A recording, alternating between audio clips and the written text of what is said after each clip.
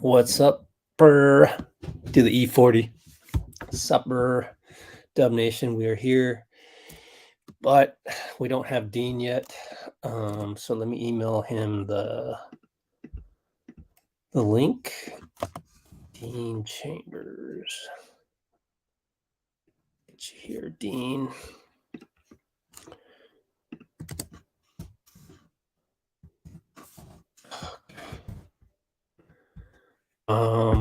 I also gotta hold on. Let's figure this out real quick right here. I gotta get me the stream link here. Let's see if I can find it. NBC Sports Bay Area.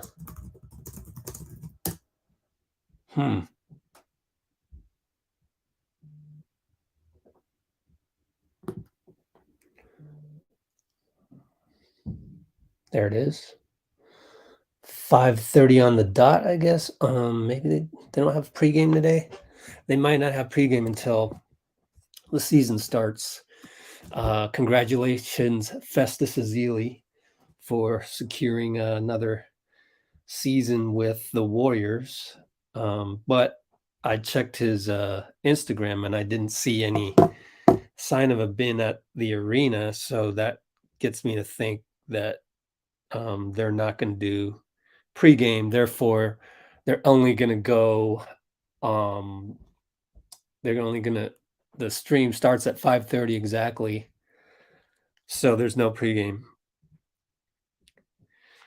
However, I did manage to get the pregame interview, most of it, and then also pregame looks from Chase Center from various people. So I am uploading that right now. What's up, guys? Let's see. Draymond is not playing.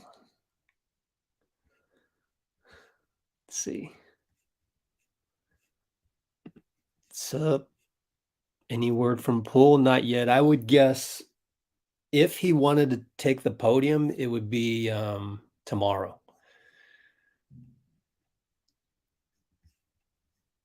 You know what's crazy? I can't share my screen. Oh, present. Oh, they changed the name of the button, which confused the hell out of me. Wait a minute. Oh, Lord. Let's see here. I'm going to get rid of some of these windows. Hang tight. I got too many windows open. It's confusing the heck out of me. Get out of that one. Huh. Did not want... it did not recognize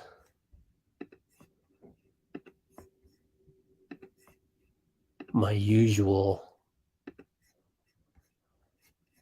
Safari window, so that worries the heck out of me. There we go. Now I can go history, recently closed, reopen all windows from last session. Yeah. Share that so that we have something else to look at.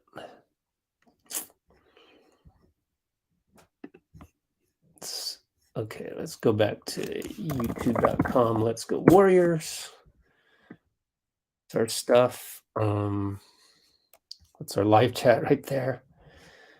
Let me pull that up because I'd like to have our chat on YouTube just in case. This incredible dental... I can get to the live chat. Oops. Okay.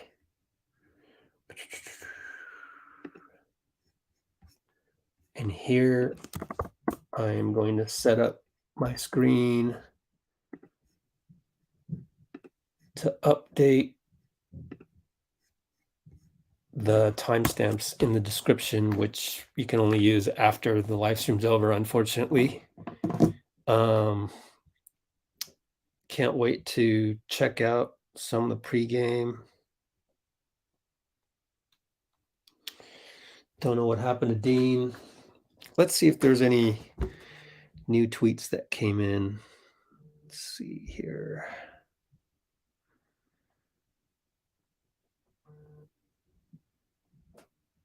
Okay.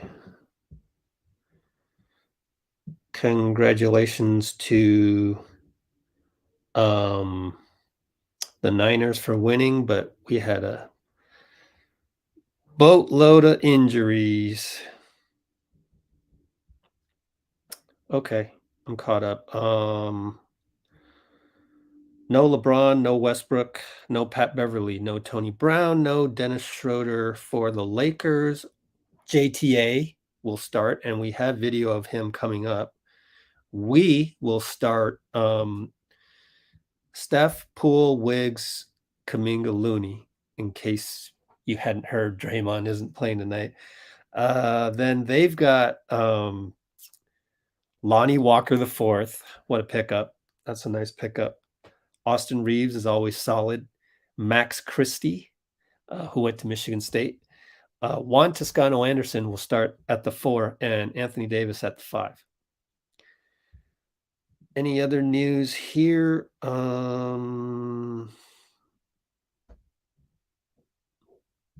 don't know if you saw it, but in the post game of the Niners game, they had George Kittle on there, and he was like, I don't know why they don't just standardize the turf, because Mosley may have torn his ACL. Not to get off track here, but they don't play on different hardwood in basketball. So it's kind of funny how he mentioned that. Made a NBA reference. What time we got? 5:11. So still 19 minutes. My YouTube is checking the video that I have ready to go. It's going to be 16 more minutes to check for any restrictions.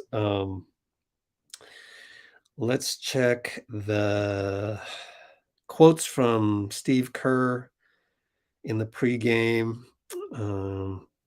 Starters will play 22 minutes.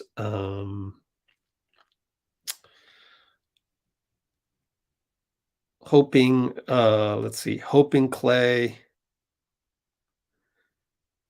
will play last preseason game. Workouts. Pool workout. We have Steph Curry, Poole, JaMychal Green,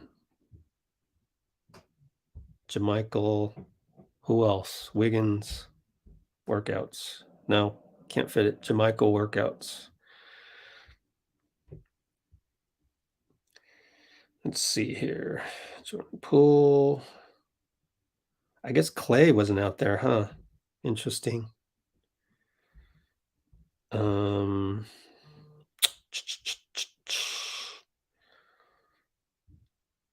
So hang on tight, guys. I'm still uploading content. You know me. There was a little bit of Wiseman too. I should put Wiseman in there. Wiggins workout, Steph Curry workout.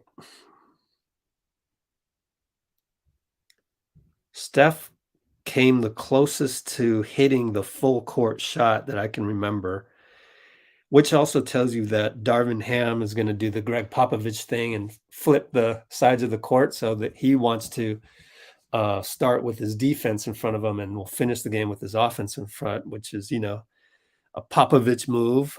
They like to throw a little curveball, whatever little curveball they can give you. Steve doesn't do that. He likes to coach his defense in the second half. So you never see him do that, because the visiting coach gets to determine that. And I am working on, so this is why I decided to get on here sooner rather than later, is so that I could do some of these videos that are pregame. I wish Dean was here. Is he here? Let's check. He's not here yet. I wish he were here, then I could just focus on this completely while, so I could focus this on this completely while we continue with the chat here. But no, I have to do the extra work here. So there's two versions as usual on our live stream. I'm at, on our live stream on our channel. That's going to be on our channel. There's going to be a pre-game views version that's HD. There's not usually a whole lot of HD video, but when they do have it, it's longer. But this time, well, usually I try and do those first. So what was the last one? Let's check this. Nope. Okay, it was Looney. So that's what I'm trying to do right now. Luckily, there's nothing to watch right now. I still don't see a pregame. My NBC Sports Bay Area website does not have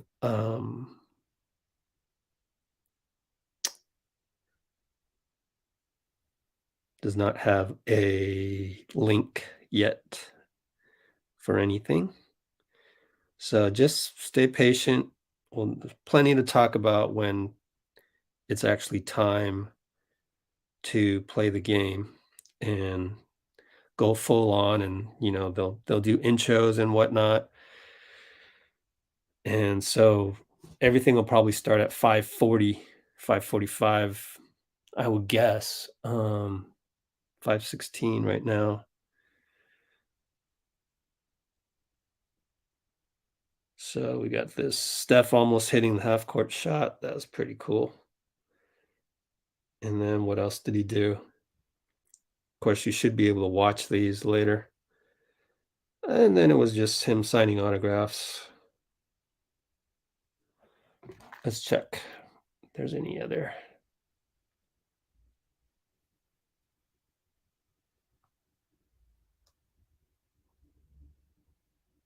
Not much. Not much, which is good for me in terms of I'm pretty much caught up. And I'll just go ahead and process the video of this portrait views, which is actually hard for me to do because there's a lot of music, and I've got to do my magic to avoid the YouTube music copyright. But good news, I am now processing that video, so we should have some time to take a look when it's done. Let's see. One more check on my tweets. Yep, we're going well.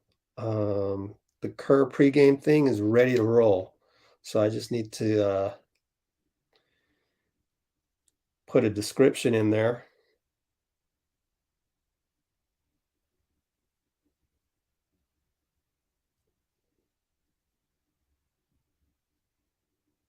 And then do a thumbnail. See everything that I do here? It's pretty, I've got it down pat to go as fast as I can, but it's still from Golden State Warriors, from pregame before Golden State Warriors versus Lakers. We are now live.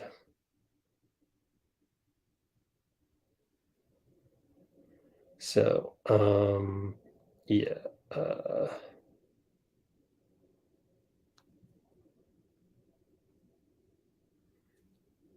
I've got this all down to a science, my friends. So I appreciate you all being patient, and whatever blue wrenches that showed up, helping me out in the comments. Still no sign of Dean. Bastard. Be nice if you could take care of you guys in the comments. Save that. Come up with a thumbnail. Let's see here. Boom, boom, boom, boom, boom. I am doing a thumbnail right now. I'm the only person live ever to go on YouTube Live to do a thumbnail while I'm live. Let's see. Pre-game. Kerr, JP, Steph. That's good enough.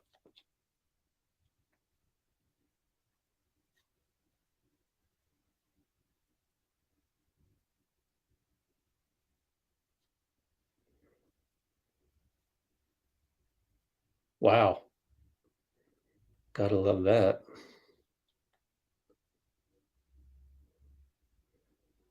I just use PhotoGrid for my thumbnails. Sometimes it acts up. It just does not do what I want it to. From Warriors pregame before Lakers.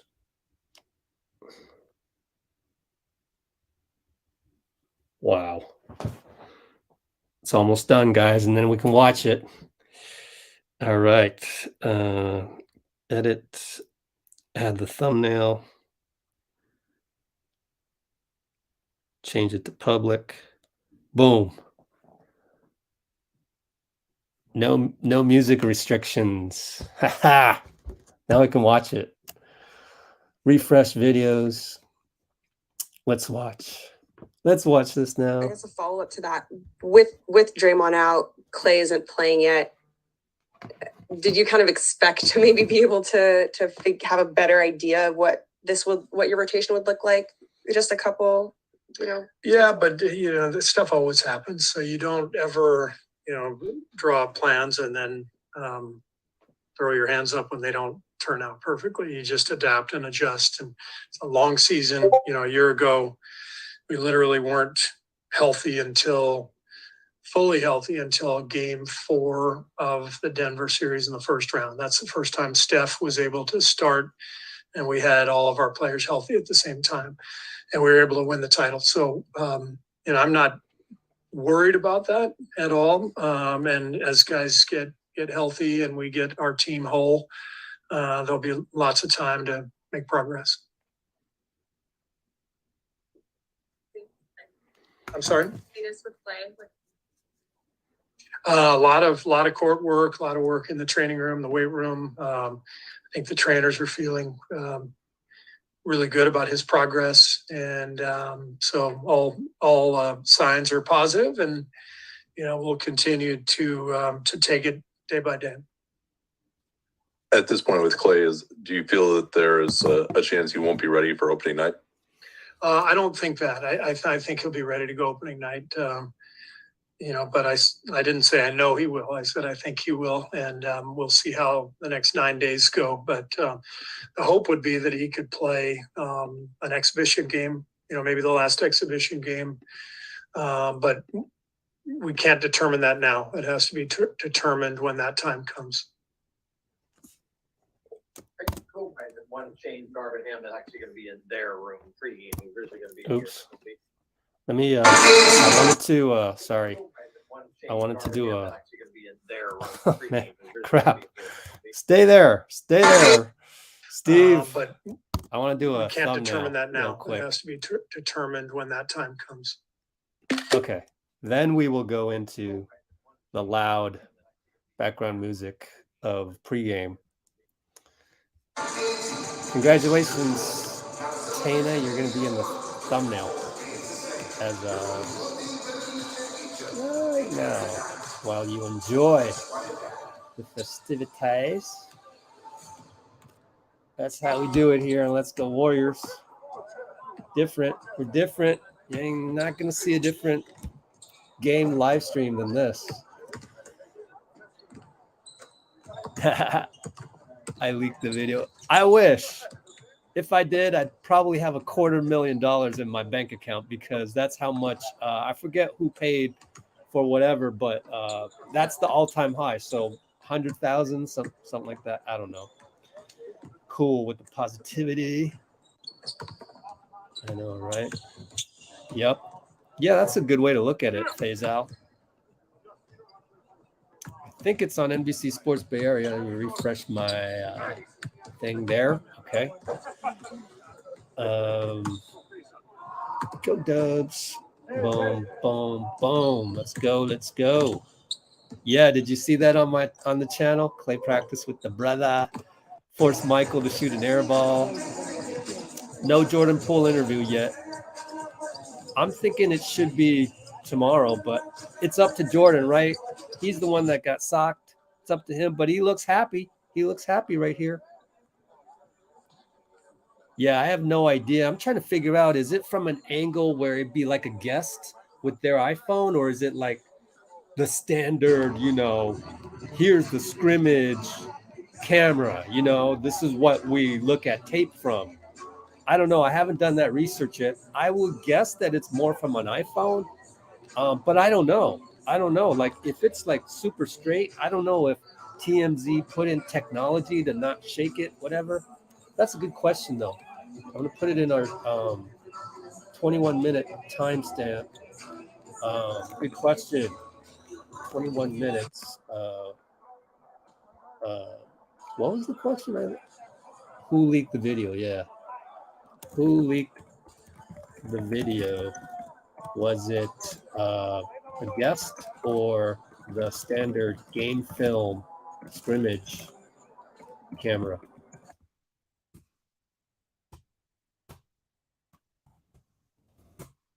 Whoops, lost you there. I'm sorry. Yo, what happened over there? Oh, that was the end of it. Wow, that was weird. Okay, so I gotta do one more video, and should be good. Let's check and see if Dean decided to join us. No, he did not. What should we watch right now? 5:26. 4 more minutes. Want to just watch that again? I say we watch it again. Do your sheets have these?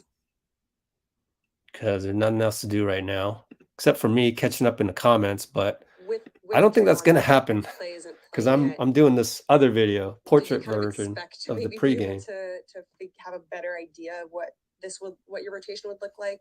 Just a couple, Yeah, but this stuff always happens. Oh, So wow. you don't ever.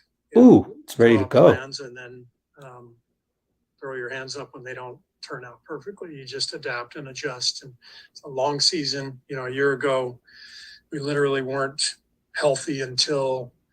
fully healthy until game 4 Turn this up a of little. the Denver series in the first round. That's the first time Steph was able to start, and we had all of our players healthy at the same time, and we were able to win the title. So, I'm not worried Humble about brag. that at all. And as guys get healthy and we get our team whole, there'll be lots of time to make progress. I'm sorry. A lot of court work, a lot of work in the training room, the weight room. I didn't see trainers Klay are in the feeling, pregame, by the way. Really good about his progress. And, So, he's just all downstairs signs training. are positive, and we'll continue to take it day by day. At this point with Klay, do you feel that there is a chance he won't be ready for opening night? I don't think that. I think he'll be ready to go opening night. But I didn't say I know he will. I said I think he will, and we'll see how the next 9 days go. But the hope would be that he could play an exhibition game, maybe the last exhibition game. But we can't determine that now. It has to be determined when that time comes. One change guard him is actually going to be in. All right, so get ready. Pre-game views coming up right here. Nice and loud. Some Moody, some Kuminga.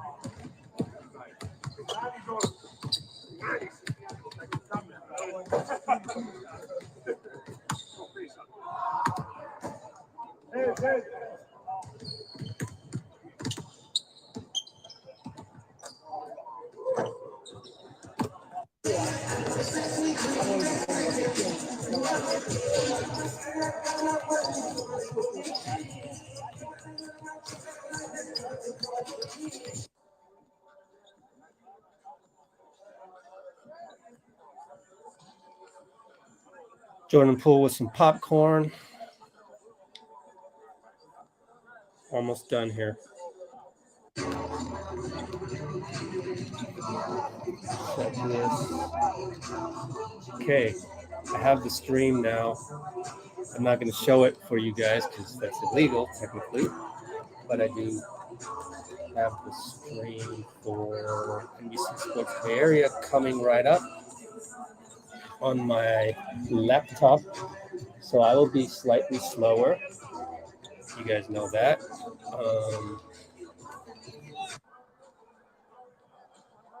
Do this. Almost done here. The description of the portrait version of this. 5:31. I don't see anything starting on my thing. From Golden State Warriors versus LA Lakers. Please take a look at these images. All right. Which person do you think is older? Do that. Let me go back. Let's check and see if Dean's here. Dean, you're here. Yes, sir. How's it going? Right. Catch up in the comments for me.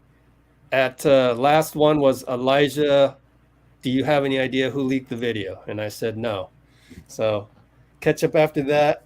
Got the Smiley Ridge comment from Amy. Okay. I am uploading a video right now, so I'm a little bit busy. Preseason game. Glad to see all of our a lot of our regulars back for sure. Bruce, Amy.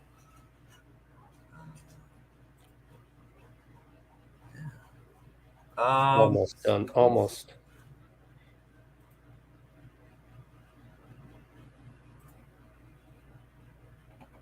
Let's see.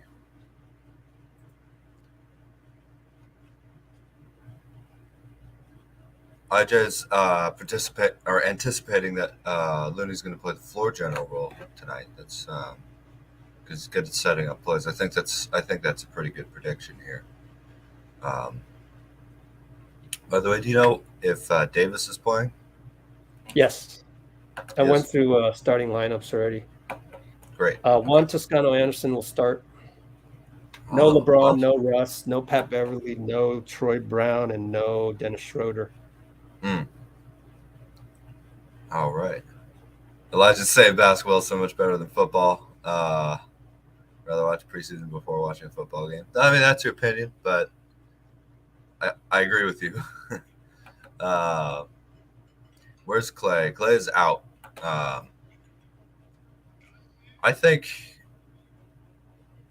he was under such – we talked about this a little bit before, but he was under such strain trying to come back. 28-minute mark. That when the season ended, I think probably all the worry and fear about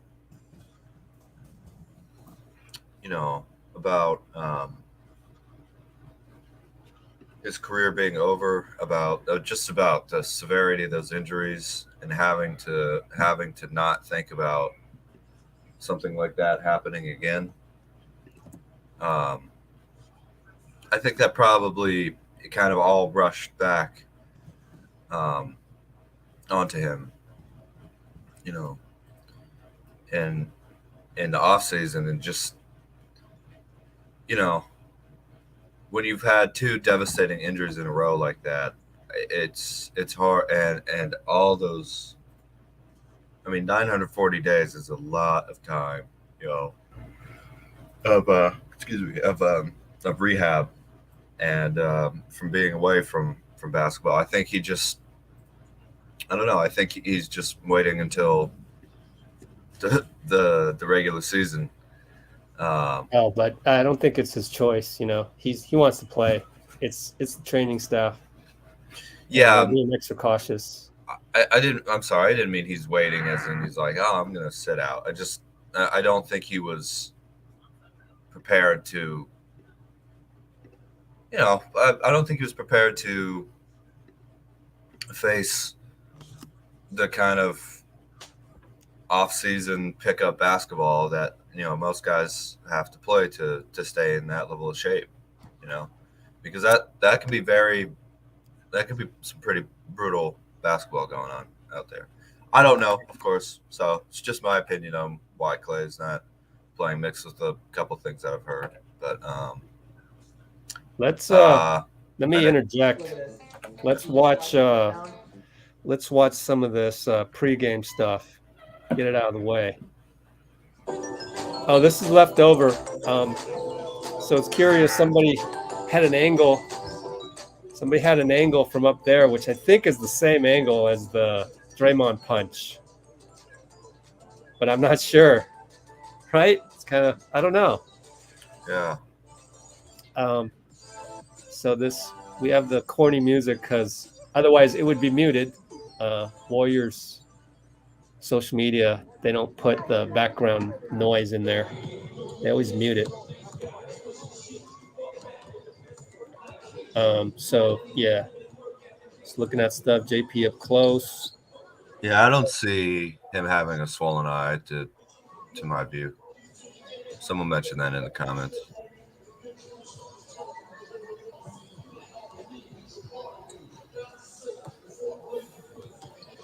We'll get through this soon enough.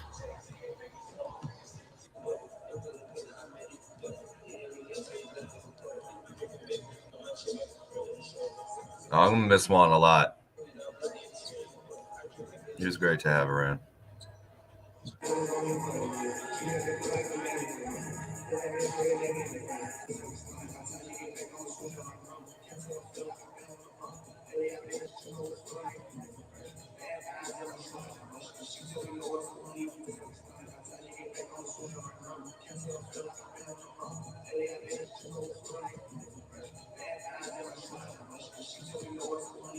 Kalena Azubuike. Wiggs looking sharp.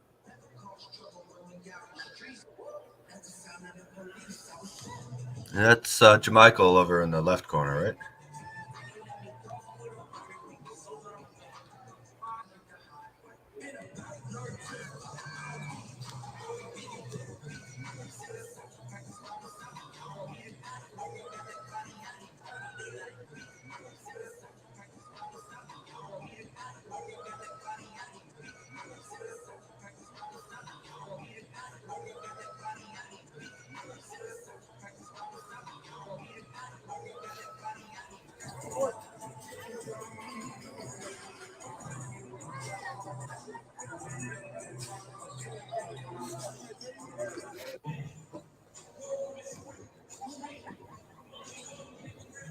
Moses Moody said, same old Jordan Poole.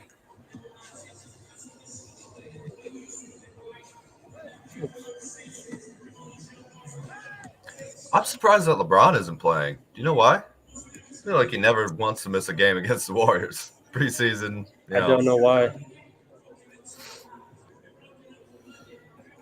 Well, I can try and look that up real quick. Still on commercial on the live stream. Be sure to splash that like button, people. That is true. Thank you so much. Oh yeah, PBJ.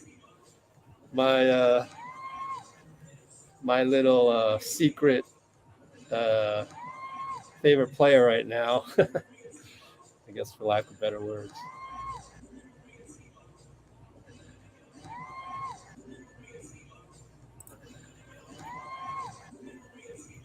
Right there, I had to repeat the audio, so it sounds lame, but I didn't have time to edit it because otherwise it'd be totally mute.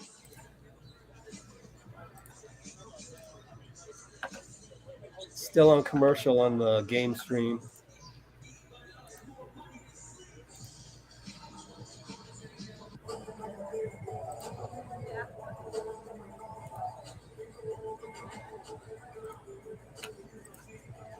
Oops.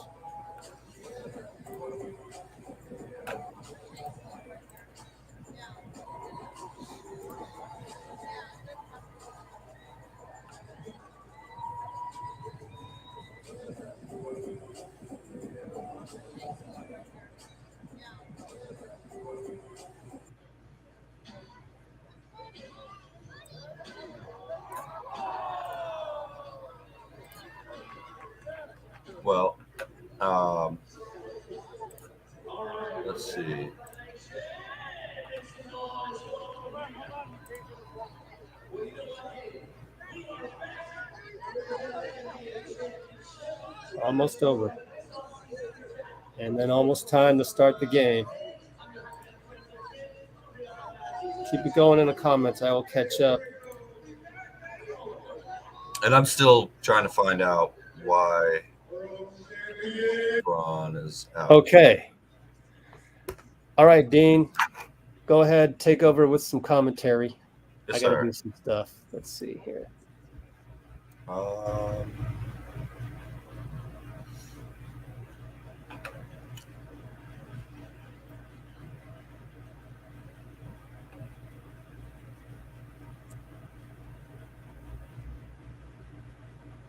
It's great to see everyone saying hello to each other.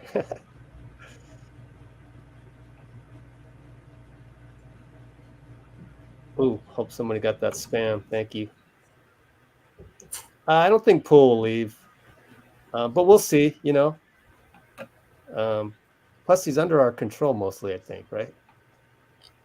Under Bob's control. Well, thanks, Trey. Yeah, The leak stuff. Interesting. So someone on the staff leaked it? Wow. Anyways, I'm about to tip off. What about you, Dean? I'm about to tip off now. We won the tip. I am 11:54, 53, 52, 51. I'll just do ball kicks off a Wiggins' foot turnover. Yeah, I'm not at tip off yet. Oh boy. That's okay though. I mean, I can do kind of follow up once I see what you see. It'll be kind where of. Where are you though? How far behind are you? Well, I'm watching on YouTube. Fan said something to Juan Toscano and he laughed. You're watching on YouTube? Yeah. Illegal stream or? I guess I don't know. YouTube TV? Oh, it's not YouTube. With Razzle Dazzle gets swatted by Max Christie, by the way, I think. Bro's not playing because Draymond's not playing. Yeah. Okay, so it just tipped off right now, and oh wow, yeah, you're a bit behind. That's okay. All right, we'll figure out a way to make it work as well. People in the comments, let me know how you want to do this. Poole misses a push shot. Back rim gets his own rebound, pushed by Austin Reaves, side out. He partied with his son on his 18th birthday. Wow, are you guys in the house or something? Oh, Anik, was that in an article? Did Slater say that in an article? I missed it. Steph for 3, back rim or side rim. Game starting off a little sloppy here, it looks like. Just a little bit. Yeah. Throwing air ball, alley-oops, and kicking it off your leg out of bounds. Steph wants a charge. He's not going to get the charge here. He's beside himself, arguing. Wardell taking charges in the preseason. I know. It's like, bro, A, don't take those. And B, what you arguing for? Anyway, side out. I'll get with you guys in a second because AD jumper good. Because I need to check the comments. Anik, I watched that Warriors Plus-Minus podcast that you're talking about there. Oh, okay. Thank you. Oh, bad pass, Looney. Lead pass to Steph. Bad pass. Interesting. What I kind of took from it was that it was what we watched was a recording of a recording. Yeah. So it looked like it was the normal thing that, you know, the Warriors probably record all their practices for the set for yeah, you know, just to have tape on everything. And someone recorded that recording on their phone. So they don't, I don't think it was the actual file. It was literally. Oh, Wiggs just got swatted badly by AD, but they can't save it. So it's our ball we get a new 24. Thank you. We're down 5-zip, by the way. Wiggs on Christie. You know, Christie's a tough cookie. Of course, AD got the help there with the beard. AD. 5-zip. Lakers are playing 10 minutes now. 9:59, 9:58. The Lakers are playing with a lot more force. It feels Steph like. with a jumper that banks. It was way off, too hard, but it went in. 5-2 breaks the spell. Lonnie Walker. Austin Reaves catch and shoot. Nope. Oh, the bank shot though. He missed so bad it almost went in, just like Steph's. Kuminga downhill. Gets a foul. Goes to the line. All right. So what was I gonna do? Oh yeah.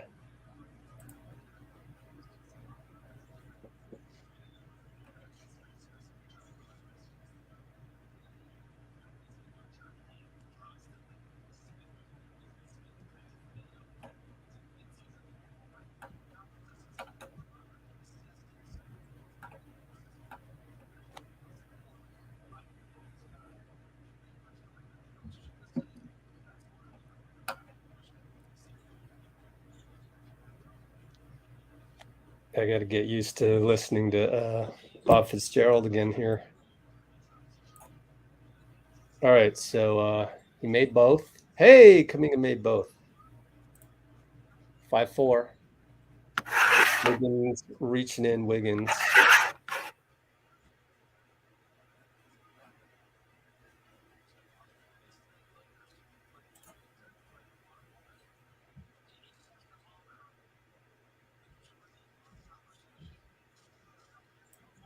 All right. 3-ball Lakers.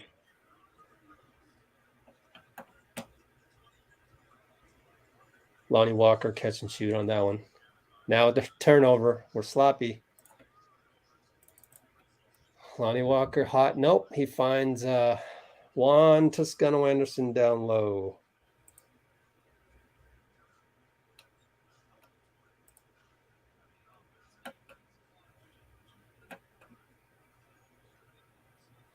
Wiggins catch and shoot 3. Splash.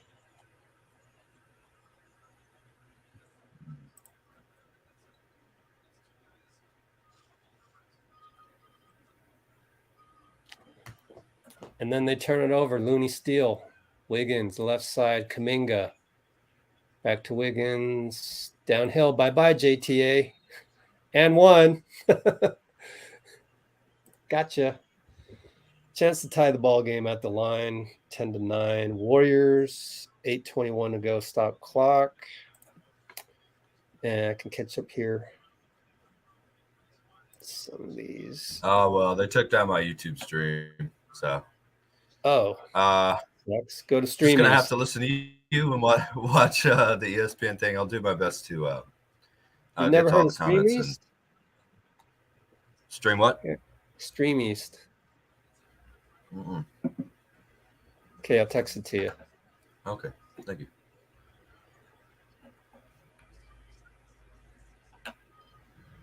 And 1 against Looney. Lonnie Walker jumper.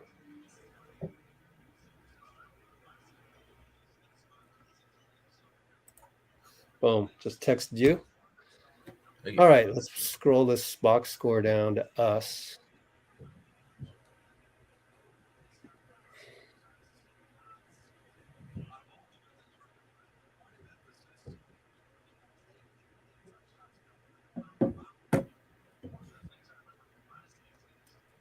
I'm not installing any extensions, Faisal. That's what we got the blue wrenches here for. Catching up in the comments slowly. All right, So we're down 13-10 after that and 1. Wiggins over to Steph, right wing. Lonnie Walker is playing well. You're right. 3 for 3. 10 by points. Lonnie, no good. Tip one time Kuminga. Next time Looney went in. 13-12. 7:44, 7:43, 7:42 if you want to catch up.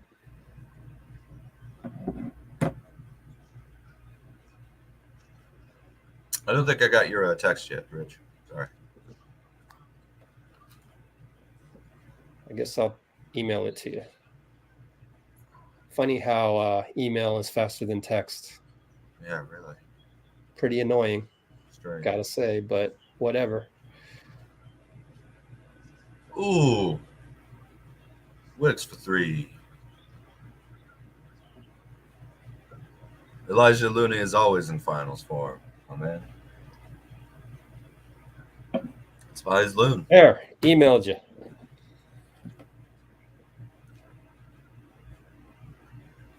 Looney's complaining about that foul against AD.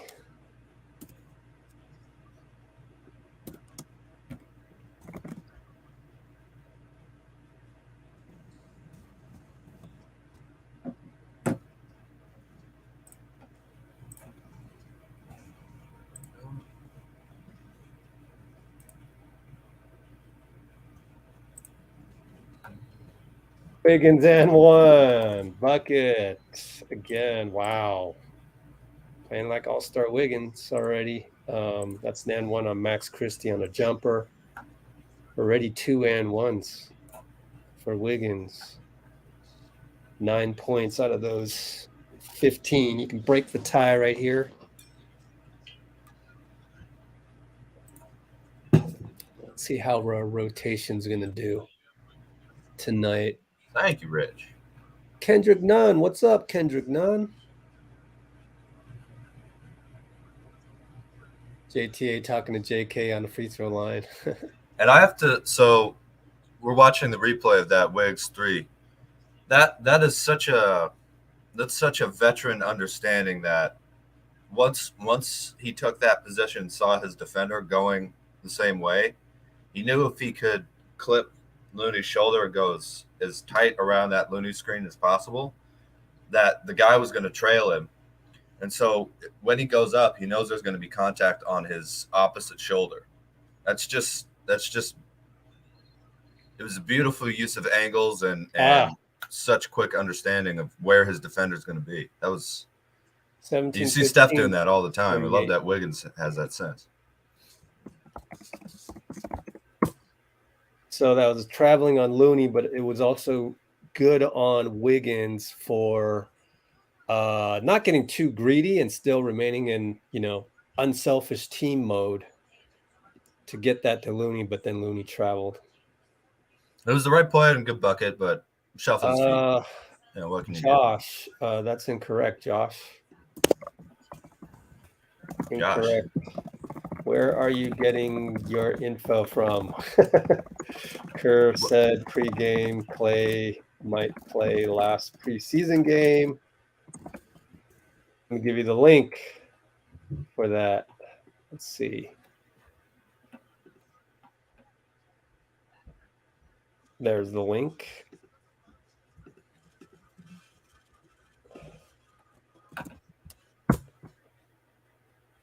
I mean, I don't like it when there's misinformation, guys. So just do better on getting your info. I just got your text right now, by the way. God. Yeah, well, I'm sending that from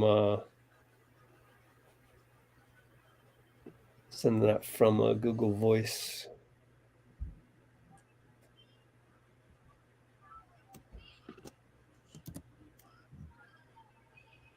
Vitor, sometimes it happens that it just double posts. If it's only twice, then it's all good, Vitor's always on top of it, though, man. Yeah. That dude's a warrior. He's not literally a warrior. He's not going to let anything pass. Yeah, I think. Look, if Klay. Oh wow, Sriram. Go ahead. Sorry. Yeah, no, I was just responding to IJ. If Klay's in the right space mentally for the games that count, I don't care about him missing the preseason. That's not it's good, but it's not a vital thing. Muhammad, as you wanted, I think last live stream, Draymond is out. He's not with the team right now. Wow. They're just doing the replay of the Wiggins 3, just like you had mentioned. Oh, nice. Yeah, I've got it muted, so I'm hearing you. I do like Fitzy, though. I know that's not the most popular opinion amongst Dub Nation, but I think Fitz Yeah, see, he knew that contact was going to be there. Just he made the free throw too, didn't he? All right, 639, 638, 637. If you want to sync up. AD with the fadeaway on Looney. He got the fadeaway last time, didn't get it this time. Moody's in, by the way. He replaced Poole. Steph hits a jumper, but it's a bad screen on Looney. 2 fouls, so they're going to have to sub Looney out, I think. I would imagine. Let's check the personal fouls. 3 fouls. Oh, what a beautiful rebound by Wiggins. That was a Jordan one-handed rebound. Oh, I missed that. But anyway, yeah, it's off the 80 jumper. 616, 615. If you're gonna celebrate a play that's previous, please let us know that that's what you're doing, because it gets confusing. Could you read off your time one more when we get back to live action? Kendrick Nunn, catch and shoot. I'm at 556, 555, 554. Strange. Austin Reaves, pretty good defense on Steph. May have gotten foul. That's what Steph is still behind you. Smirking about. Stream East going to be behind. There's no doubt. You get to watch everything on Stream East, but everything's behind by 2 minutes. Okay. Yeah. I'm at 5:55 right now. Yeah, so you're going to be about a minute behind regardless. Okay. You will never catch up to me. I know that, Rich. It won't did happen. That before I came on the stream. Okay. Anyways. No. We got a little sloppiness here, so more sloppiness. It's good to see Juan out there, though. He was involved in that latest steal. Turnover, Steph. I wonder if they gave the turnover to Steph or Moody. I'm curious. Let's go to play-by-play. Steph lost ball out of bounds. But even my stream is slower because I'm running over the internet rather than cable. Oh, are they going to count that and one? 80. Oh, that was Moody. He just fumbled. That was a nice pass. He just fumbled it. No, it's a turnover on Steph, which I agree with. So I'm going to disagree with you, but no big deal. It's not a big thing to really have our disagreement on. So Dean and I will disagree every now and then.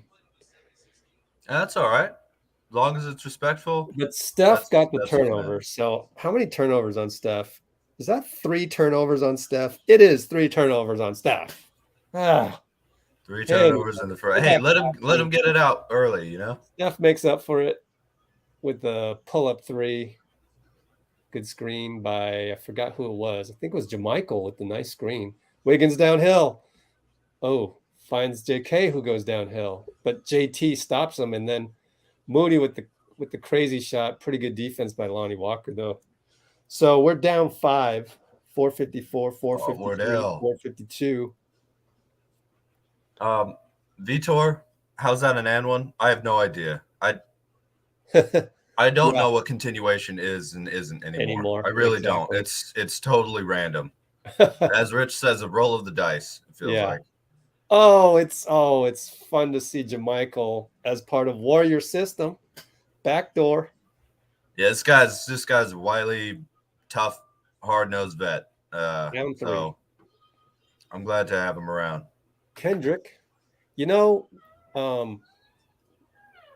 Wiggins fouls Anthony Davis on the help. We talked about how, this is just a preseason game. Well, the first quarter when our regular guys are in, it's fun to actually be competitive here and analyze it as if it's a normal game. Of course, it'll go downhill from now on, but we'll get this first quarter to really analyze the team.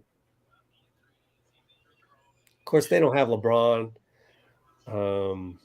Who else? Pat Bev isn't going to come off the bench right away. He's not even playing.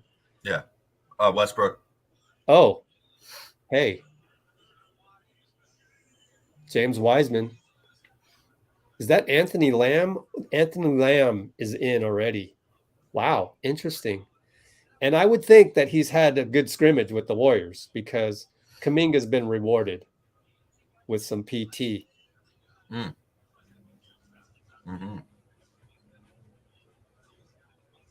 Interesting.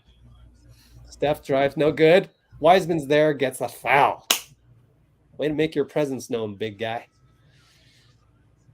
Oh, man. Are you keeping track of the comments? Because I'm not. Somebody should Yeah, take care of that. Thank you. Thank there's you. a lot of the comments are a little ahead, so I'm trying to wait to see what they're commenting about first. Anik, hilarious right there. Oh, I'm trying to get to everybody's. Thanks, Tina. Let's see. How many likes we Please got? splash that like button. Thank 62 likes.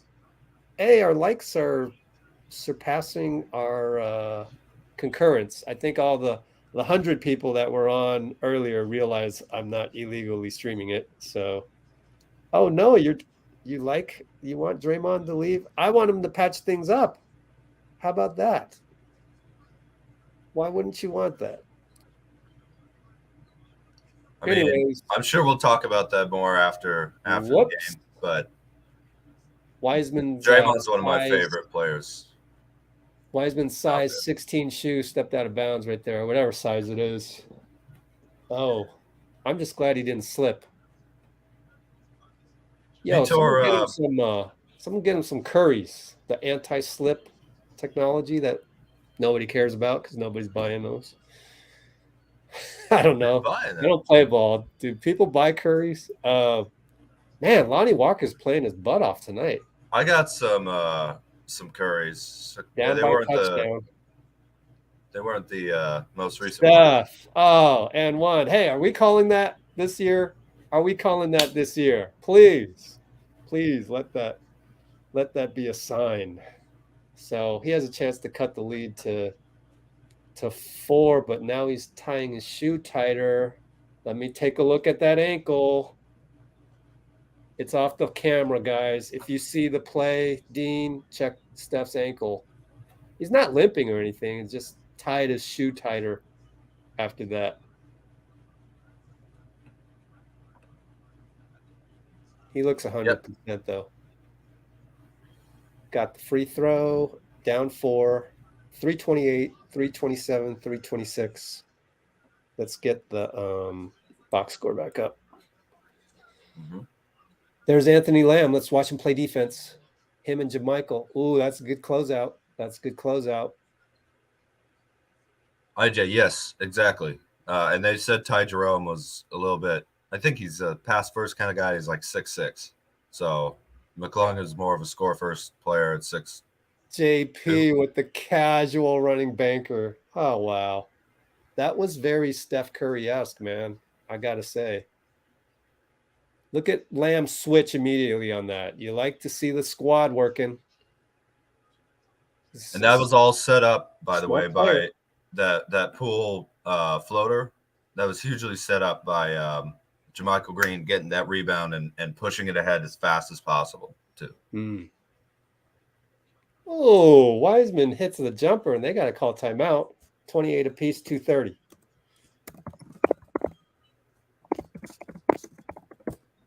Time to copy some comments.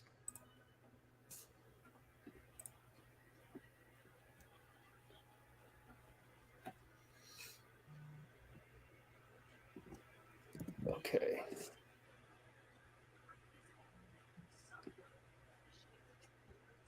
Okay, I'm caught up on the comments.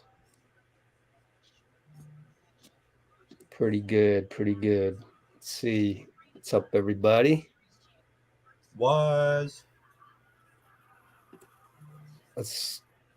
Okay. Beautiful mid-range shot from James Wiseman. You're right. I hope so. I like the positivity there, Ms. Gonzalez. I will be right back. Taina or Taina? I'm going to say Taina. Taina, yeah. Oh, yeah. That's one of the fun things, right? It's just to see some new guys in a Warriors uniform and how they mesh. That's like one of the most fun things about basketball, to be honest with you.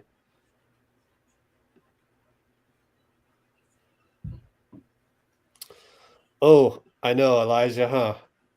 I am so on the PBJ train that I almost agree with that. I mean, I get the basketball IQ wise. Let's just, keep it with Jermichael because he's going to be a key piece. He's going to be experienced vet off the bench, Otto Porter type role. And but just for excitement's sake, yeah, I would pay more money to watch PBJ play than I would Jermichael, but that's just being a casual fan type thing. Well, thankfully, one ticket will buy you all those guys playing time. Hopefully, Jermichael is going to be the veteran stabilizer, and PBJ is more of exciting young prospect type for this season. So, oops, I'm slow. In the playoffs, I think having Jermichael Green could be very important for the other veterans. Oh, wait a minute.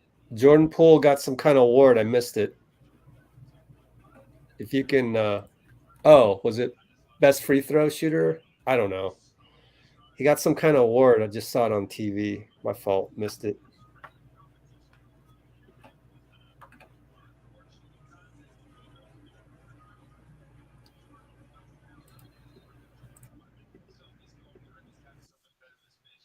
Man, I'm so behind on the comments. Sorry, guys. All right. 225, 224, 223. Kendrick Nunn versus Dante. What's up, Dante? In the game now. Look at JP squiggle around that screen. Get the runner. Kendrick. All right. Dante on offense here. Interesting little double pick by James. Poole tells Lamb to throw it into James. Shoot it. 5-4. Wiseman draws a foul. All right. Kalena's like, that's a monster jab step by James. Yes, sir. Yes, sir. Ooh, Catherine. Yeah. Put that on there. Wiggs. Had a really good first quarter, Wiggs did. He did. I love it when people are saying hello to each other. Oh, well, Looney was in finals form, and then it went downhill pretty quick with the 3 fouls. But I think I'll bet you at least one of those 3 fouls wasn't really a foul because, Looney kind of draws all those. Anyways, back to action. 141, 140, 139. Kendrick Nunn, crossover on Dante. Pretty nice. Wow. I like that guy, though. I like Kendrick, man. Look at that play. We have a little wrinkle with Wiseman up there. I should do an X's and O's. Under 2 minutes to play. So 104 mark. Get down there. Come on, Wise.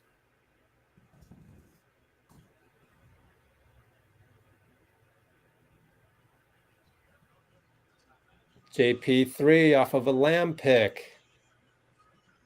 I have not seen anything I don't like about Lamb yet. Takes a charge. Wow. Okay, Lamb.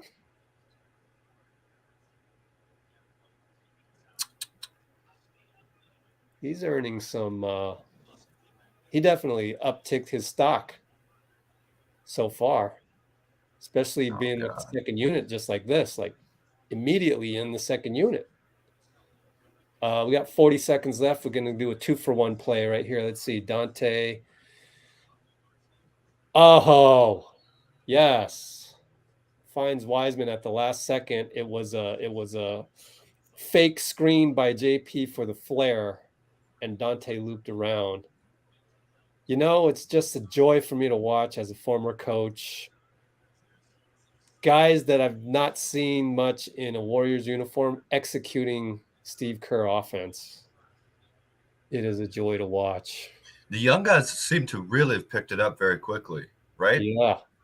Yeah. It's great to see. I mean, it took new guys. They're not necessarily that young, especially when we got the really young guys.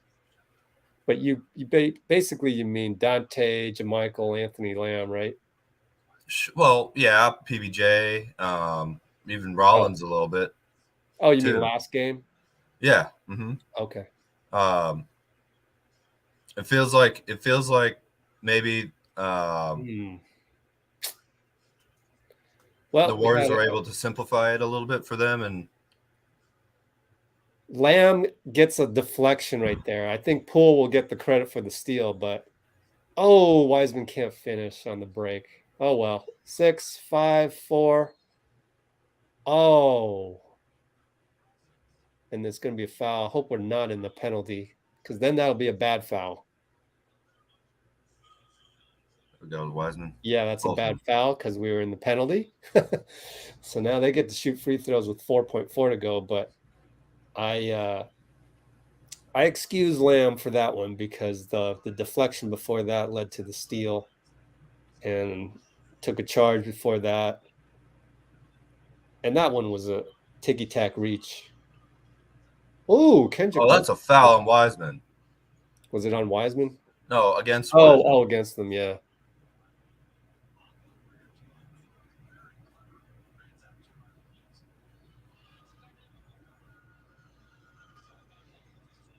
All right, Lakers will be up 35-33 unless Poole can make a miracle shot right here. They let him shoot. Oh, banker, no good. Buzzer. 35-33 Lakers. End of Q1.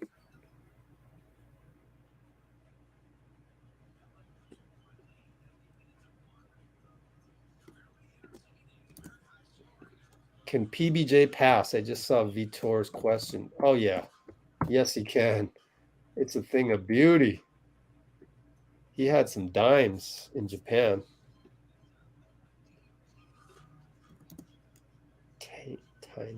Tiny. I don't know.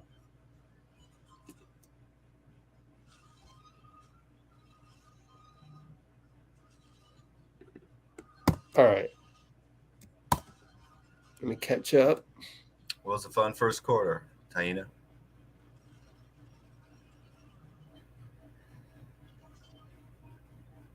Steph playing well. I'd like to see a little more from Kuminga, actually. Gonna try and run some plays for him. By the way, who was it? By the way, he said it. Trey Dunn was saying that JaMychal is going to give us some GP2 vibes at some point. He's sneaky freaky. I like that. That's good to hear. I hope so.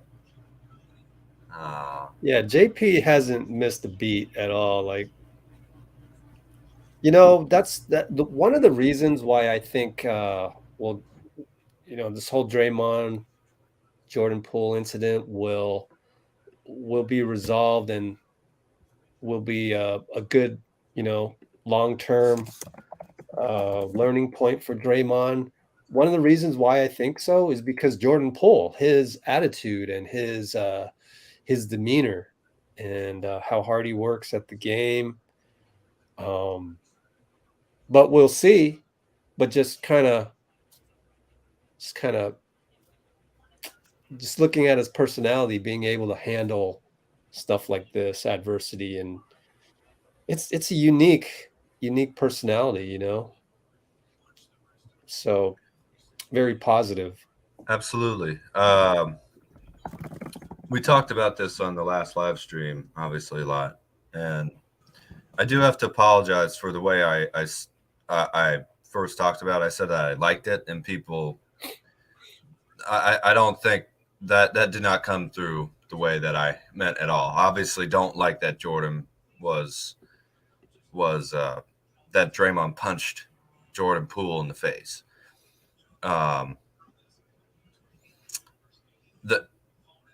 There hopefully will be kind of, a moment of reconciliation between them. I'm not sure we actually took it as seriously as we should have in that live stream, if I'm being honest with you, Rich. Because Hey, Pat Spencer, rebound. Well, let's wait for a timeout. Yeah. Talk about that. I don't think we got to apologize for anything, but we'll get back to that next timeout. 11:24, 11:23, 11:22. Well, we got a free throw coming up for Anthony Davis. So go ahead, finish that thought. Yeah, well, just I think the thing that we weren't addressing, because it's not as horrible as some people are saying, but maybe it was a little worse than we were thinking, right? Because his biggest role is to run up into guys on his own team's face and get into them a little bit, right? Hey, you need to stay on your toes on defense, Jordan.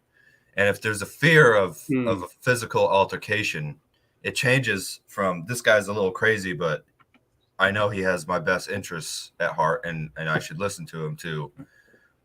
Is this guy going to swing at me? Can I trust him? Is he upset about my success or anything like that? And so maybe it is a little bit more serious than we first made it out. With that being said, I think what you're saying is Jordan Poole is incredibly tough, not just physically, but mentally. And if he can be the bigger man about this, the league has to watch out. Yep. We'll come back to that. We're back to live action here. 10:44, 10:43. JTA missed three. Wiseman swallows the rebound. JP scissors through three guys, loses it, but Wiseman gets the rebound. JP wanted the foul. Wiseman gets the putback as well. So we're up 2. That was an absolutely beautiful shot by Jordan Poole here that I'm watching. Going right, turning, unbelievable. Then he takes an ill-advised one later. Okay. 10:08, 10:07, 10:06, 80 for 3. Gotcha. Wiseman a little too late going out there, but he's not the quickest on his feet, so I don't blame him. JP fake give back. Pat Spencer in there. Huh. Beautiful by Wiseman. Interesting. Here. All right. There you go. Dante just did a great job of just pure point guard stuff right there. Mm-hmm. Just hanging on to the ball as long as he could, deep under the hole, and then last second flip it over to James. Let's see if he can put a stop on Kendrick. Traveling. So we'll get the ball back. We're up 1. Second unit doing well. They're showing the replay of the dump off from JP, and then they're showing the replay from Dante. I think Austin Reaves actually did pretty good against Jordan Poole. He's got quick hands. It's Chris Mullin like. He's like a poor man's Chris Mullin. Maybe a welfare man's Chris Mullin. Not quite. There's poor man's, and there's welfare man, then there's homeless man. It might be a homeless man's Chris Mullin instead of a poor man's or a welfare man's. Well, we turned the ball over again. I don't know what happened there. Missed the play. That pass by Dante, by the way, totally drew Davis the wrong way. To be able to read that in a split second is as you said, that's just pure point guards. And I thought Dante was going to be the shooting guard and Poole was going to be kind of the point guard, but I think it's the other way around. Coming off the bench. No. Yeah. But anyways, right here, Wiseman gets beaten, and it was I I think JK might have been a split second late on help, but it was goaltending on Wiseman.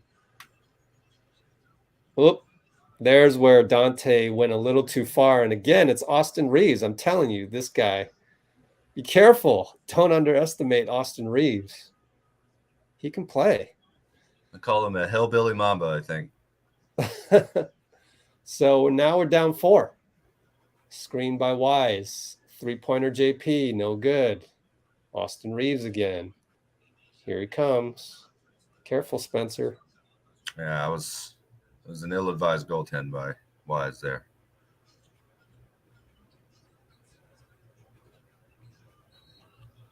AD with an incredible alley-oop. And one with the assist. They're up 6 with the possibility of 7. Wise needs to get up on Davis. He keeps being a second late closing out, and Davis will shoot those. He's not going to dribble past you, but he will shoot them. Come on, JP. Well, that was a couple plays ago. The next one you won't be happy with either. I'm sure I won't. I wonder if JK could have gotten in front of Juan earlier. So I don't know if that one was, per se JK's fault or Wiseman's fault. On the But alley-oop. anyways, back to action. 8 minutes to go now, and Wiseman throws it away. 2 points the other way by Juan. Timeout. Now we're down 9. 48-39, 7:56.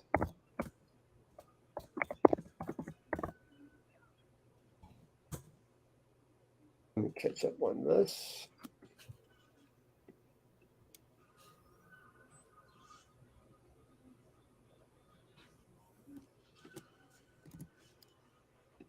So 35-33 was the end of the quarter.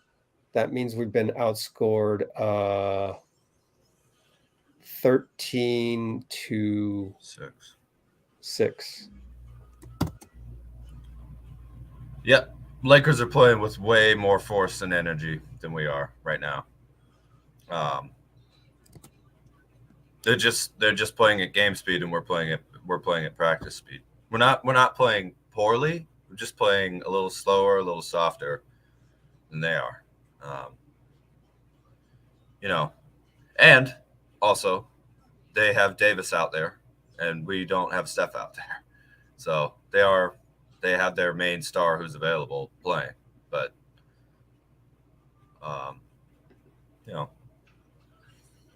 still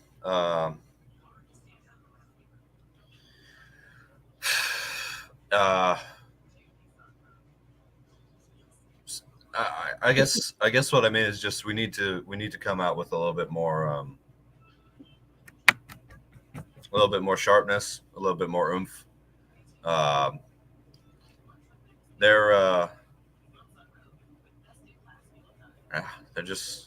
just want it more than we do. I don't know how else to say it.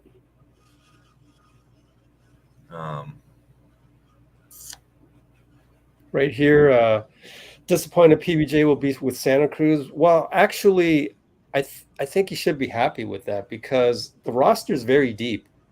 If PBJ were to play, that means somebody's not playing. And I think I would say if PBJ were going to play in regular season games, that means he has surpassed now Draymond's down. So maybe he won't go to Santa Cruz as much, and he'll be the third forward. But at the same time, like, why limit his minutes? Just let him play.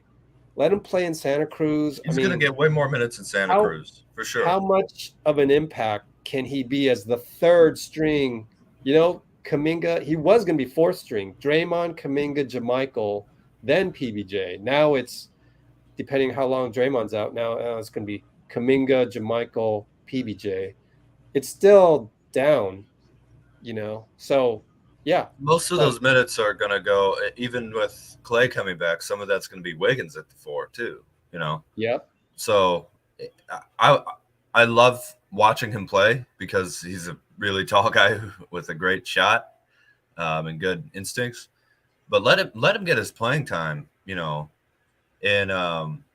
Santa Cruz. I mean, he should be one of the top options down there. Unforced turnover right out the gate. Steph's back in. He was talking to Russ Westbrook at the break in street clothes. Russ was. All right, 740, 739, 738. They bring it up, post up. AD versus Looney. Repost. Here we go. ISO'd. They're going to do this a lot. It's part of their offense. AD all day, no back rim.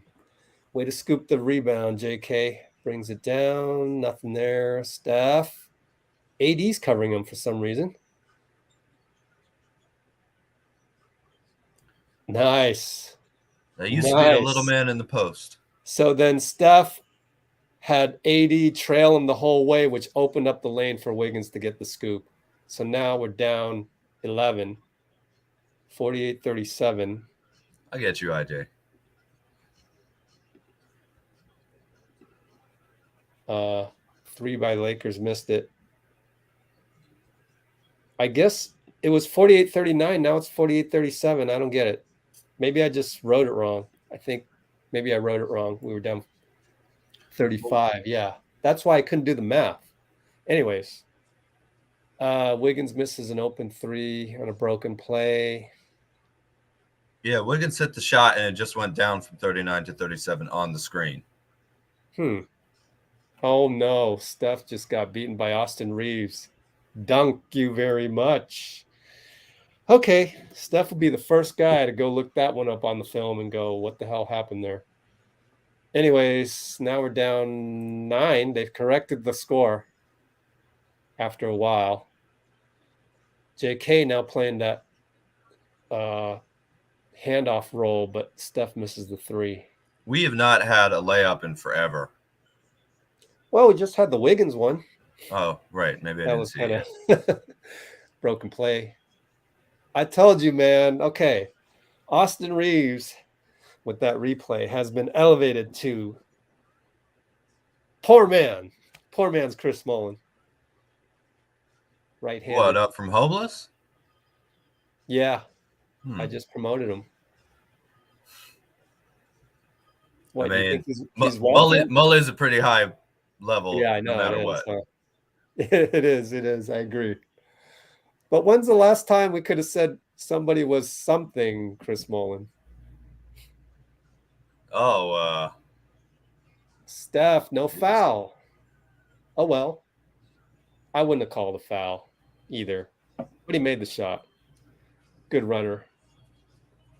He's wincing a little bit, and I wonder if he's just wincing for the hell of it or he's actually wincing. Anyways, we get the rebound. Looney over to JK, downhill against Juan. Juan takes a charge, and they're going to give it to Juan. Ay. He read you like a book, though, JK. He read you like a book. Juan, you know, he paid the price for taking that charge. what Let's a shot see. by Steph. Jeez. Yep. Juan got him. Look, JK doesn't think that's a charge, but it is. But also, when I was 19 or 20, I didn't think any of my charges were charges either. So I think that's just One looks hurt, too. lack of maturity. But he'll see. He'll see on the film. Uh-oh. I think he kind of messed up his back a little bit there. Yeah, he came out of the game. I mean, Kuminga. Oh, my gosh. Austin Reaves with a beautiful lefty sling pass. He's definitely a poor man's Chris Mullin, man. I'm giving it to him. That was his offhand. He's one of those dudes that came out of the G League, was a two-way, and, you know, just the Lakers kind of sucked a little bit and Man, I like rose him. up through the ranks. A little bit maybe middle class man's Caruso. Oh, welfare man. We call that welfare man. He's better than welfare Caruso, though. Middle class is too many syllables. All right, JK Oh, got downhill God. on AD. Moderately wealthy. That's even more syllables. What are you doing to me? Proletarian Caruso. Anyway, Well, let's get back to the game, man. we're Yeah, that's just a strong move by JK. Beautiful. Would like to Should've been see an him and get one. going a little bit here. Should have been an and one. You see AD do this on his back? Wow. And that's the awesome thing about Kuminga is that he really is strong enough and big enough to be a 4, but he does have the dribbling and quickness of more of a 3. That is going once his mind is catches up to his body. Yeah, exactly. It's exactly what I was trying to say. I mean, that's Anthony Davis, you know, and it didn't seem like there was a lot he really could do about that, which is pretty crazy. Vitor had a question earlier. Michael Jordan, when he punched Kerr, I don't know that a lot of people knew about it. At the time? At the time. No, yeah, those practices were... It came out later, so it was too late, you know, but it was like, oh, cool story, you know? And you know what? These hypocritical media members kind of love it. Oh, look at what he does to win. Look at how competitive Jordan is. What's the... Whatever. That would have put a black mark on MJ that he never really got, because then the story came out so much later. But if you're praising it 30 years later or 30 seconds later, what's the difference? Exactly. I mean, just this whole thing about Draymond, it's an opportunity for people who didn't like Draymond or were on the fence to not like him again. Why can't we just be like this? Why can't we say, let's hope they mend the fences and let's hope that something good comes out of it? Why can't we say that? And what Draymond did was just wrong. It was wrong, you know? But it doesn't matter if Draymond is MJ on offense or not. He's the leader of the team. He got mad and he punched a really good, important piece to a championship, you know, who ought to be his brother. And it's totally the wrong thing to do. Okay.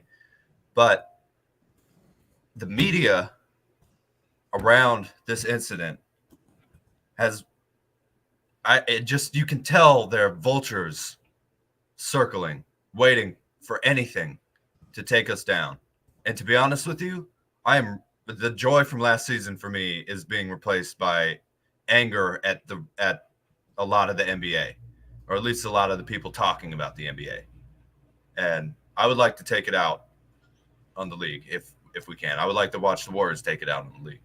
Yeah, let's do it again. They're trying to rip us apart. They're trying to kick us when we're down. Sorry. Hey, Looney took a charge finally out there with 3 fouls, but he wasn't going to play second half anyways, or most of it. So.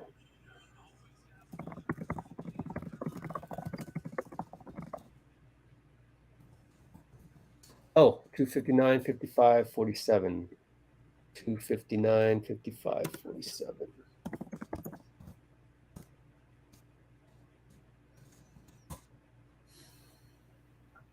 But that's why I see they don't do it to other teams when they're on top.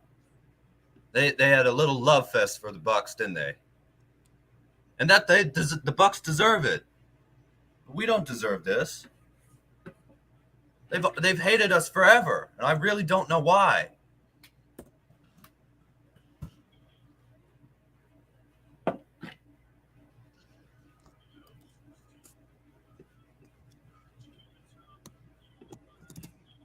All right, I'm caught up on the comments.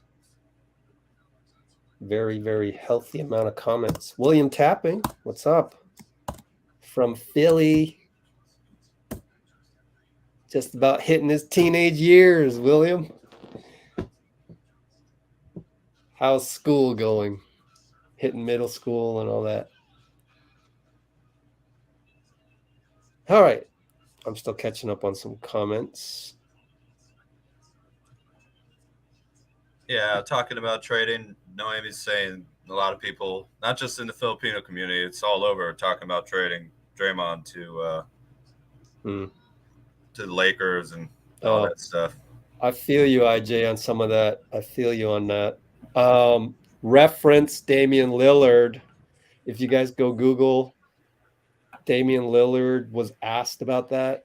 I was gonna look that up. Yeah. Yep. What did he say? Just to paraphrase, he basically said, you gotta if a guy's gonna come up to you chest to chest and you shove him, then you got to be ready, right? So that's what Damian said. Damian Lillard. Talking about Correct me if I'm wrong. Town Biz. I also look back to my incident, which I told everybody about, chest to chest teammate, and then he flicked me on the skull. At least he didn't take a swing at me or anything. But I mean, that's when you go chest to chest, it's assumed that you're going chest to chest and you're gonna spit the verbal on each other. So once you break out of that, like him flicking me on the skull or whatever, then you've crossed that line, but then you try not to cross yet another line. So I think there might have been, if Draymond crossed a huge black line, which he did, all right, then JP may have crossed a tiny little line too. But we all have opinions on that.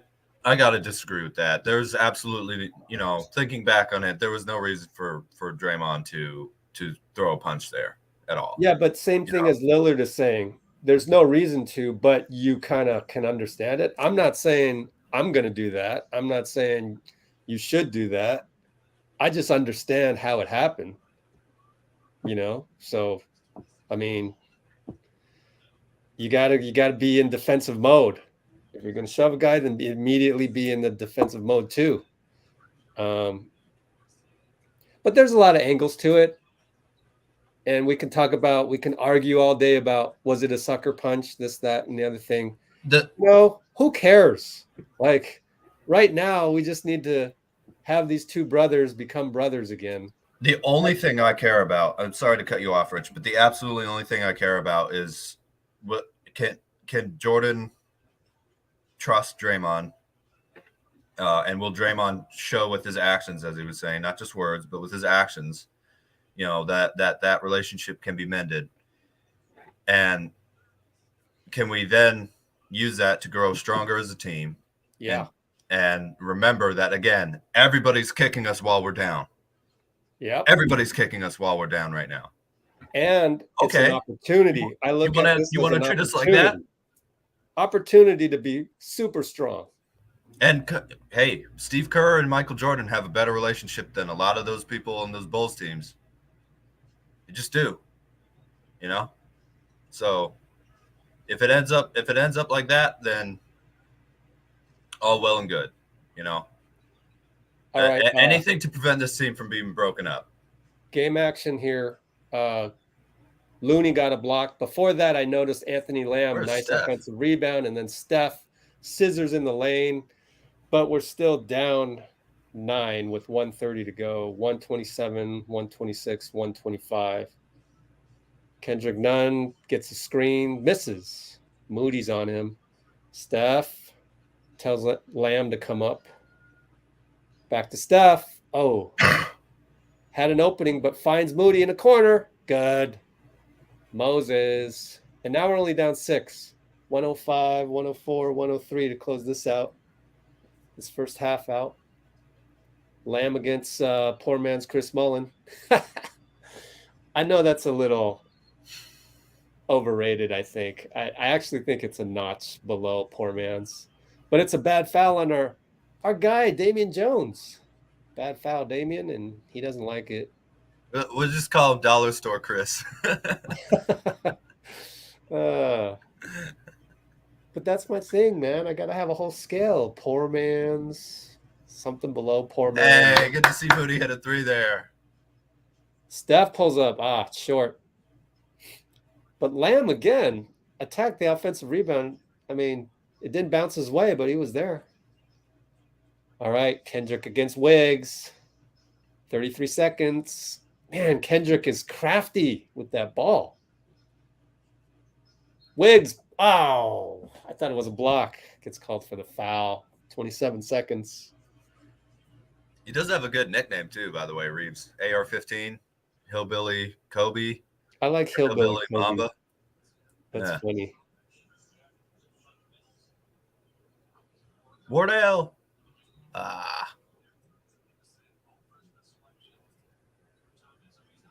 Oh, IJ is rewarded shortly. We're going to see a lot more of the young guys in the second half. By the way, with the PBJ thing, IJ, that's the reason to go watch a Santa Cruz game, and that actually makes me want to go down to Santa Cruz to watch. Santa PBJ. Cruz is going to have a really fun team here for a Yeah. while. I believe they signed Trevion Williams to what's called an association contract too. It's where you're not. It's like a notch below two-way, but not solely. No. Exhibit 10. He's just going to be on the Santa Cruz Warriors, and he gets a $50,000 bonus. Yes, if he stays on the Santa Cruz Warriors for 3 years. There are 3 players on the Santa Cruz Warriors who are also association players, where they're associated with the Warriors. Mm-hmm. It's something to do with their rights, and then the rest of and then there's obviously the two-way players, and then the rest of the team is a little different. So PBJ and Trevion Williams and some of the other I don't want to go through that right now with the game plan, but it should be a fun team to watch. Wiggins. Oh, Steph gets it. Launches. Oh, missed it, but it had the arc. Man. He's like, man, it hit the backboard from the corner, but I tell you, it had the arc. Down 8 at halftime.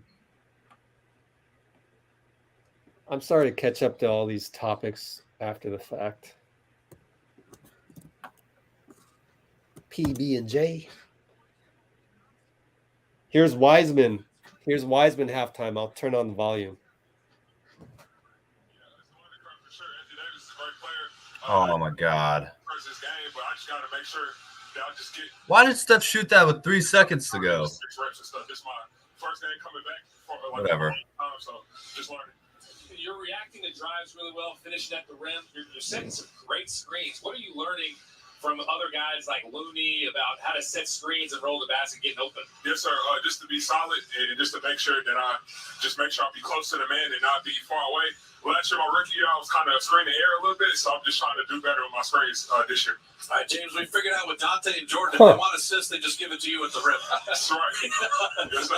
Thanks for stopping. We appreciate it. Yeah, appreciate it. That is James Wiseman with 9. I wasn't paying 100% attention, but it sounded like he had a little self-criticism about he was screening the air. Making useless. I didn't quite hear what he said there. Yeah, but that makes sense. Funny. Mm-hmm. Oh, so they just showed on here some of the team statistics, and it looks like the Warriors are going to need to close out on the Lakers 3-point shooting a little more because they're shooting 8 of 19 from 3. We're shooting 5 of 17. We're leading them in rebounds, one behind in assists. A couple more turnovers. Already have 13 turnovers, which is Steph had 16 points. I didn't even realize it. Just in his sleep, he can just have 16 points. Not even really trying. Yeah. I'm kidding. He's always trying, but he's so smooth, man. He's gonna have 32 if he plays the whole game. It's crazy. So I'm gonna say an important thing to winning this game, and I don't care if it's preseason, I don't care if it's summer league, I don't care if it's the playoffs or the finals. Nothing feels better than winning. Winning feels better to me than losing feels bad. That's not a popular opinion, I guess, amongst a lot of sports people, but I feel that way. I love winning, and I want to win this game just as much as I want to win anything. It feels really good. So I hope we can get there. I would say try and close out on the 3-point line a little bit more here. Maybe make them play one-on-one because the Lakers they're moving the ball and getting open shots, and we're going a little bit more one-on-one.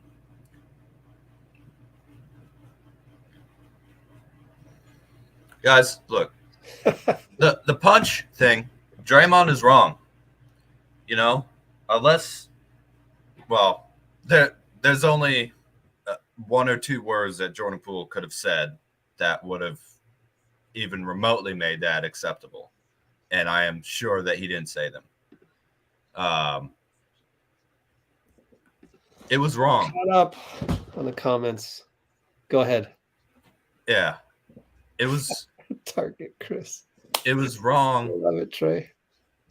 For Draymond to have punched Jordan Poole.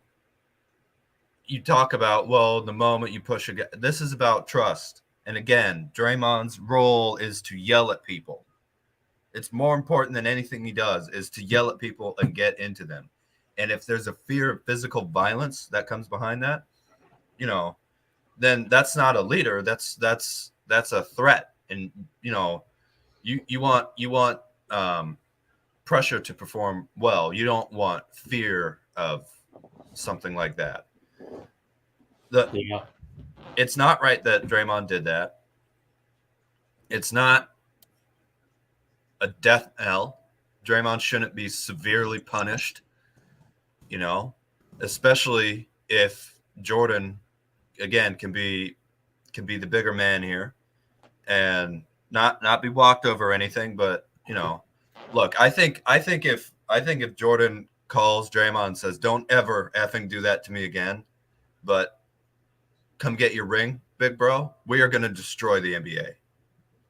I hope we do, because again, the amount of vitriol, the amount of cruelty, the amount of hypocrisy that's surrounded a lot of this is just made me very upset with the rest of the NBA, or at least the coverage of the NBA. The media and the fans, you know, again, they're kicking us while we're down. They're trying to tear this team apart, just like they've been trying to do forever. You heard almost nothing. There was some media guys talking about the Sixers being title favorites. You didn't hear anything about the Warriors. Oh, until something bad happened. Then we were the biggest story around. Couldn't stop talking about us. Really? You're going to disrespect us like that after everything? Or you just keep poking the bear, huh? You just keep poking us. It's unbelievable. If I was on this team, man, I would not. That would be the motivation for the whole regular season. Let's win 70 games. You know? Why not? 69 maybe. Teach the NBA a lesson. I don't know. I've been very upset with the coverage that's been here. So what Draymond did was wrong. Got to figure out how to heal. And you talk about just us.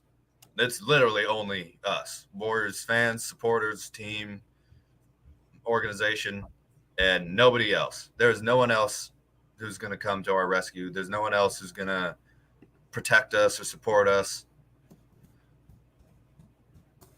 You know. So anyway, I was been a little heated. Thank you for letting me get that off my chest, Rich.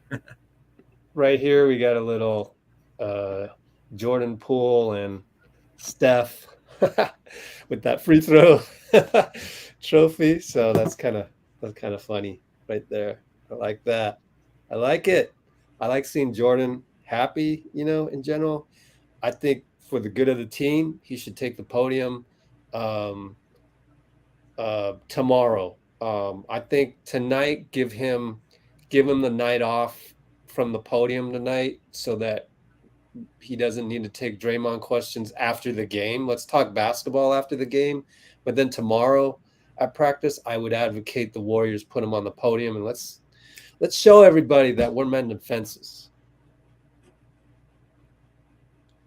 And Trey, you know, the culture is there for maybe not punching teammates, but for any incidents that come up, you know. So it was never going to prevent arguments. Part of being a professional basketball player is being hyper competitive and guys try and take each other's job on the same team. That's part of it, you know. They try and get a bigger contract, not just than other players on other teams, but even in between. Now, again, throwing fists is just not right. It just isn't. And there's you know, if there's a lack of trust, then that's horrible. But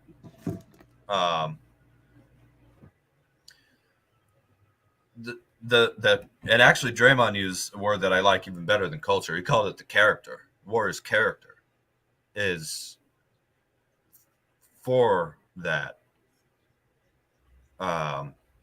You know, is for that mending fences, coming together and fixing problems and rebuilding trust. And Draymond also is just going to have to. It doesn't matter. We know. Look, the dude's got a podcast. He's got a little bit of a silver tongue, but I think he's going to remind everybody he also has a heart of gold, and that's way more important. You know, he just lost it, but make it up, get back together, realize again that, you know, no one else is going to be there for us, and you know, you only have each other to support one one another, you know. So yeah, and Bruce, yeah, flying under the radar and being Be right back. It is good. Gotta get water for us, and it, no matter what we did, is that we're gonna fly under the radar, unbelievably. Other than when we had KD, and then everyone said we were horrible villains breaking the NBA and ruining everything. It's just been disrespect after disrespect.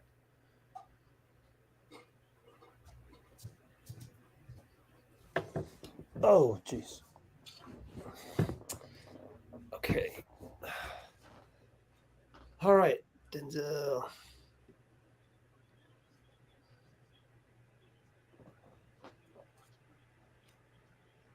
I do like that trophy, by the way. It was pretty sick. The gold, like, guy in the. It does look a little bit like it's made out of acrylic, I guess, but it's still pretty sweet looking.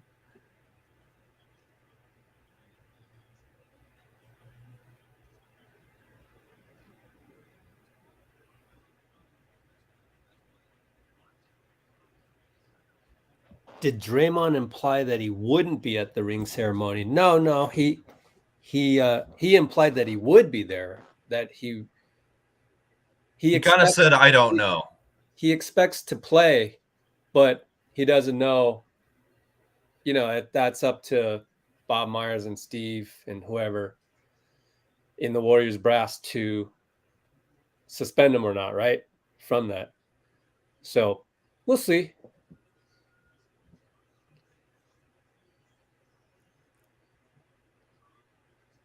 Okay. It's Jan. It is a little Spurs-like, except that was more quiet, right? This feels much more. This feels much more Shaq Kobe, where the media is just any little thing they're trying to get into that armor, as Trey was saying, chip the armor away. And maybe, you know what? I don't know, Trey. Maybe you're right. I don't really care. All I want to do is see Jordan Poole and Draymond repair this relationship and crush everybody else. That's all I care about.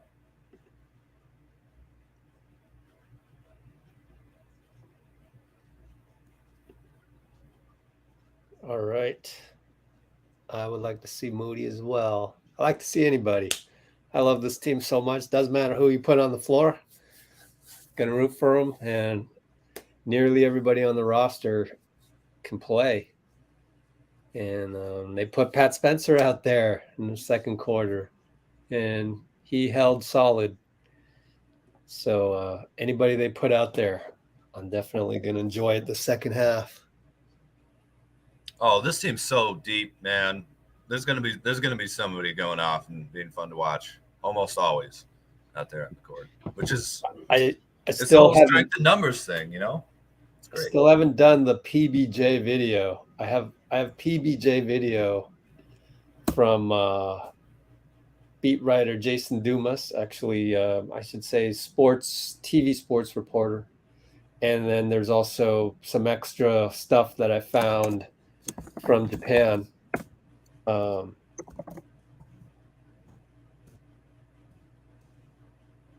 HD.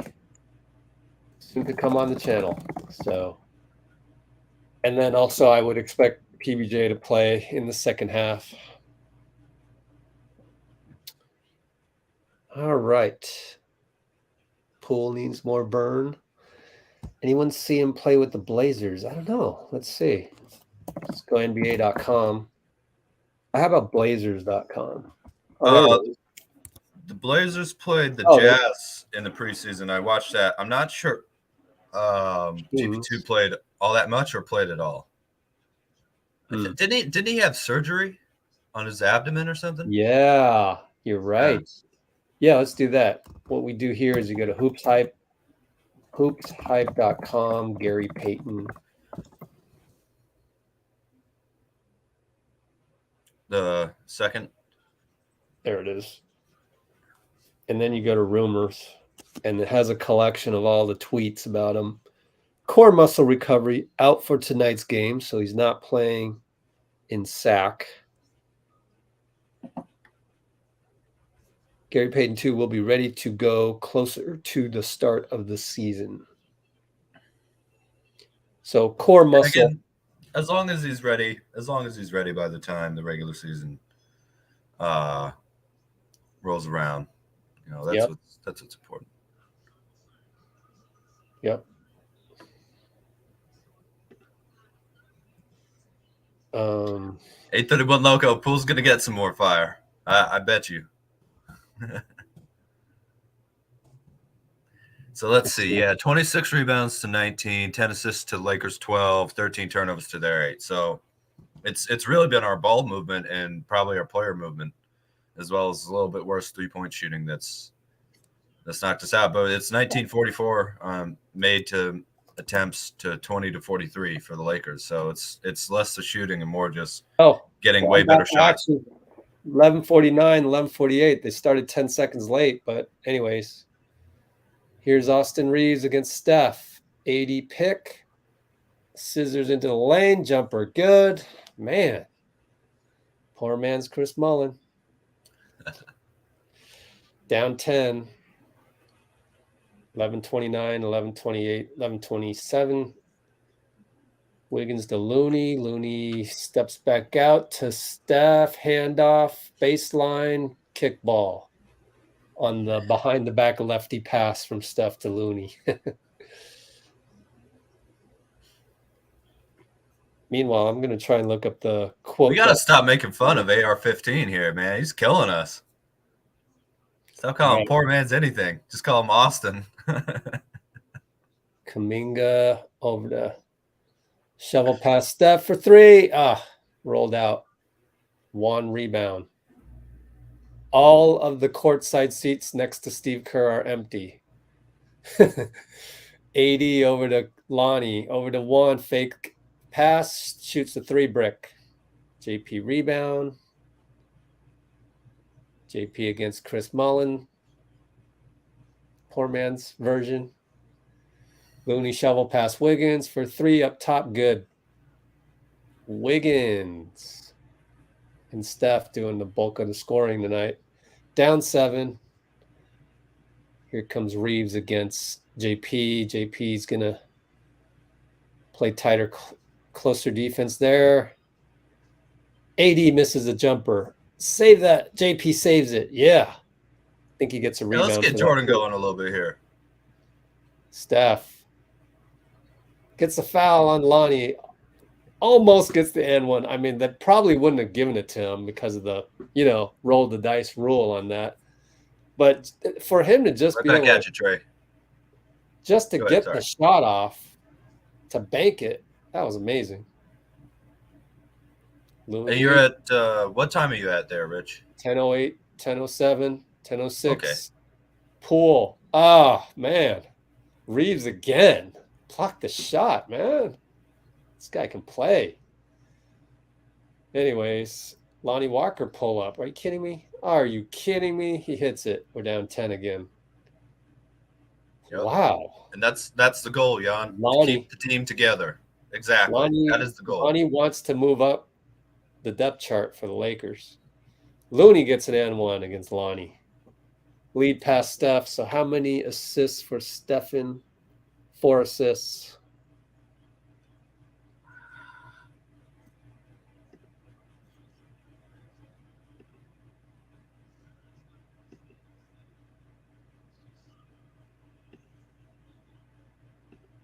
It's just the Lakers getting wide open I love that. looks by moving the ball around the perimeter, and the Warriors are playing a lot of one-on-one and then pick up the ball, get trapped, and throw it to Looney, who scores. So that worked that time. But, you know.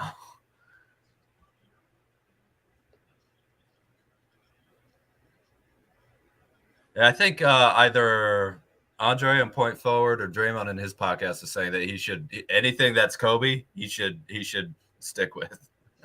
And the AR-15, obviously, because of all the psychopaths murdering young children and people shopping, that's less acceptable.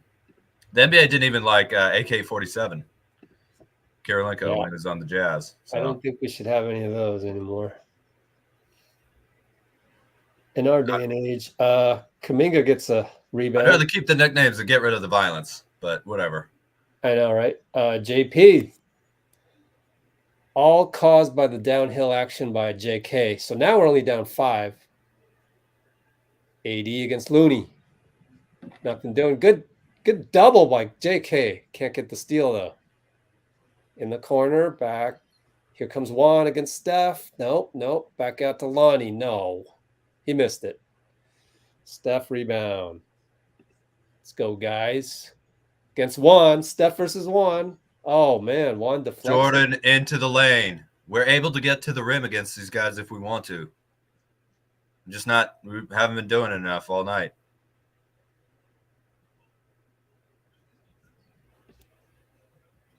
Broken play. Yeah. Let's keep the play-by-play to mine, unfortunately. Sorry. Yeah. I don't want to confuse people. Right. I'm at 8:30. Oh, foul. JP finagled AD or Austin into a foul. Probably Austin because he's complaining. So free throw champ will get a trip to the line.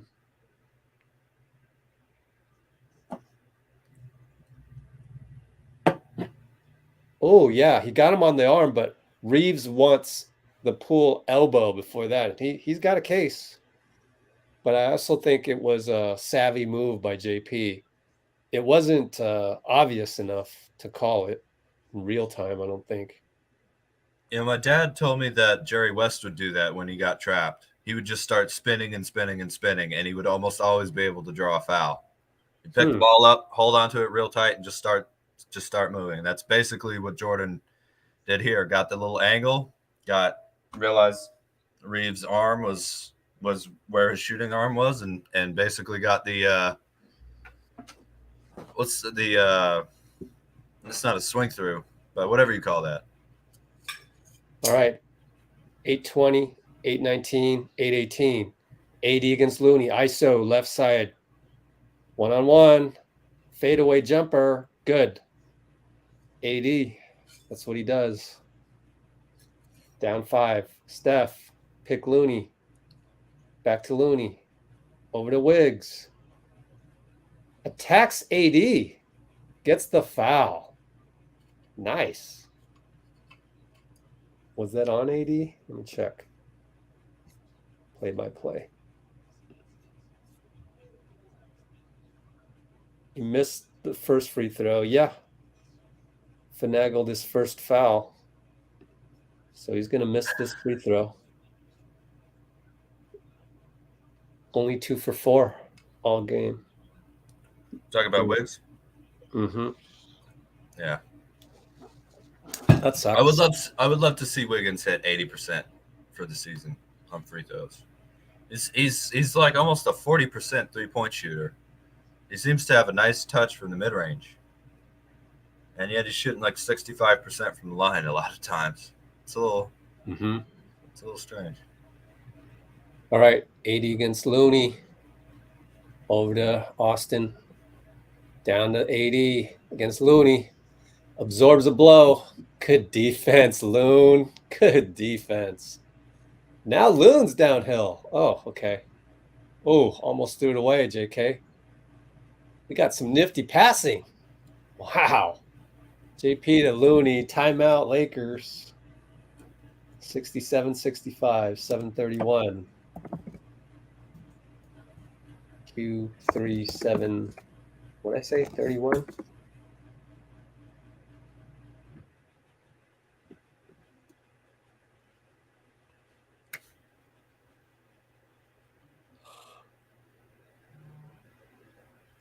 Okay. Copy those comments. Oh, that's just a beautiful feed by JP, man. Yes. That was perfectly like, hey, I'm going to score. Now, here's a wide open guy. There you go. Gotcha. Looney with a little hang time, too. You see that? Little No. Elgin Baylor. Double clutched it in midair. Oh, okay.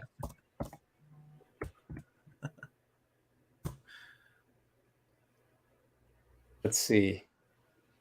What was I going to do? Oh, I wanted to check the box score for assists by Poole. 4 assists. 11 and 4.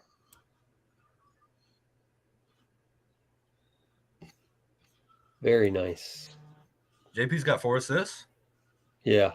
Beautiful. I love it when Poole's passing. We know he can score. It's a little the playmaking thing going, though. That makes him... You know, actually, you kind of have to back up on passers a little bit just to try and take away the passing lane. So if you can pass and shoot, and you're kind of getting a lot of playmaking going early on, they actually kind of have to back up from you. Then you start raining jumpers on them, and there's kind of nothing you can do. You know what I thought was really good about that play was the just the 0.5 basketballness of it. Even with JK, got the ball right there, like a yard away from the hoop, but decided to make a decision within 0.5 seconds, dished it back out to Poole, who then attacked again. That kind of stuff wears on you on defense. Like you're trying to play defense like that. It's like, wow. A lot of things happening.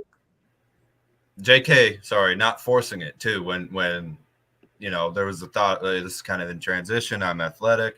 Just move the ball out to the open man. Jordan got it. Attack the open space. Drew more defense to him than was on the guy right next to the hoop and made the right play. You know, that is the principle behind everything that Steve Kerr's offense is about. Is draw defenders to you by attacking the open space, and then it doesn't matter who you are, look for the open player. You know. And it's also something that if Steph wasn't doing that kind of stuff, and Steph has every ability in the world to be a ball hog, to take crazy shots, all that kind of thing. But he's always like, let me pass it to Looney. Let me pass it to, you know, Sean Livingston or anybody, you know, because they have the better shot. So, all right, we're back. 7:23, 7:22. Again, AD ISO Looney. Lefty hook. That's what AD is paid to do for LA. So immediately, Lakers go back up by 4. Now JaMychal. Over to Poole for 3. Look at that. Like a wheel play with Looney setting the pick. The stuff we always used to see. So who came out? JaMychal came in for Kuminga. AD fade away. They're going with the Lakers offense's AD. Looney slowly. Oh, one just swatted Looney and stared at him. Wow. And then scores the other way. Guys, Juan is the last, other than Looney, who's on the floor. Juan's the last guy to get over there, and he scores the layup. Oh, Steph with the wizardry, reverse and 1. I guess against Davis, I think they're showing the camera on him. I wasn't paying attention. What a pass by JP. Yep, foul on AD. I like how Looney got there late and little shove like this to AD to get the rebound that never occurred. So Steph ties can the make game up. anything, man. That's just a ridiculous shot. 6-18, 6-17, 6-16. Yeah, it was. Oh, Jamichael, excellent defense, but throws away. Oh, it got tipped. Our ball. No. Their ball. Yeah.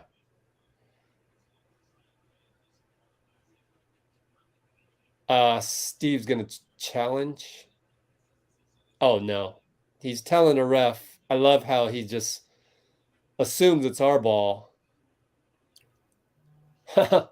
No need to, challenge or anything because you just assume it's our ball, act like it's our ball, and it becomes our ball. But I think it was deflected. Refs came to their senses. 6 minutes even. 5:59, 5:58. Steph with the Michael Jordan turnaround from 15 feet against Kendrick Nunn. Beautiful. Oh, I can't wait for that one. Beautiful. I love Steph from the mid-range. I got to admit. Steph doing MJ moves. I love it. Yeah. I love it. But then he leaves Kendrick Nunn. Oops. A little too happy. gotta be MJ on defense too if you can. Good Lord, he forgot about Nunn, and Nunn hit the three. Now Steph will try and get him back. Got you back. Oh yeah, got you back. That was kind of Kobe. Kobe actually. We're getting little Kobe. Well, there. Kobe is kind of Jordan, right? No, copy. We can talk about that later. All right, we'll talk about that later if there's nothing else to talk about. All right, 5'10", 5'09", 5'08". Lonnie Walker, man. Damn it. He is upping his stock tonight in the absence of LeBron. Lonnie Walker's a former Spurs guy, isn't he? A little pop influence in there. Wardell. JP misses a three. Damian Jones rebound. Austin Reaves bringing up against Wiggins, who wow, great move by Austin Reaves. But I thought Wiggins did a pretty good job on defense to shoot the pick and roll that never really happened. Got a little shootout here in the third, huh? Just a good move by Austin Reaves. I mean, that's poor man's Chris Mullin right there. Wow. I do like the Mullin comp. Chris Mullin.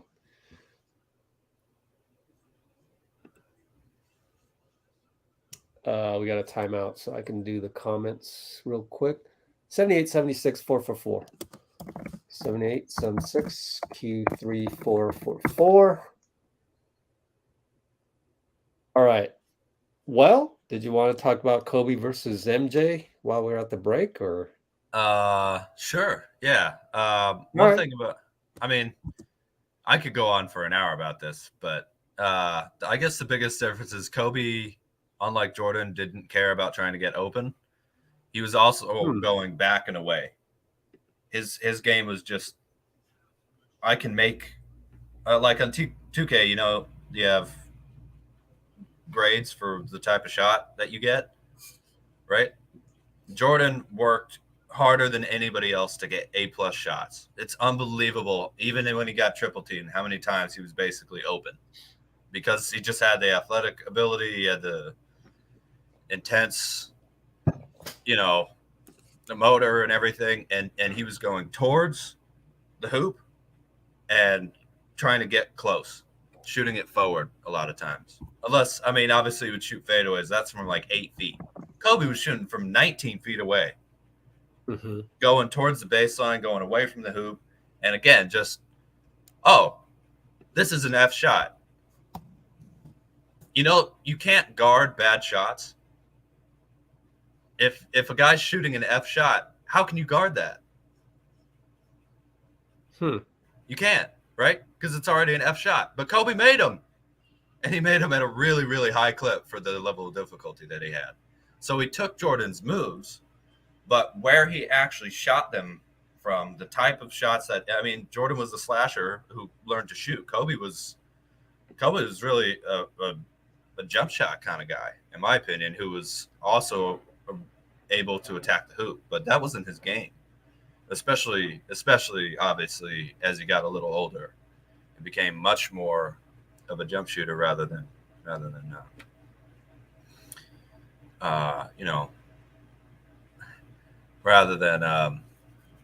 that Jordan, like, let me get in the low post and get as close as I possibly can. So I get the similarities between Kobe and Jordan, but I think that's an important difference that people don't necessarily talk about enough.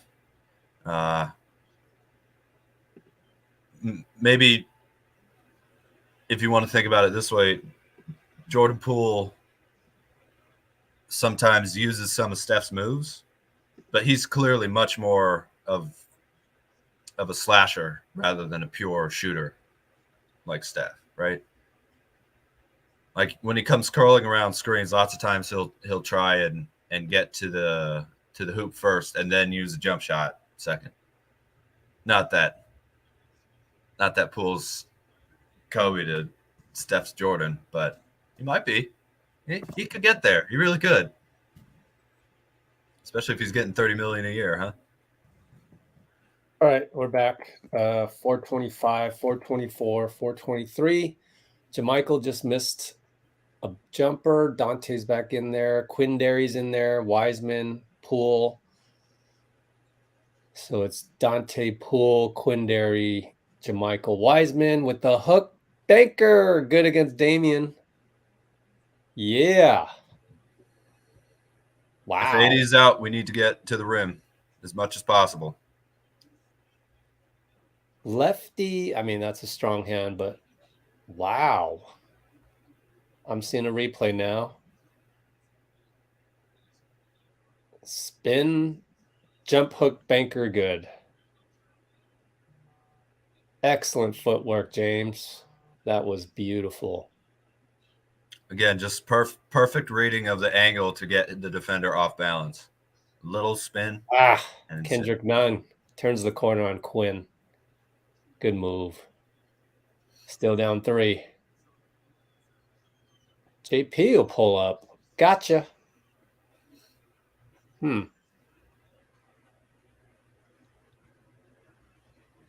I'll be interested to see what kind of offense we run the next time down. So 2 straight, straight up NBA talent type moves. See what we do here. Pick and roll Wiseman. Jordan's loving this. JP is loving this. You got a big screen setter out there like that.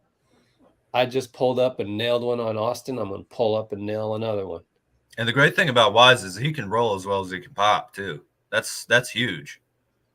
Looney, even as great as he is, he's not a pick and pop player. Wiseman disrupted Austin Reaves. Turnover. Love it. Wise looks good. He looks good. And this time he finds, JaMychal for 3 misses. Tip by Dante, gets fouled. Oh, man. Loving this unit. Loving it. Even JaMychal got the dunk putback, but there was a foul on Wiseman, but that was pretty to see too. Steph loves it. He's standing. Only one standing on the bench. Oh, Dante's got to shoot that. Oh, I didn't think that was that bad. Well, we ended up taking contested 3 either way. I mean, what's that call?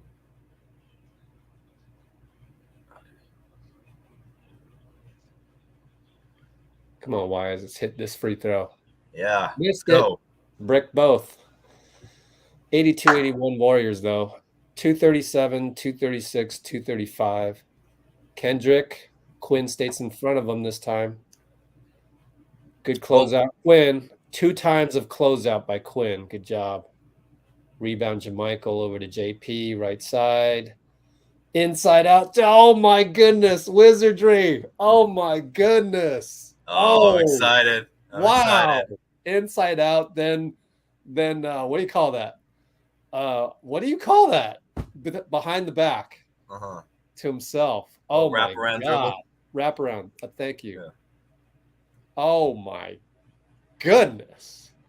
Oh, wow. What the hell?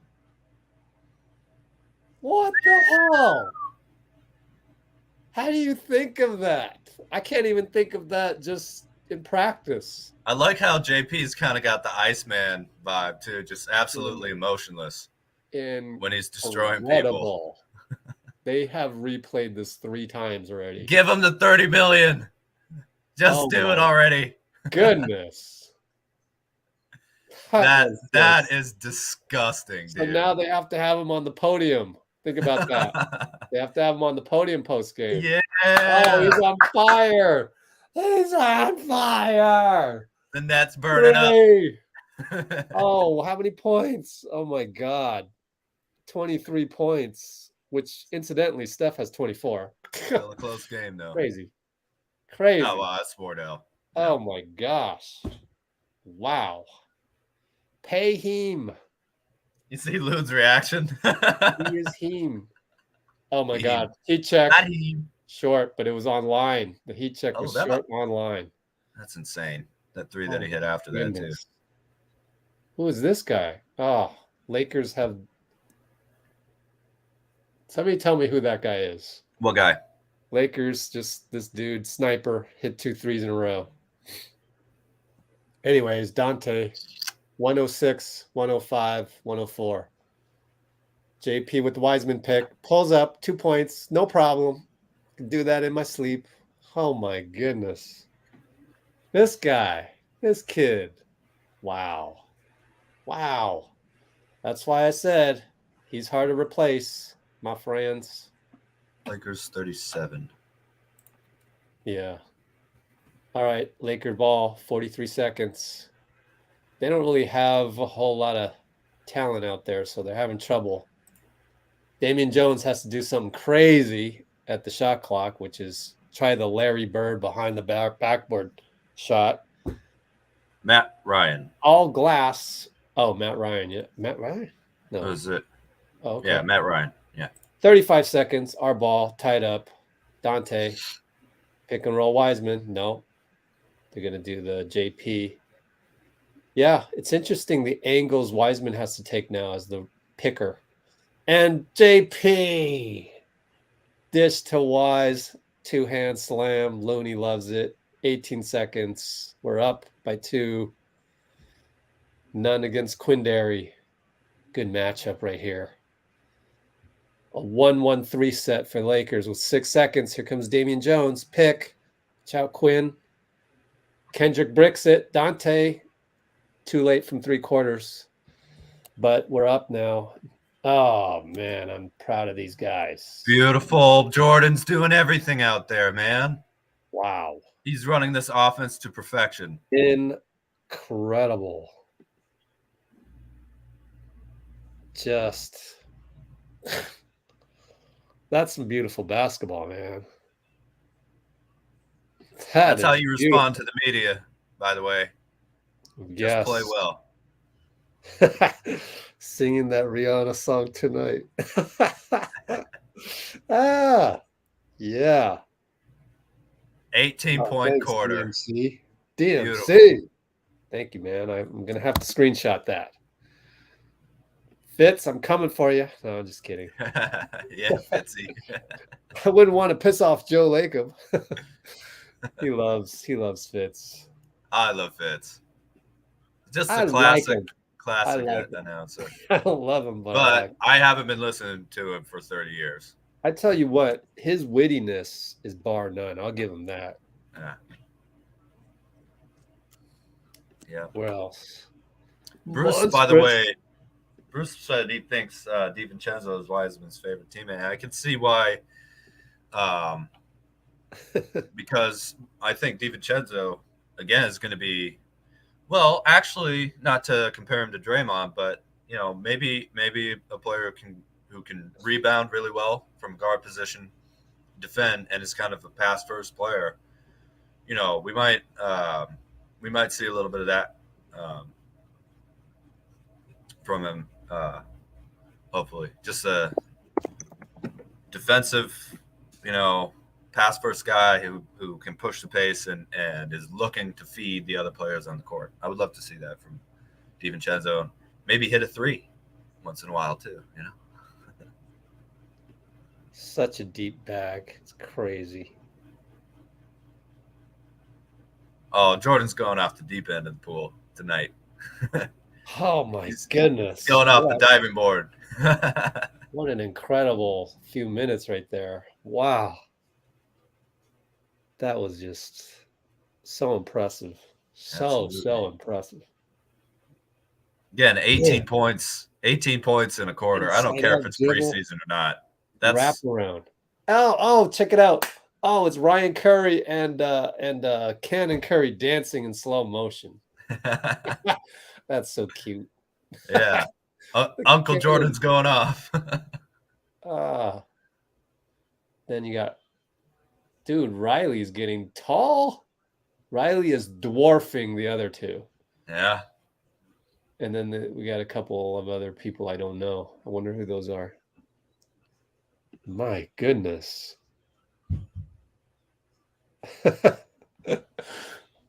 Oh, Dante catch and shoot. Splash out the gate. He said, yeah, Dean, I should have shot that. Let me make it up to you, Dean. Thank you, Dante. Glad you listened, buddy. 11:33 to go. There's Matt Ryan. Jeez. Okay. Anyways, Pat Spencer, Anthony Lamb pick. Moody's in there. Pat with the behind the back to Lamb, swinging over to Moody for three, front rimmed it. Still up 2. Kendrick Nunn against Pat. There's a little contact on that three too.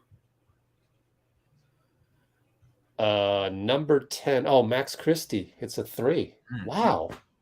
Okay. 2 threes in a row for the Lakers. Is that Doug Christie's son, by the way?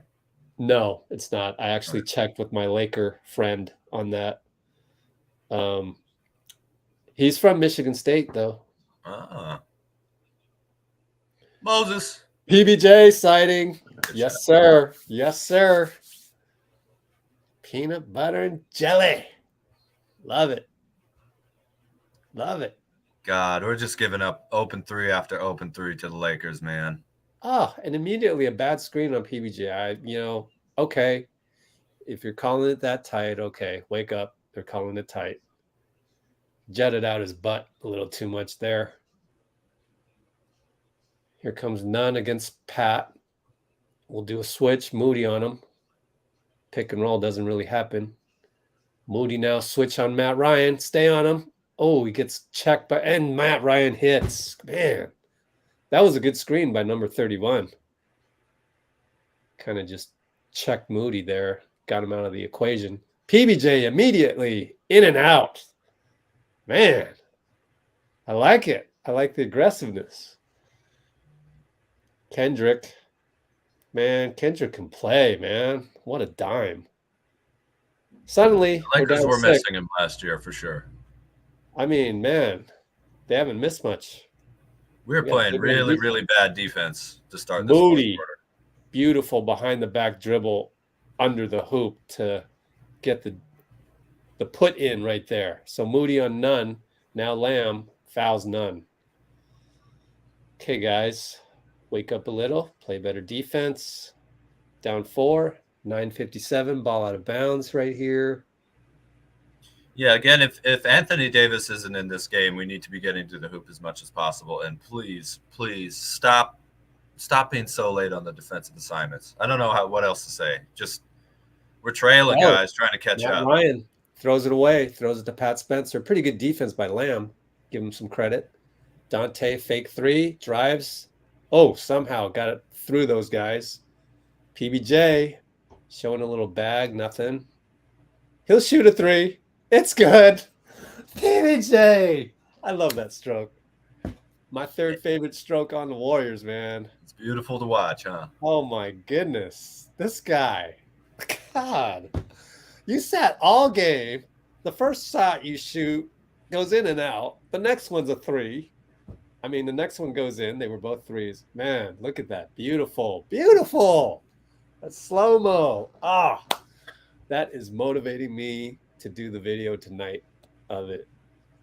I just have 4 clips. PBJ. It's softly going in the hoop too. That's the amazing thing. It's so beautiful. It's not rattling around or anything. It's just softly going into the hoop. I love that comment. Yeah. 226 mark.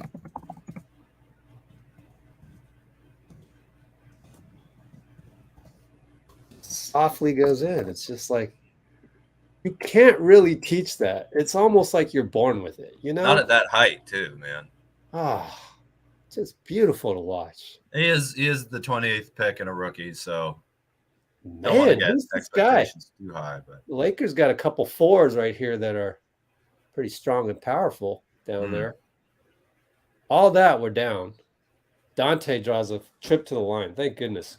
Because, man, you think of all the awesome plays that we've had. They've greatly outnumbered the Lakers' awesome plays, and yet we're down 3. The Lakers are raining triples on us from all over the court. That's why. There you go. Yep.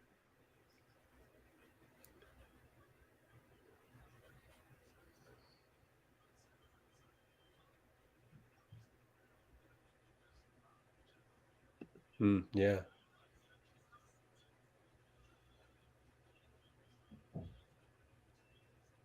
So Matt Ryan's on a training camp deal, I suppose.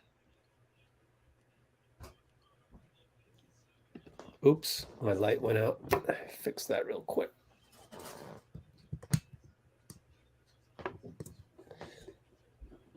Nine minutes to go. I got to remind everybody that I'm going to try and do the post game, but we'll see. Man, Lakers are almost scoring at will. Well, let's just say it. Yeah. Good Lord. Maybe put Big Jim back in the game a little bit. Yeah. Big Jim. Well, Lamb misses a 3. Here comes Kendrick Nunn. Dude, that number 31, he's doing a good job on those screens, but they miss. Yeah. Dante. DiVincenzo, by the way. PBJ. Oh my gosh. It's just automatic. This kid is demanding to not be sent to Santa Cruz. You know what I'm saying? It's like, oh, wait a minute. Hold on. Maybe he should just play a lot of minutes. I don't know. My goodness. What the hell? Matt Ryan. Okay, it's a 3-point shooting contest between PBJ and Matt Ryan. What the hell's going on here? We really need to pick up our defense here. Spencer Brick. For sure. Oh my goodness. Please. No more 3s for the Lakers. Please. Well, Vitor, sometimes other teams actually don't have the ability to bring this out of guys either, is another thing. And IJ, Dante has been a winner everywhere he's gone. Kendrick Nunn, he's so good. Jesus. He just sliced and diced PBJ into little peanut butter and jelly segments. Yeah. Dante, crazy 3, but he gets fouled. Thank you for the reach in, Kendrick. We needed that one. 3 shots. Oh, gosh. I'm getting invested into this game. Oh, he switched up onto him, too. PBJ did. Just totally lost him.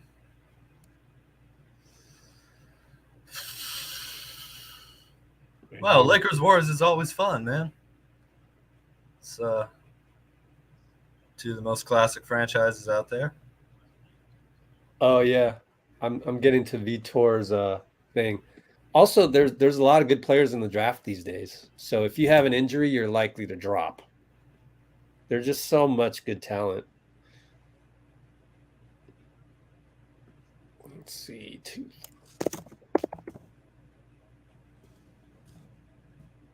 You're right, Bruce. It is the preseason, and maybe we shouldn't try and break ourselves going for the win here. But I'm going to pretend it matters. I can't help it. Yeah, it does matter to me. I'm not pretending. I love watching these guys. Like, when was the last? Oh, Kuminga's back in there. Oh, yes, in and out on the dude. 31 and number 35 are beasts. Okay, now I got to look up their names. They deserve a look up. Have we seen much Ty Jerome, by the way? Oh, Wenyen. Wenyon Gabriel's one of them, and Thomas Bryant, I bet. Ooh, JK. 3. All right. Hey, JK. What's up, JK? How you been? Timeout Lakers, 111, 109, 638. 638. This is a good game. I mean, 3 offensive rebounds in a row that I just saw. yeah. For a preseason game, this is highly, highly entertaining. It is fun. Oh, JK. Yep. He's got a nicer looking shot from the mid range, I would say, than from 3. A little bit more jump, a little bit more leg movement or something. Coach Kerr taking a mid-quarter timeout, just like normal. Interesting. No Ty Jerome, no Jerome Robinson. I wonder if that's a reflection of the scrimmages, you know? I just wonder, like, is that how Steve is determining the minutes for those guys at the end of the bench? Or that's how he gave Jonathan the start? Well, I guess Kuminga made sense as the replacement for Draymond anyways, but he did say, and that actually was a thought that Tim Kawakami had on Twitter. I always respect his thoughts on there. He was saying either that's a coincidence or it was PR by Steve Kerr to say Kuminga's had a great scrimmage in camp so far. So we'll see.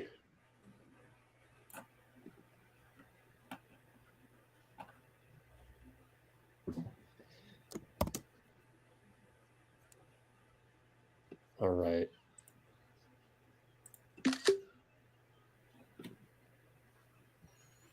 It is fun, huh, Tanya? Miss Gonzalez, I mean. It's been Totally. yeah. It's been great.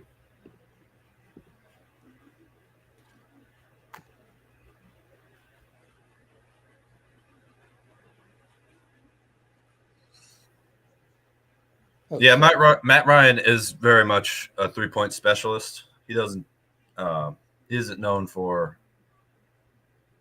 he's known for being a 3-point specialist, but he can shoot the actual leather off the ball, especially if you leave him open, which we've been doing. Oops. I forgot to put this link on Instagram. Oops. Ryan Rollins, yep. I'd like to see more Ryan Rollins. Oh, yeah, no Ryan Rollins. Good point. Good point. I might be the foot thing, maybe. He's supposed to be 100%. Oh, wait, did he twist something or have a tweak in Japan? Seemed to. I don't remember. Did he roll his ankle or something? Help us out, commenters, just in case. Was there? Did Ryan Rollins roll his ankle? Say that 10 times fast.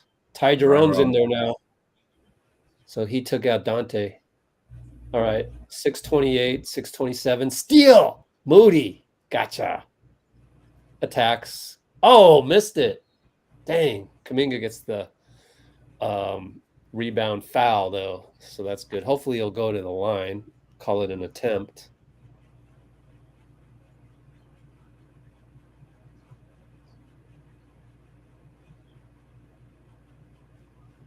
That's a good point, IJ. Everything that Kerr's looking for is going to revolve around being able to move the ball, but also playing good defense. Speaking of which, Moody. Yep. Love it.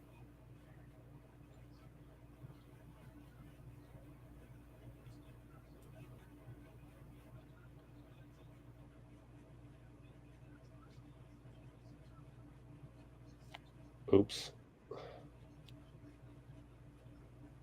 Sorry. I'm trying to put on Instagram our link. They're going to get an open 3, but it's the center shooting it. And then Kuminga gets the ball stolen on the rebound. Come on. And they get 2 points. So now it's timeout by Steve. Good timeout. It's kind of like very sloppy there. AAU type ball. 556. 24556.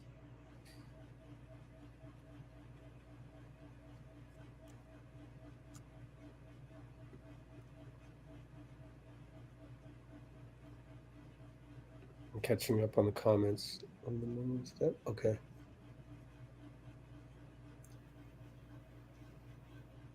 Oh, been a while. Forgot to do all those comments. Okay. So right after tip off, right after the buzzer, we are going to try to do a giveaway.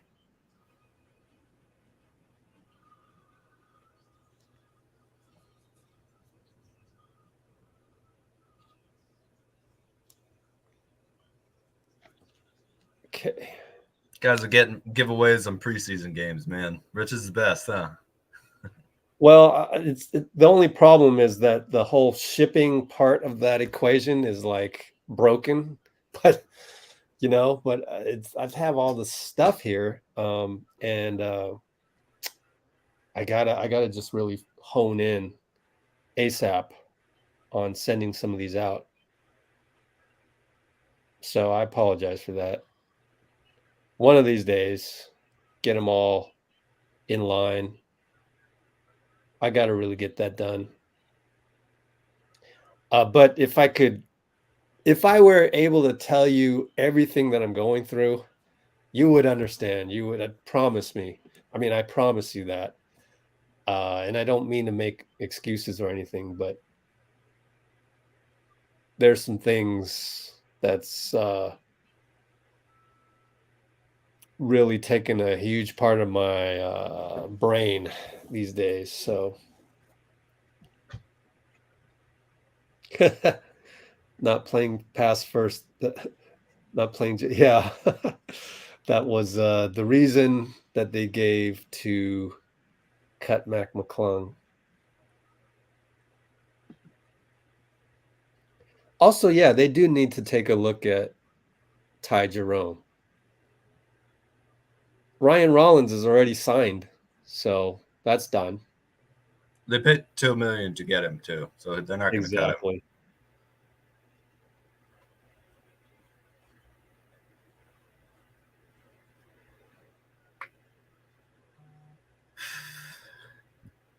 Oh, thanks. Okay, going to be back to action real quick right here. Ty Jerome, let's see what you got. Here he is. Oh, he's out there? Mm-hmm. Sweet. Double pick, nothing. They got the switch. He's now against Matt Ryan. Over to PBJ. Sidestep 3. Back rim. Man, if he made that, jeez. Oh, good. No, deflection by Anthony Lamb. So, 5:30 to go, dead ball. Down by 2. Let's go ahead and try and win this third unit. Absolutely. PBJ comes out. Win is a win, man. Who's in? James Wiseman is in. Let's go. Cool. Anyways, Quindary rebound. Here we go. I like it. I think Wiseman could use all the minutes that he can get. Yes, exactly. Ty Jerome way up top, 5'13", 5'12", 5'11". Goes down the lane, banker, good. Ooh, right there. That's why they got him. 6'5", and Steve Kerr said a legit 6'6". He literally said that on the podium. Turnover, Lakers. Here we go. Jerome finds JK. Matt Ryan does not go out on him, so he shoots, misses. Now it's 2-on-2, 3-on-2. No numbers. They throw the ball away. I don't know if I'll even bother with some of these third stringers for the Lakers. I'll just admit that I don't know them. Focus on my team. That's okay. Over to JK. Back to Jerome. Up top, 430, 429. He gets picked. Jerome gets picked. Reverse dunk the other way. Ooh, that's not a good look. Oh, well. JK right side. Downhill. Loses it. Little too much right there. You got to know when the guy got you. What was the point? A little rushed on offense, a little slow on defense. And that's not what you want. Two It's the straight opposite bad of what you want. sequences. Or the inverse. Two straight bad sequences. Yeah. Only down 2. 409, 408, 407. They wheel around. Matt Ryan back to the screener inside. 3-point shot. No good. Anthony Lamb rebound. Jerome brings it up. Wiseman runs the floor. Here comes JK. Tells Wiseman to post up. Wiseman's a little late.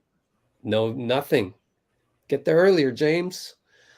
But anyways, Jerome will shoot a 3. No good. Good hustle, Lamb. Their ball. Good hustle, though. He's a little spark plug out there. Man.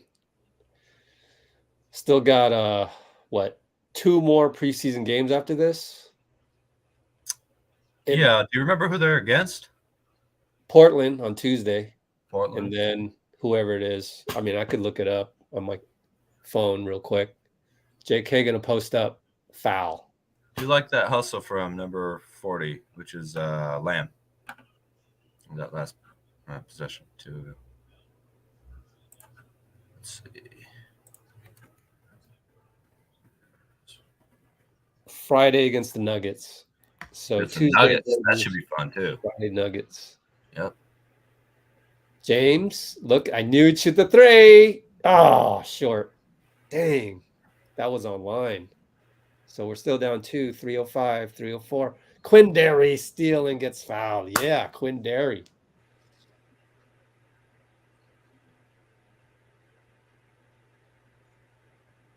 Yeah, it's quite a battle for that 15 spot, whatever, musical chairs you want to dream up. But, timeout. So 115, 113 with 304. And this being a close game, that's great for the young guys. JP talking over to he's talking to Lester Quinones.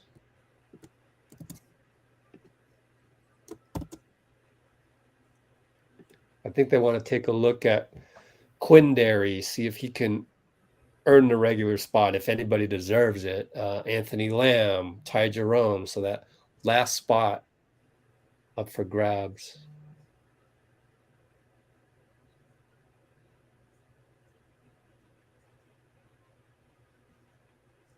Jordan's been talking a lot. I like it. Mac McClung signed an Exhibit 10 with the Miami Heat, interestingly enough.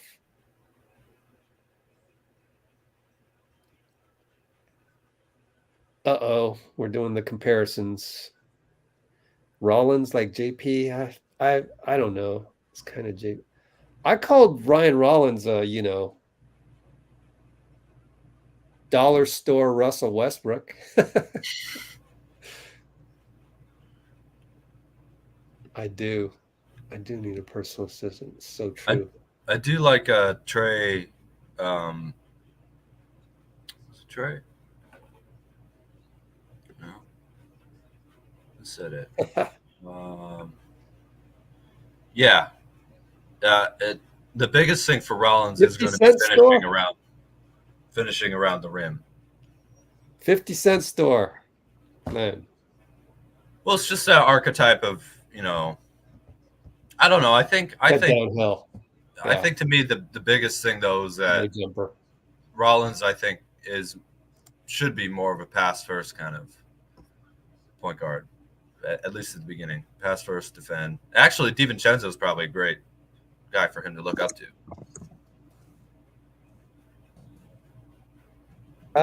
And Rollins, I believe, is a 6'10" wingspan, by the way, which is huge. I think it's I remember it being 6'9", but we're arguing over an inch. But still, for a guard, that's crazy. That's great. That's like Donovan Mitchell, like Like Sean Livingston, length. Sean Livingston was almost. But he was 6'7". already tall. He was Yeah. already tall. Yeah. Yeah. Okay. 250, 249, 248. Lakers right Oh, side. I keep missing free throws. Matt Ryan 3. Jeez. Man.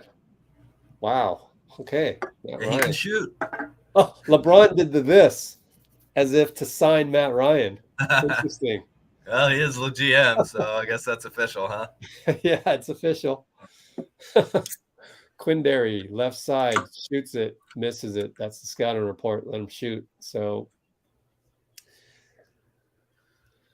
Lakers up 4, 215, 214, 213, 212. What is Matt Ryan going to do? Why are you backing off of him? Right. I just saw that. Here comes their big man, just beasts on Anthony Lamb. Oh, that's Thomas Bryant. Yeah.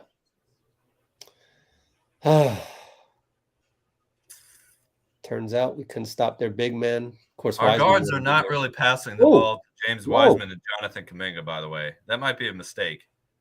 Quindary just hit a 3. Created it, too. So have the lead. Now we're down 3.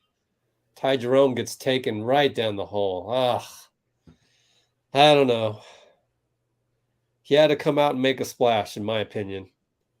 Feed Didn't. the ball to Kuminga and Wiseman. What are we doing here? Well, stay with it and you'll see. Kuminga, bucket. Oh, there we go. 127 mark. Now we're at the 121, 120, 119. All right. Lakers ball against Lamb. We smother him. Ty Jerome reaches in, gets a steal. Hurry. Gets the bucket. Travel. No, double dribble. I can't believe that. I know God. that was ugly. It was like slow motion. That was like Kyle Anderson. I don't think it was. Maybe you want to challenge that, Steve. Steve? Challenge? Steve. But can you? It would just be a jump ball, right? But we still need the ball back. Yeah. That's not double dribble. Challenge that. What are we doing? Nope, the clock's running. 1 minute 59. Why? I don't get it. How do you not challenge that? I don't get it. No timeout. Oh, you can't challenge under 2 minutes. My fault. Huh. That Can't sucks. challenge after 2 minutes. No, you can't challenge under 2 minutes. Can't do Why? it. That's a Isn't rule. that the most important? Isn't that the most important time? Well, I think they have more I mean, that- reviews. God, that was such a late call too. That's an instance where the rule breaks down. Or maybe we don't have enough timeouts. I don't know. Somebody tell us in the comments. Lamb, good defense, but man, they're centers. Thomas Bryant, they're killing us. Or was that offensive? No, we're down 5. 44.4 to go. It's possible, but it's tough. Whoa, they're gonna wipe it away. Let's see. It might have been on the cylinder. Hey, look, you guys screwed up the double dribble. Let's get the goaltending right here, please. Yeah. Let's see. I do miss it about refs. Oh, we made a mistake. We'll give you a call. Like, okay, I know what to expect. I would count this, but I hope they even it up. And this is a replay. Goaltending's replay, whatever. Okay, so LAL 122, 119 with 0:44 left. Copy the comments.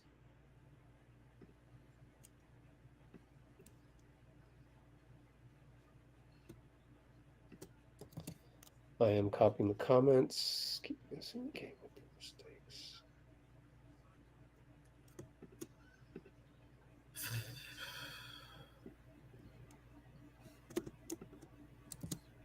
Okay. Copy the comments right there. Let's see.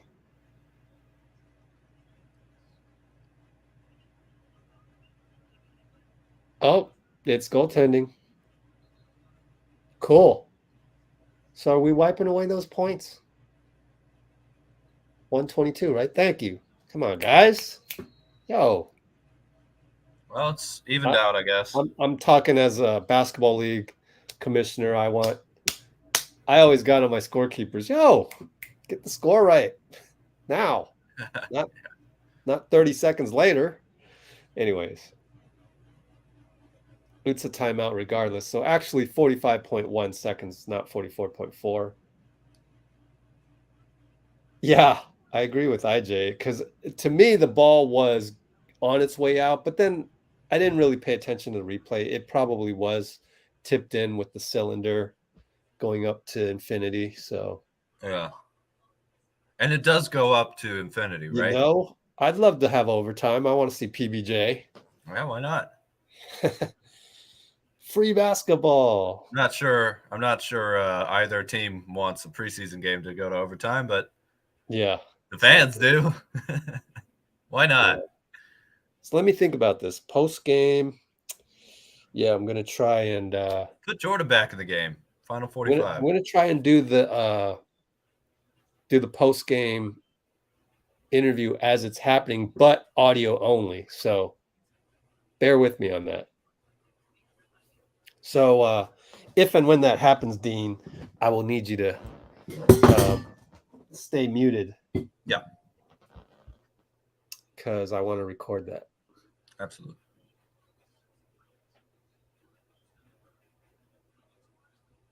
How's the weather in Philly, William? Andre and JP on this TV shot right there, having some fun on the bench. All right, side out, Anthony Lamb. 45.1 to go. Inbound to Quindary up top. 43, 42, 41. Ty Jerome left side. Bye-bye, Matt Ryan. Oh, my God. Bad pass. He had nowhere to go because he's so slow motion. It takes some getting used to in terms of how slow Ty Jerome is. Man, he's a smaller version of Kyle Anderson. Jeez. So we give up the ball. 30 seconds, down 3. Basically need a stop. Otherwise it's going to be difficult. Oh, Scottie Pippen Jr., number 14. Anyways, Matt Ryan, beyond the hash mark. Back rim, no good. Wiseman rebound, yeah. So does he get a rebound for that, or is it a team rebound? I think it's a team rebound. Too bad. Got to grab those, James. Timeout 12.4. Down 3. 122. 12.4. Well, Williams' weather ought to be pretty good down there in the Virgin Islands. That sounds nice.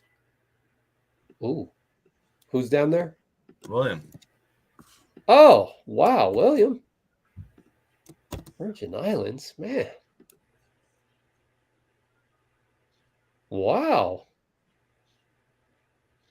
Huh. Virgin Islands. William tapping. Maybe you'll meet Tim Duncan down there. Exactly. Or he'll be the next Tim Duncan. Yeah. Come out of U.S. Virgin Islands. If you are, I hope the Warriors draft you, buddy. Ooh. Nice. Trey. Oh, Trey. Yeah. Ooh. You know what? For second and third. You know what? I like this comment right here by IJ. That is a very good question. I'll try and remember that if I ever talk to one of the coaches. So let's put that out there. 254 mark. Do you think PBJ should bulk up? Huh. I mean, there's a case to be made. Don't mess that shot up at all, or don't do anything with that. But I don't know. I'm not a trainer, so.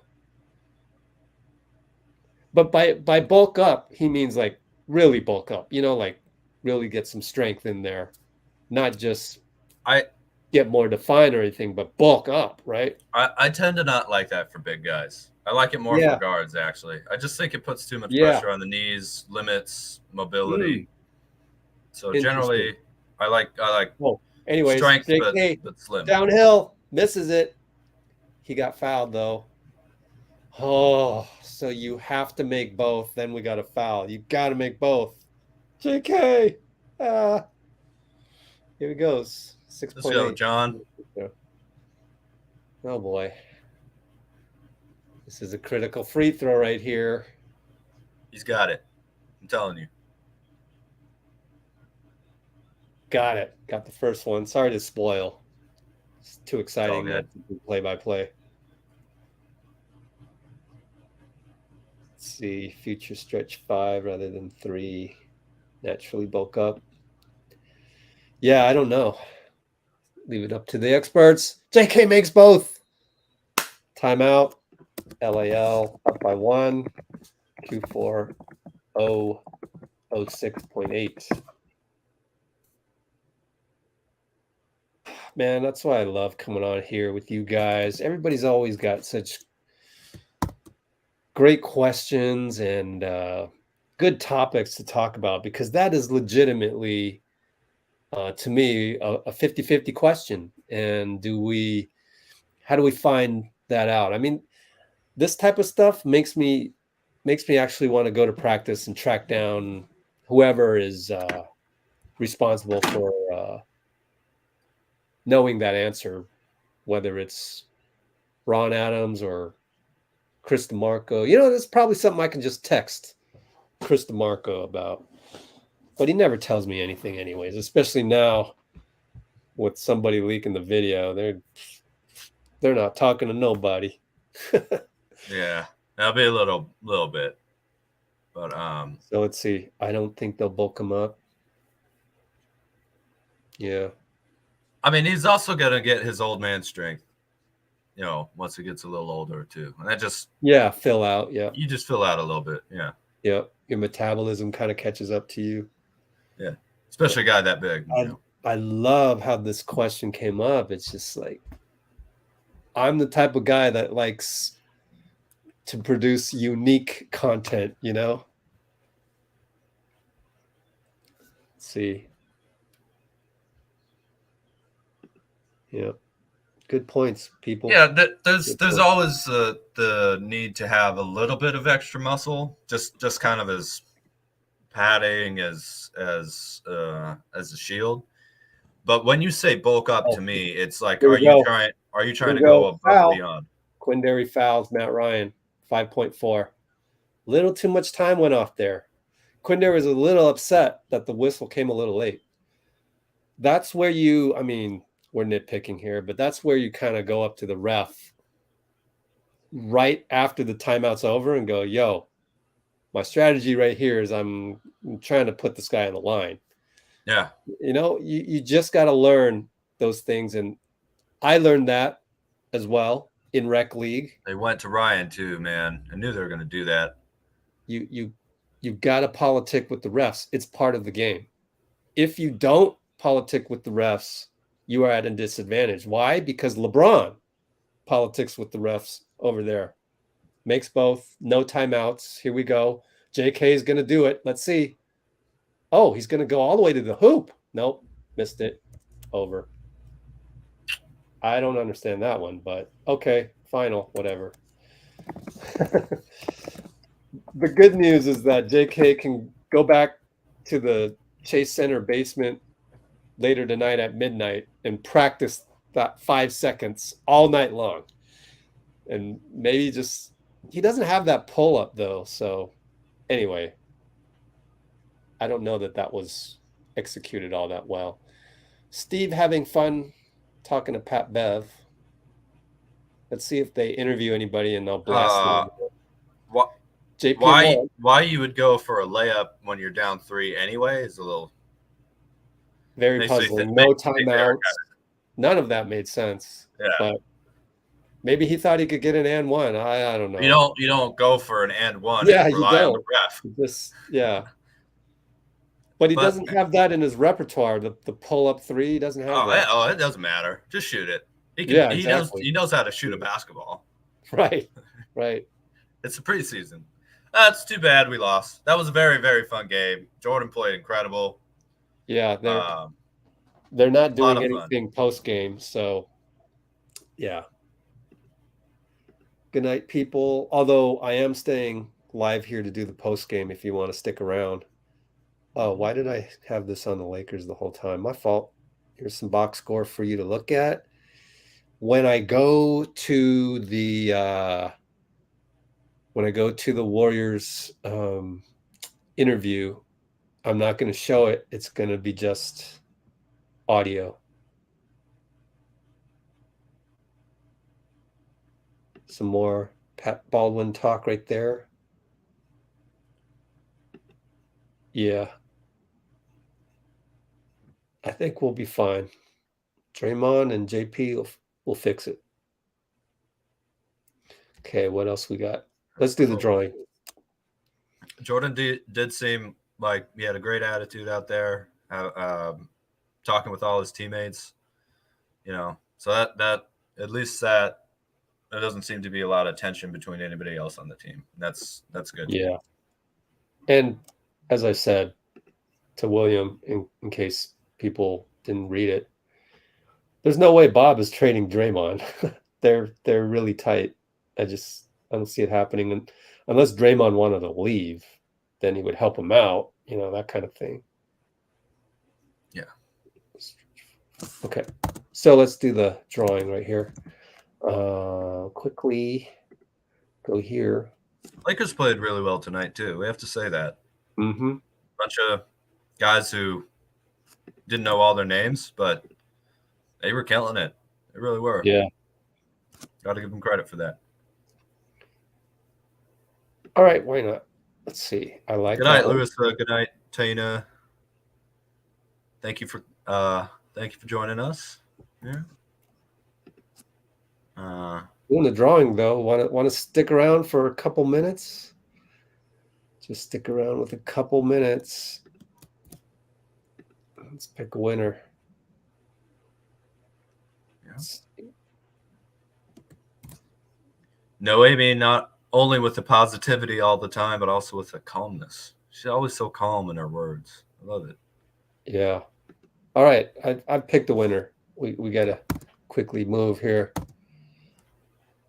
IJ. Has IJ won before? He deserves it too tonight. Let's see. Let me check my list of winners.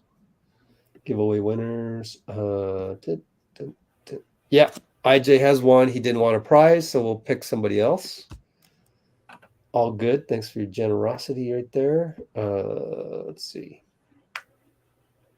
By the way, anybody can just email me in case they ever do want a prize and they've won before. Rich at letsgowarriors.com. Let's see.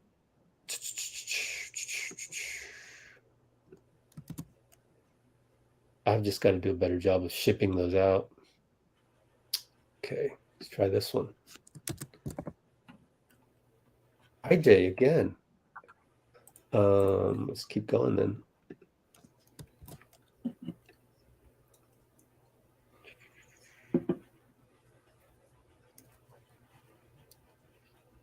Well, I already know who this is. Taina.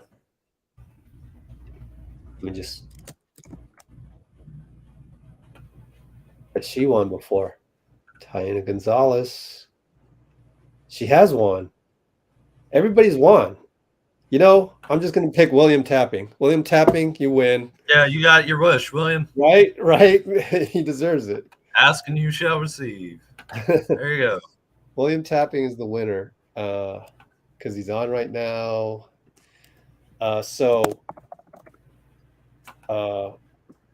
Email me at rich@letsgowarriors.com. Put the word giveaway in there. Pick a prize from description, Google Drive. That's not already earmarked for somebody. Yeah, we're running out of, we're going to have to invite more and more different people to join because we're running out of winners, but then maybe I'll just go back to the beginning and just have multiple winners. But anyway, all right, Dean, you're going to have to take the floor right now as I try and figure out how to do this post game. Just some notes here. The Pelicans beat the Spurs 111-97. The Oklahoma City Thunder beat, I think this is Maccabi Ra'anana. Yep, which means fresh, by the way, in Hebrew. They beat them 144-97. Bulls beat the Raptors 115-98.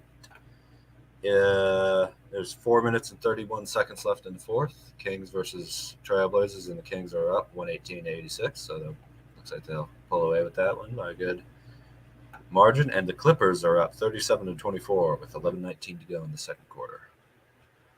So some other pretty good games, seems like. I do think the Clippers are going to be really good this year. They might be. I mean, you can never tell, of course. You have to see what happens in the season, both with the Warriors and with the Clippers and with other teams. But just based on the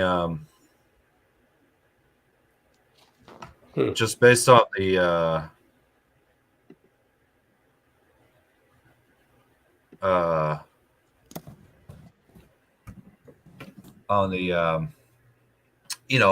the roster depth and the high level kind of talent on both teams and everything, I think they are going to be a huge challenger for the Warriors spot. It could be the Suns too. Obviously they were a great regular season team last year, and you think the Sarver situation being more resolved should motivate them. So that they can obviously also be a danger. But that's, I think Clippers Warriors is seems like all of our old rivals are getting pretty good again, huh? The Grizzlies are back to being a real danger. People are discounting them a little bit, actually, maybe because of the Jaren Jackson injury. But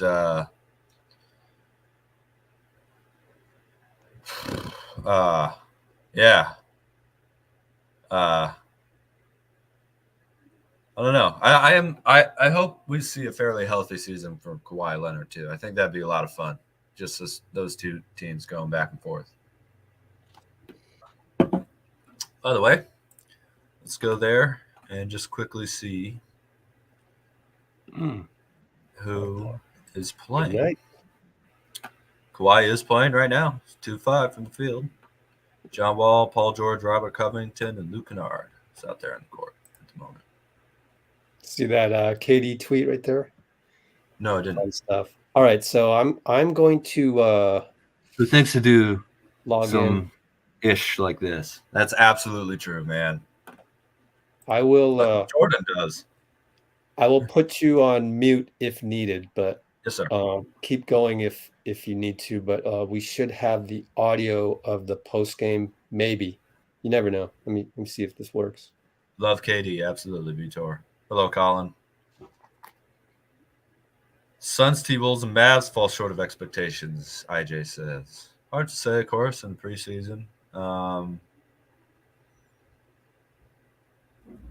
don't know what to make about the Mavs making the conference finals. I really don't know what to make about that, other than Luka Doncic is a beast. But as far as the team goes, it's hard to say. Do you know who they replaced Brunson with, by the way? Got Christian Wood, I guess. Yeah.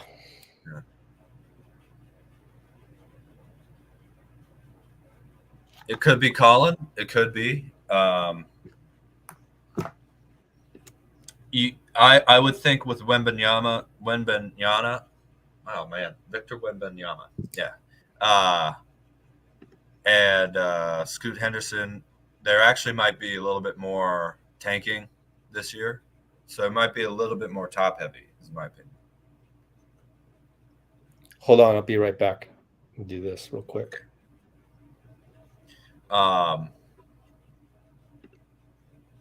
Yeah, I believe in trusting the Warriors and Steph and the trio, really, everybody on the Warriors. But I guess we could talk about Wembanyama and Scoot just quickly. Victor, his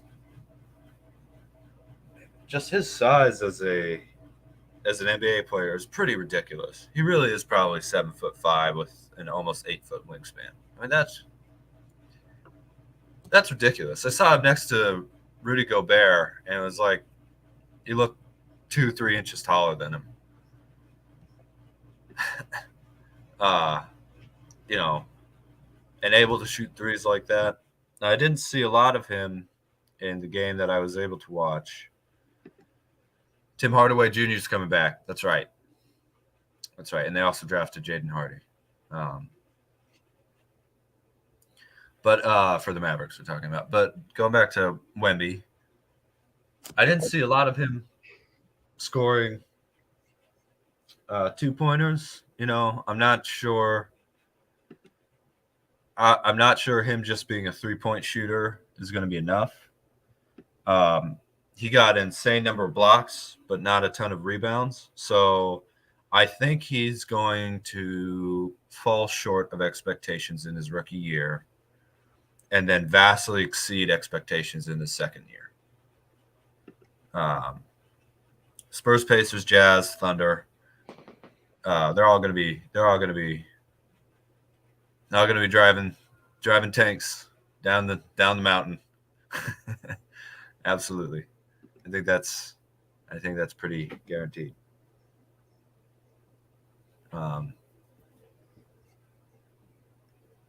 So I'll let you know.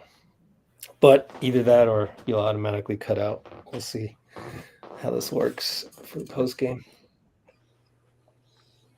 Well, IJ, with Holmgren out, you know, I would say the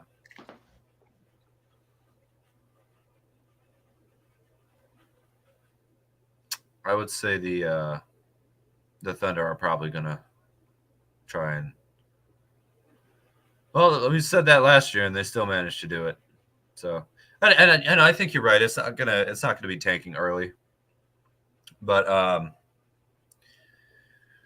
that's one of the things that was so awesome about the way the Warriors were able to build this roster is we almost got the benefits of tanking by only sucking 1 year, and that was the year in which we were maybe losing a few more games than we had to, but we were legitimately pretty terrible in 2020. So the fact that we have all these young, talented players without having to lose the veteran depth and the winning, that's a testament to just Bob Myers being a maestro of team building for the most part, you know, and I don't know. I would like to know if we've really changed our scouting up a lot, but it feels like the draft prospects that we've been getting since KD left have been way higher than the ones that we were getting during those years, because there were some, you know, Jacob Evans and the center, the Jordan Bell. Okay, might need to cut you out soon. Sorry, but just keep going. I think we've improved a lot. On that. I cut you out. Sorry. So here's Steve, guys.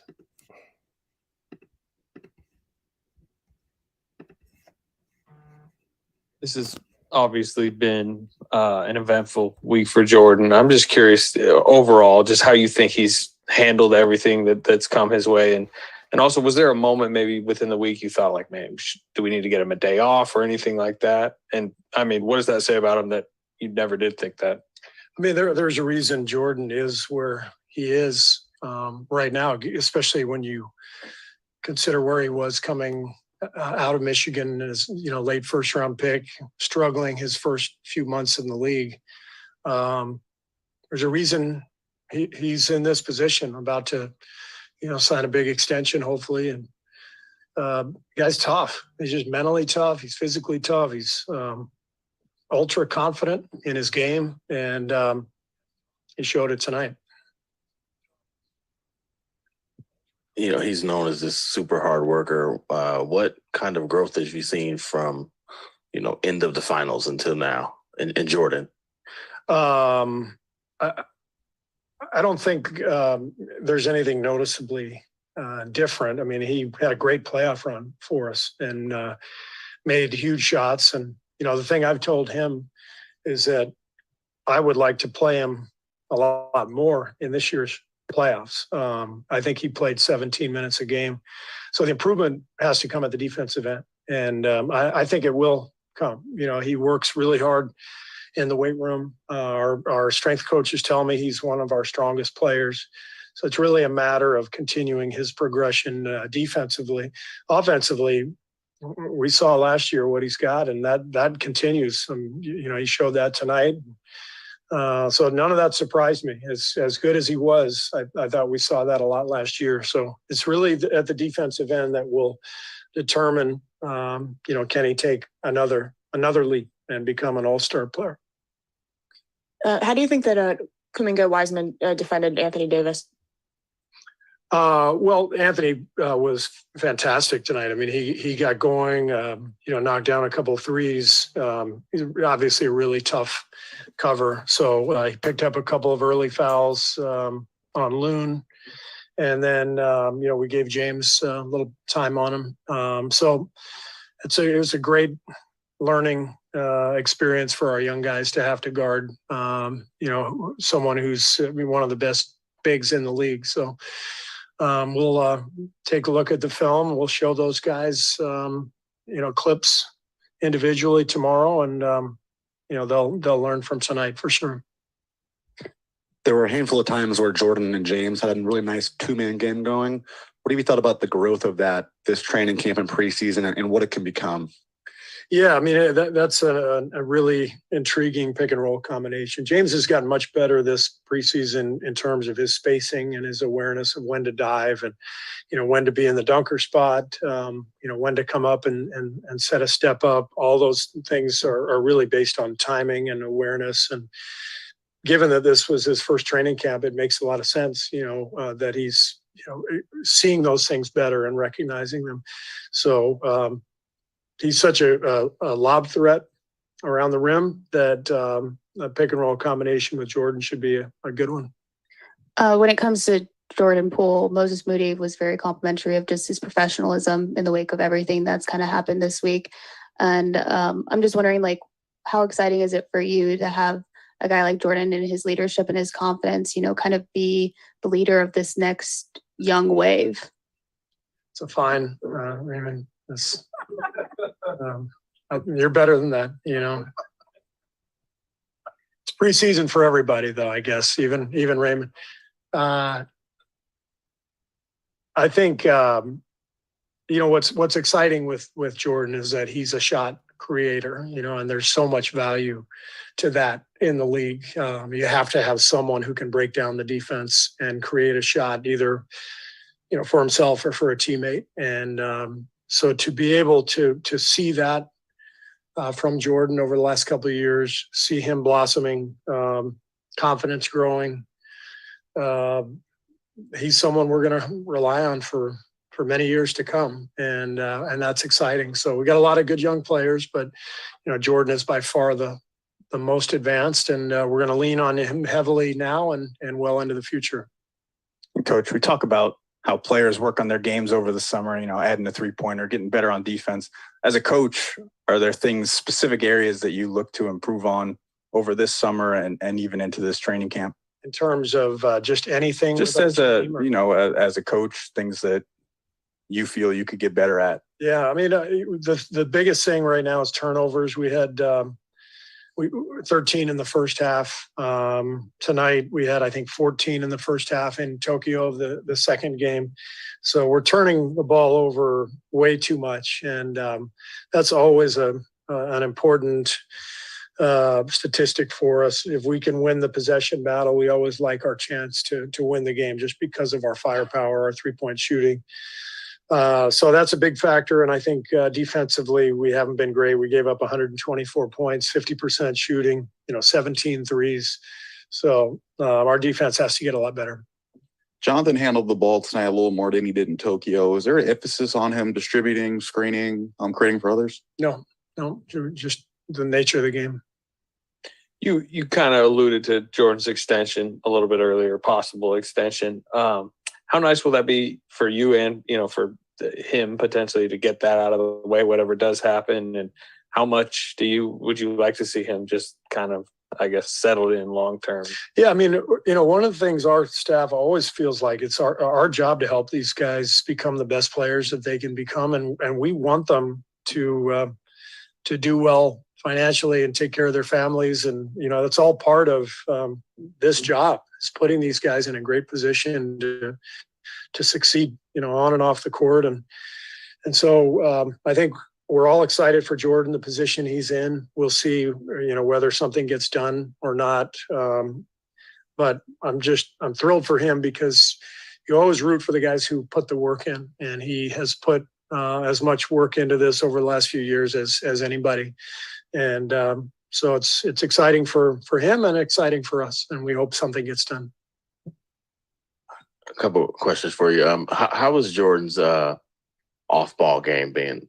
Like, I see you moving him off a little bit, maybe running Dante at some point. Like, what do you think of that development? And secondly, how do you feel about like your point guard situation? Obviously, you have Steph, you have Jordan, but you like other guys to handle the ball too, to move those guys off. Where do you think you sit as a point guard? Yeah, Jordan's learning from the best ever in terms of being able to play on and off the ball. So he's got a good feel for running off screens, off the ball, and getting himself open.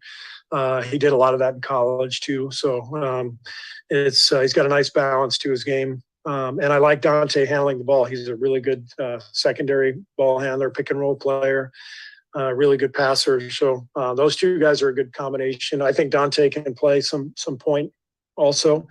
So you're looking at Steph, Jordan, Dante, all with the ability to play the one. And then, Draymond handles the ball a lot, obviously. So does Andre when he's out there. So we've got a lot of options there. Juan was back at Chase Center tonight. Obviously, did you get a chance to talk to him? I did. It was great to see him. Just a huge fan of Juan's, and he was an important player for us here the last couple of years, and it was fun to see him. And I'm excited that he'll be here on ring night, and we'll be able to present him with his championship ring, and that'll be a great night. Thanks. Here is Wiseman, Looney, and Dante. Yes. So Wiseman, Looney, and Dante coming up. Should be. And Terry, are we open? what was I going to say? Down there? Oh, so that's No. They're not going to have Jordan not Poole open. come up to the podium. Well, we are. Which All makes right. me think that they will have Jordan Poole tomorrow, if everything goes well. But go ahead, Dean. Yes, sir. If you have any comments. Well, Be the first one. Sorry for the extra noise coming from the Zoom. No, it's okay. Ignore Yeah, I mean, obviously, Coach Kerr talking about turnovers is he must kind of feel like he's banging his head against the wall. Just it's the thing that always kills us, isn't it? I think we had 13 turnovers and 10 assists at halftime. We finished up the second half with 12 assists and 6 turnovers. So 22-19 at the end of the game. A little bit better. Missed 10 free throws. That kind of killed us a little bit. But one big thing that a lot of older players actually are bringing up a lot is, and other commentators too, is just one of the skills that seems to be diminishing a little bit in the game is throwing proper entry passes and knowing how to pass to bigger players to get them open. I would say get the ball to Kuminga and Wiseman, and I don't think Wiseman got the ball after that. I mean, the dude had 13 points and 7 shots. And that's including. You can't just give him the ball and get out of the way, though. He's not a guard. You actually, if you can set him up, that'll be a lot more useful, in my opinion, to get him going. And they did just give the ball to Kuminga and then get out of the way. That's not exactly what I was hoping to see. So I think a little bit more of the a little bit more like if I was especially trying to make the team, the biggest thing would be, hey, if you have me on this team, I'm going to be able to get James Wiseman the ball where he wants it. I'm going to be able to set him up. Not that I would be playing there. I understand that, but that would be my goal more than I can get buckets. We got guys who can get buckets. If you set somebody up correctly, like Jordan was doing, he was doing that beautifully. Obviously he was shooting too, but he was getting Loon the ball, he was getting Wiseman the ball, he was throwing nice wraparound passes to the corner, getting other people open shots. You don't need to have that level of scoring ability to hit a player in kind of a hot spot on the floor. So that's something that I would like to see the team work on. It's something that DiVincenzo, Draymond, Iguodala,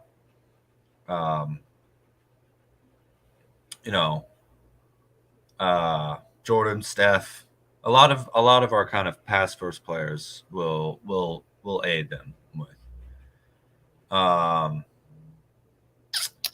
Might get Wiseman here pretty soon. Yes. All right, I'm gonna cut you off. Good, how you doing?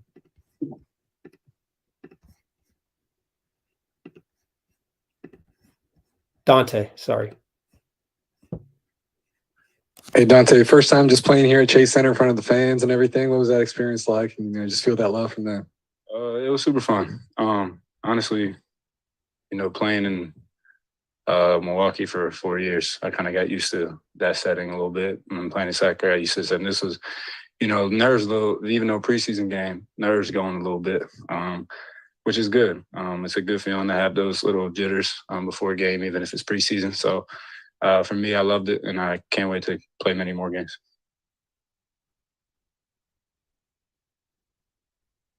And to see Jordan respond like that, he's been in the center of this, controversy all week, and then he drops 25. He just completely took over that third quarter. What was it like to, see him respond like that in that moment? He's a professional, simply put. He knows what to do when he comes to work. And that action, they couldn't stop. So, I was running it over and over again until they stopped it. He was in his zone and just, keep feeding the hot hand. What did you think about that behind the back move that he did? What was your advantage of it? I was counting steps. I don't know if he walked or not. I was actually talking to him on the bench, and he didn't even know. So we were joking around about it for sure.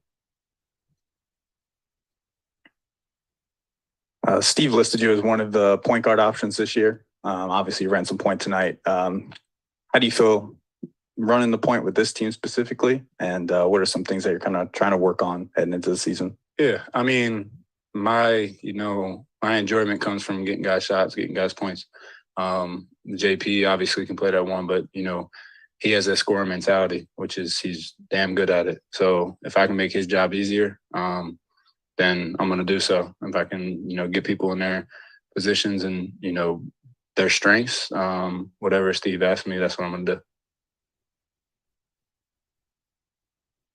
And I know there's only one Steph Curry, but when you see Jordan kind of moving around the way he does you feel like he's kind of taking on, especially like some of his off-ball stuff when you have the ball? Do you feel like he's kind of, picking up some tips of the trade from Steph? Yeah, obviously. The big thing about Jordan is his confidence is super high, and you can't knock that. I think you saw it tonight. No matter what's going on, he comes in and his confidence is high, and he can get going real quick. So I admire that. And like I said, is when I see that, I was like, keep going back to them until they can stop it. Dante, tonight, 30 made threes between the two teams, one from you. As a fan of the game and a fan of shooters, what did you see tonight that really impressed you? Because a lot of balls were dropping. Yeah, I think that's the beauty of a preseason game. Obviously, in the regular season, things will change a little bit. But, you know, to have those nights, it's definitely a confidence builder. To see guys coming off the bench, especially in the second half. Patrick Baldwin came in and knocked 2 quick ones down. Guys like that to just get their confidence going early in the season is going to help us in the long run. Great. Cool. Appreciate Thank you. you.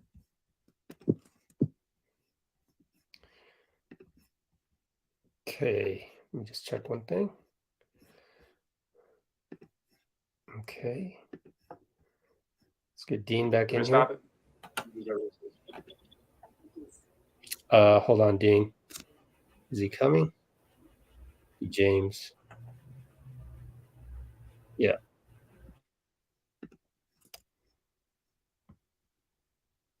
Oh, I thought he was. Okay.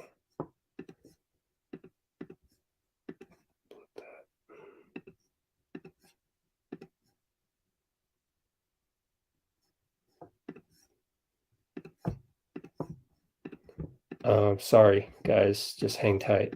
I just need to make sure Wiseman isn't going to walk up to the podium right now. And I got to do one more thing, and we'll get Dean back up here. Okay. Okay, so no Wiseman just yet, which means let's bring Dean back in.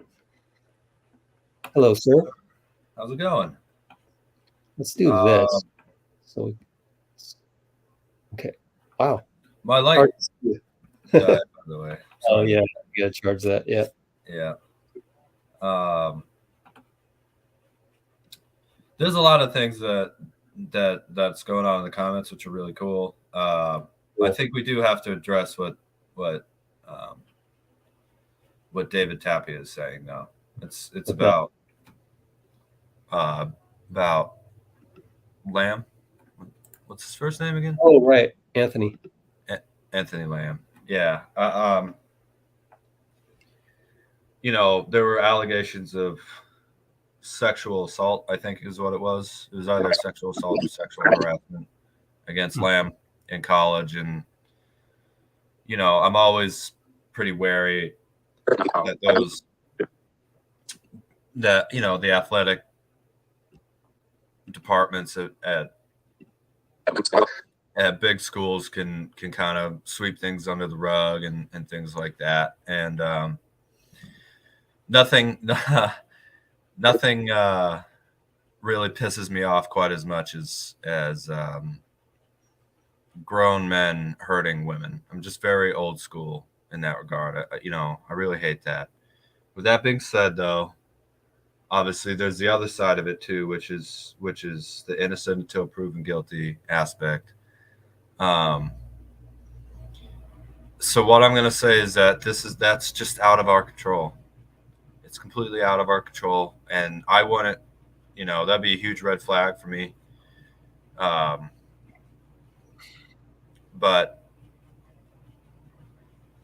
I don't know what to do, you know, other than cut him. What do we do?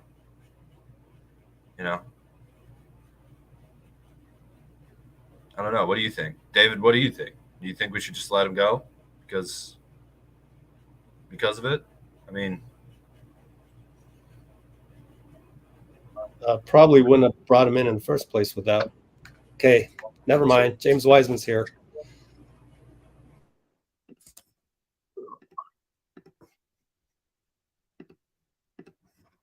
Hey, James. What do you think about the relationship that you and Jordan are building on the floor, kind of identifying where the other one is? Maybe he's your assist guy. Like, what do you see coming to fruition here? It's great. We just been watching film. Like, we always communicate to each other. Like, if I do wrong on the screen, he tell me to flip it. Like, just whatever that he want to score, and then me to be able to get off the ball fast. So, like, we just communicate different stuff like that to just make each other better. So we just always tune in the game. James, right here. What can you learn most about playing against someone like Anthony Davis in the preseason? That he's a good player and that he can shoot the ball. So I just gotta make sure I'll be able to, like, not press up on him too much, but just being able to like give like just arm length, just be able to play defense and not foul too much because he looking for fouls and stuff. He use gamesmanship a lot, so I just gotta make sure I be smart and just watch more film too, on my personnel and stuff, on the people that I guard. So yeah. James, this is your first training camp, your first preseason. How are you feeling so far? I'm feeling great. I'm just blessed to be back out there playing. Like, it's been a hard process for me, like in terms of the rehab process and stuff, and me being a young player and like not playing. So it's for me to be out there. I'm just blessed to be out there, just be playing and stuff. So. And James, do you feel like your shot selection is getting better? Like you're not, forcing up as many mid-range shots. Like you're just kind of, just taking what comes to you kind of thing. Is that coming easier to you? Yeah, I've been studying loan all season last year, and I just the correlation between that is like less is more for me. Like I don't got to do as much. Just keep it simple and just do the stuff so my team can win. Just impact the game in like small ways. But the small things make the big things happen. So I just got to make sure I focus on the small things.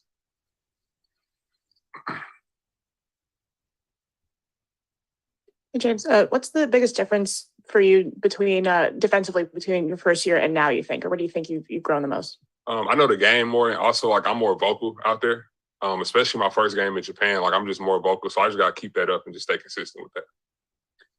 Back to kind of your relationship with Jordan, you said you were watching a lot of film together, but clearly you guys had a two-man game going tonight. What's the communication like on the floor, in timeout, on the bench between you and him? Just like figuring out just the flaws, like in terms of like the film, and just like out there just playing, trying to get like a feel for each other. Because like, I mean, I haven't played for like a whole year and a half, 2 years, and he has been playing. So I just gotta get used to like his flow and like his game speed, and it's all gonna come together. So. What'd you think of Jordan's behind the back pass or move? Oh, it was nice. It was nice. It was nice, man. JP a great player for sure. James, I know you played here with the Santa Cruz Warriors, but to play here in front of is this your first time in front of a full crowd under the Golden State Warriors jersey, right? It took you like 3 years, right? Yeah. Yeah, sir. It's my first time because remember my rookie year, we didn't have no fans due to COVID and stuff. So yeah, like it was a great experience for me, especially like seeing the crowd and stuff. So it was fun.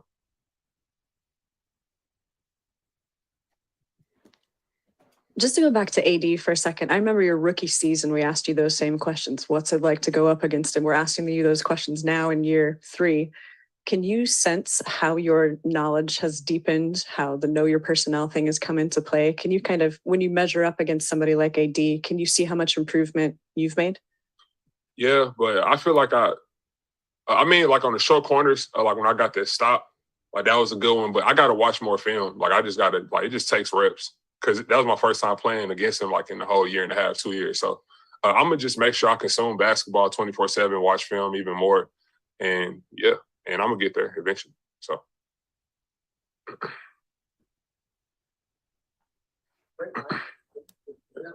Kevon up here. All right. Waiting for Kevon. So let's bring in Dean back. That is ridiculous that this is the first time he's ever played in front of a crowd at Chase Center. That's absolutely ridiculous. I mean, it really is. I really feel bad for Wiseman, man. This is the first time he's ever had a training camp. First time he's played in front of the Chase Center crowd. I mean, that's crazy. That's crazy. Yeah. Totally. If he had hit 75% of his free throws, so 6 out of 8, he would have had 16 points on 7 shots. Jeez. He has the ability to be an insanely efficient scorer. Yeah. He really does. Love it. Now still got 1 assist and 3 turnovers. So like a lot of other young centers, has basically a negative assist to turnover ratio. That's going to be important. But as long as the turnovers are low, even if the assists aren't high, that's something that I would say comes a couple more seasons in where he starts to because they're not asking him to play make either way, right? So but yeah, other than that, got an offensive rebound, 5 defensive rebounds, no steals or blocks. Jordan got a block, 2 steals, 2 defensive rebounds, and 2 offensive rebounds, by the way. 6 assists, 25 points. Wow. 10 and 19 from the field, and only 3 of 9 from 3. So 70% from 2. That's crazy. Let's see. There's some good things in comments here. Great stuff. Yeah. He did play in Chase as a C-Dub, but you know what I mean, man. As a Warrior, he was the second pick in the NBA draft, and he's never played in front of a home crowd. Outside looking in, Jordan has been Looney, kind of sorry. surprisingly himself to us, but you would probably say this week, just considering all the events. Why do you think he was so easily able back at practice the next day, looking like himself tonight? I mean, that is his character. He don't really let stuff phase him. Things not going his way, he kind of just put his head down and work, and that's kind of who he is today. You know, see, from his rookie year, people was on. He didn't play as well as he wanted to, but he just kept working. Can't keep the same attitude every time he comes to the gym. You can't tell if he's up or down most of the time, and you know, so that's kind of what we expect from him. He's a professional. He's a hard worker, and they've been showing. Has he ever got you with that in and out dribble? Nah. I kind of know all his moves. I've been studying him, so he know he got to do a little bit something different. No, I've been avoiding playing one-on-one with him because he got a lot better. But so I'm up on the wins right now, but I've been avoiding him. Hey, I seen it. We debating if it's a travel or not, but they didn't call it, so I guess it wasn't. I'm guessing Andre thought it was a travel. At first he said it was cold, but you know, after we saw the film, he's like, I don't know. We had a ref in the scrimmage said something called a 0 step, so we don't know. 0 step. Hey man, that's exactly what we said. Can you describe that for us? And hey, the refs, that's the reason they get paid. They know the rules better than we do.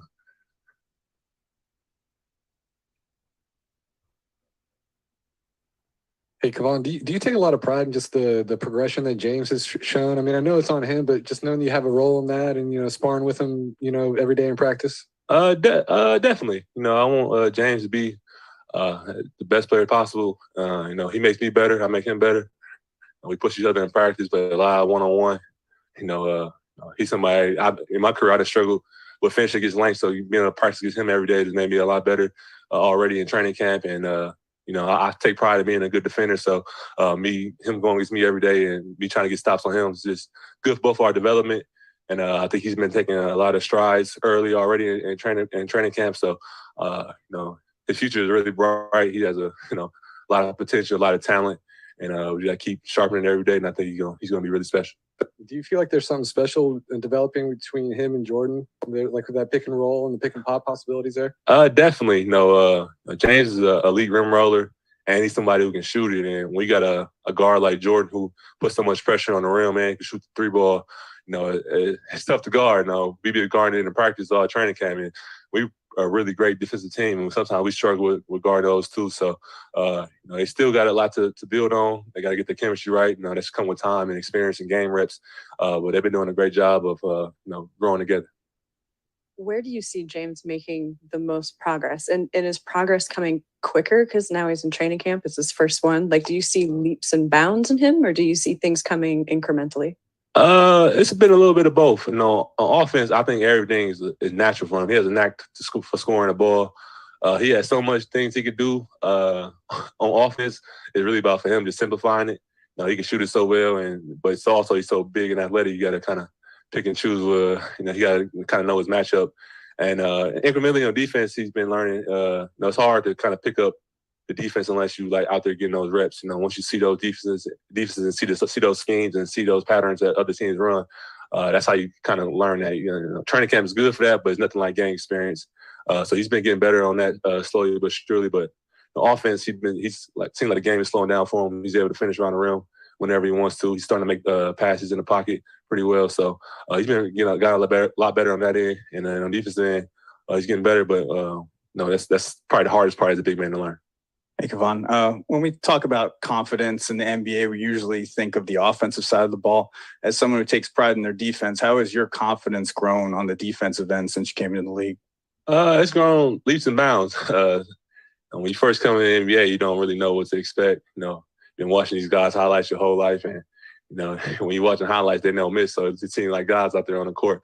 Once you get on the court with them and you realize that they're the same as you, and I've been put in situations where I had to kind of got to guard some of the best players a lot of the time. So even in practice, going against Steph and Klay and Draymond and KD at times, I got thrown in the fire. I got to learn really quickly what some of the best offensive players look like. So I was able to get confidence from that and carry that over to the game. And when your teammates trust you to guard guys one-on-one, which we kind of do as bigs a lot on this team, and it gives you a lot of confidence. And going to every matchup, I feel confident I can. You can't stop no star in this league, but I can make it tough for them. Speaking of your growth, you've been a part of this team for a long time now. Your role's grown tremendously. How do you see yourself as a leader on this team now, especially compared to just even a few years ago? Definitely my first couple of years, I didn't say much and didn't do too much talking. I was a young guy trying to figure it out, figure out myself and what my role would be on this team. And the last few years, kind of developing, just being that guy on the end of the bench that guys come talk to, give them direction. I kind of know the system in and out. I know where guys are supposed to be at on offense and defense. So just trying to get my advice and make sure that the young guys stay on the right path, because I know how hard it was for me and what the things I had trouble with and what I had to deal with the offense and the rotation change and the way Steve likes to coach. I'm just trying to get guys the blueprint of what's going to happen. It's a recipe for winning for us, and it kind of the patterns are kind of the same for everybody, and you got to kind of be patient and wait your turn. And I just try to get that message out, and in that I became more vocal, more comfortable, and I think guys lean on a little bit more. Speaking of kind of that leadership, what's just your view on what's gone on the last week and kind of where it currently sits with Draymond away from the team? It's been different. It's been complicated. There's something. We done had a lot of things happen here in my time, but a lot of things usually get to stay in the house and we get to handle it most of the time like that. So it's a little different with it being out in the public and all the outside commotion, weighing in on people's decision on what people think. So it's different. It's difficult, but I think we got the leadership and the right people to get through it. And whenever adversity hits, this team usually responds the right way. And this is the ultimate test for us. And I think we're gonna be able to get through it. Jordan, he's gonna work and do what he's gonna do. And Draymond, he's a veteran. He's been the leader on this team for a reason. And he got some work to do to get that trust back from us. But I think he's willing to do it. So. I know Draymond's away. Have you been in contact with him, or is it you guys just kind of? No, I haven't talked to him yet. I'm going to talk to him, and I want to wait to be able to talk to him one-on-one and before I even speak on him. Really.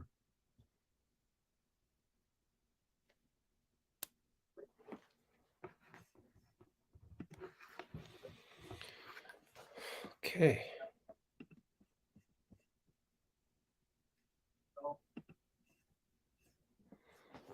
All right.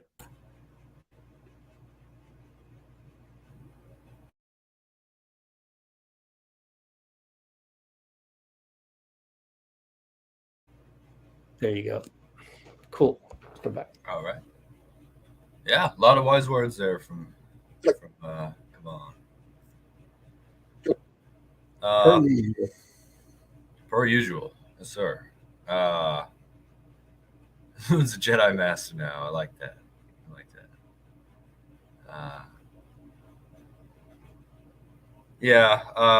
Just talking about not being able to keep everybody.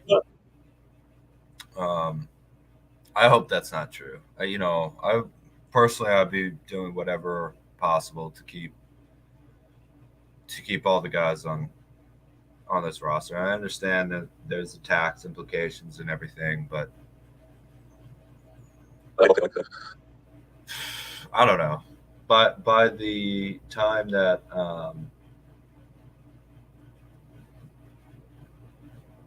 it's what 2-3 seasons. The tax, the cap. The salary cap is going to be through the roof, and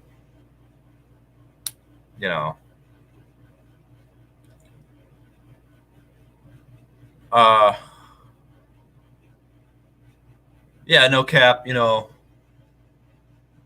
this is what you're saying is just the talking points of a lot of other people that I've heard, and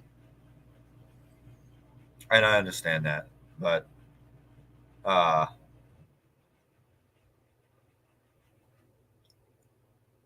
you know, this is also an organization that has been successful because we don't, because they don't just follow the trends of the rest of the NBA. You know, whatever it takes to keep the continuity, whatever it takes to keep the depth, whatever it takes to keep the most important players on this team together is something that they're going to be able to do. And there is some thought, and now we can't plan on something that hasn't happened yet, but there's some thought that there could be a little bit of relief coming from the fact that it seems like the NBA might be punishing, taking away tax penalties for players that teams have drafted themselves, which obviously is not just something that would benefit the Warriors. It would benefit the small market teams, and it would benefit the most popular teams like Luka with the Mavericks, Giannis with the Bucks, on and on and on. Embiid with the 76ers. So there's a possibility that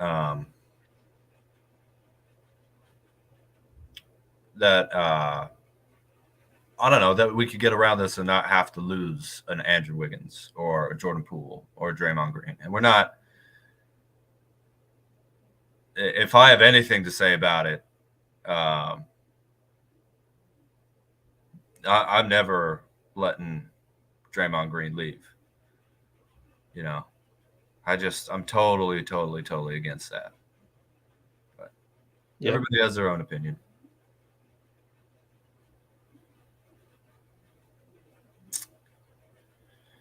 Well, interesting, Vitor, because actually people saying, speaking of Draymond, people saying Draymond declining, it could be a problem. Well, to me, that means put Jordan Poole as the shooting guard, obviously Steph and Poole in the backcourt, Klay, Wiggins, and Loon, and then, have Draymond be the point guard that comes in off the bench if he's declining so much, if his back's so bad, or if he's too old, or whatever it is. Why not? No reason to get rid of your heart and soul and the best defensive player of his generation. I mean, his mind is not going anywhere.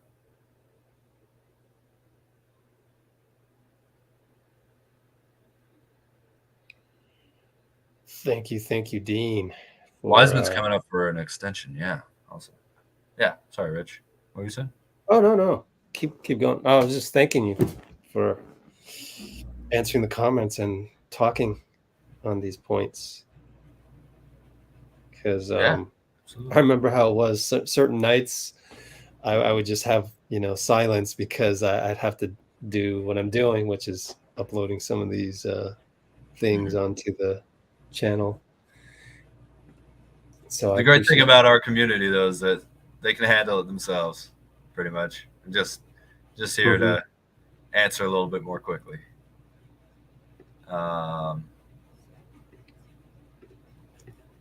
Well, the thing, no cap, about Wiggs is that by this point, we have his bird rights.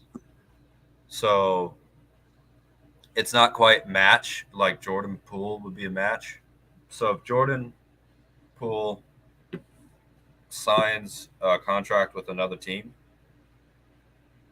we can basically say, as long as we pay him the same amount, actually, we're going to take that contract and we're going to keep it for ourselves. And he actually can't go to that other team because he's a restricted free agent. Wiggins being unrestricted means that if he gets the same amount from the Warriors and from another team, he can choose which one to go to. But because the Warriors have his bird rights, they don't need to use an exception or cap space. They can be over the cap and still sign him to whatever he agrees to. And you get your bird rights from So there's something called early bird rights, which is a certain percentage of the cap. Yeah. And that's after playing 2 years on a team. And I think after 3 years of being on the same team, you get full bird rights. I think that's right. And Wiggins, obviously 20, 21, 22. For you to have that memorized, that's awesome. Well, I was very confused about it, so I spent a lot of time researching it. So I remember the basic outline of it. But It is so it confusing. does allow us to re-sign Wiggins.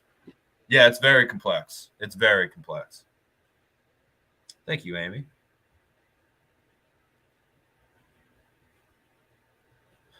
Well, Draymond's back. It's a concern. You're right. I'm not sure it concerns me any more than Klay's past injuries. Lower leg versus back, neither are great. But, my goal is to have these guys all play their entire career in this team. Eventually, they'll be the old guys coming off the bench to support our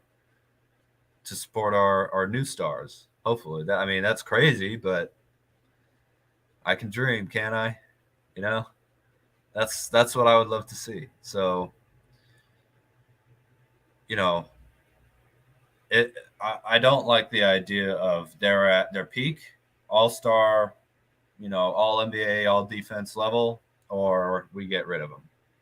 That's just not what I think the Warriors should do. It's not what I love. I don't know. I just love continuity. And Draymond could be Draymond, he also, I can see him having the ability to kind of just be crazy enough and be dedicated enough to be able to play until he's really old too. Just, obviously maybe not quite at the defensive level, but being able to orchestrate a defense is a lot about talking. Then he can, his ball handling, passing ability. When people act like he's a zero on offense, he's getting 6.5 assists a game. That's plenty. That he's impactful enough on offense where he can be a point guard, basically. Now, can we keep playing him as a small ball center? Probably not when he's 36 years old. But I just don't want to get rid of these guys. Exactly. Can you extend a player during the regular season? There are extension deadlines for different players. I'm not sure when Andrew Wiggins' contract extension is. So I have to say I don't know, but I'll try and look that up and see if I can figure out anything about it.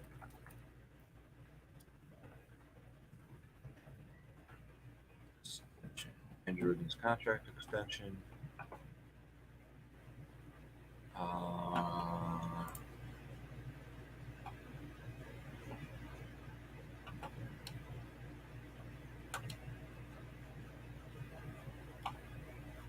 Thank you for doing that legwork. I am uploading James Wiseman right now. Absolutely.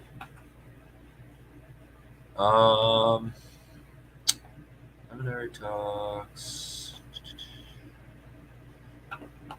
Where are you looking for that?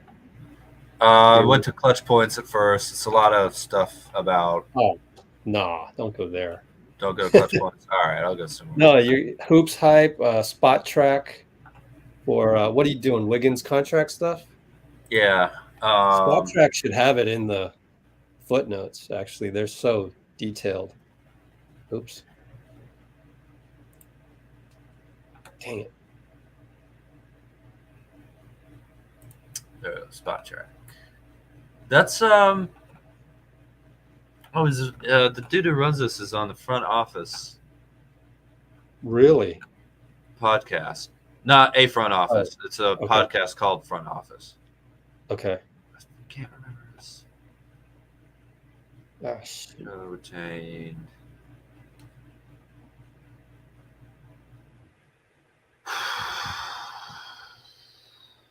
Yeah. So I think was an extension. So just going off Jordan Poole and using that, I can't find the information. I'll try and look it up a little later. I'll get back to the comments here.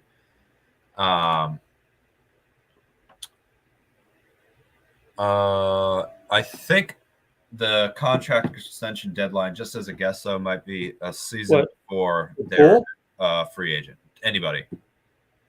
Well, for Poole on rookie contract, it's coming up. It is, and I think October any 17th. contract extension has to be a year before, just as a guess. Keith Smith, yes, sir. That's yeah. Well, hey, I don't have Twitter, but you can send him a tweet if you want. I mean, everything should be on Spot Track, by the way. He works for Spot Track. Oh, that's Right, the guy you were talking about. It's his history, but I'm not finding this contract extension deadline. He works for Spot Track. Spot Track has access, I think, to the NBA contract database, so they'll update it every now and then. So I don't think, looking up Keith Smith on Twitter is going to be a tough search. If it's not on Spot Track, then nobody knows. Nobody in the public knows. But anyway, yeah, Spot Track should have everything. Yeah, I'm not finding it quickly, and obviously, there's a lot of other stuff going on in the comments here, but we'll try and figure that out if we can. What was the question again? It was basically, can you extend Wiggins during the regular season, and also when is Andrew Wiggins' contract extension deadline? Oh. I have heard of guys extending I their don't know that contract. there's a deadline. He becomes a free agent the moment this season ends, right? You cannot extend him a couple days before he becomes a free agent, though, I believe. You would actually have to sign him to a new contract. You can't extend the old one. Right. Pretty sure that's true. Yeah. Okay, so let's see.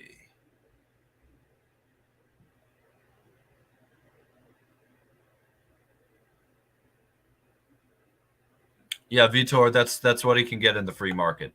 That's why a lot of players like extensions rather than hitting the free market if they want to stay on the same team. All right, because if he gets extended now, that's locking it. And those contract extensions don't start when you sign them; they start after the contract that you're extending ends. Right, so you're locking it in without the risk of injury, without the pressure of being in a contract year, things like that.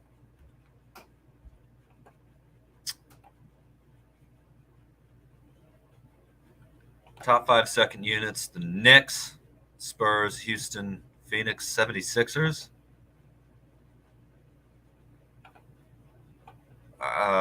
Okay. Somebody doing ranking. Who's doing ranking? He's talking about Fansided's top 5 second units, and they listed the Knicks. That's entertainment, though. I don't know. Okay, whatever. Yeah, I mean, it's just I mean, I Nothing else guess to you talk could about. say. I guess you can say it's also looking at the depths of different teams. I don't know. Okay. I mean, if they don't, if the Clippers or Warriors aren't on there, and the Knicks who suck, and no offense, and the Spurs who are going to tank, and Houston who's going to tank, are on there, then I mean, that seems like kind of a Tank season is upon us. Sorry? Tank season, baby. Tanking and rankings. That's what Twitter loves. Yeah, I hope we keep all these guys. I really do. I get that, a $450 bill year in and year out, especially with higher and higher luxury tax penalties, could be, it's kind of daunting. Especially since we also have to remember the Warriors are probably paying off some other things like Chase Center. I'm sure they didn't pay the $1.5 billion it took to build that arena all in one sum. But as long as we're winning, I'd say this is worth it, you know. Also, I don't think the Warriors are letting any of these big players just walk. There's no reason to do that whatsoever. You know, other than, I guess they didn't do it with Gary Payton, but it's $9 million year contract. But, you know, other than Kelly Oubre, who they paid, $85 million for overall in terms of luxury tax, in terms of his salary, things like that. Other than that, the Warriors almost never but the Warriors almost never position themselves to have players walk without getting something back. You know, a good young player, draft picks, salary matching with lesser contracts that are easier to move, whatever. So, yeah, I don't know. Yeah, Wembanyama probably, I would say, is not going to go to these. I mean, he might, but my guess is that the Jazz, Spurs, and Thunder, again, are probably going to be 3 out of the 4 bottom teams in the NBA. So, and you get the feeling he might go to the Jazz, another 7-foot Frenchman in Utah. You know? Crazy. Yeah, I hope that Draymond, Wiggs, Klay, you know, all these guys have, unlike Jordan, all these guys have some pretty big contracts in behind them that they've already been paid. You know, it's a little bit hard for me because, you know, not that I'll ever be in the NBA or anything like that, but I would always think about I guess it's kind of Tim Duncan mindset. No, he's not still on the Jazz tour. It's just having another 7-foot French dude on the Jazz would be wild.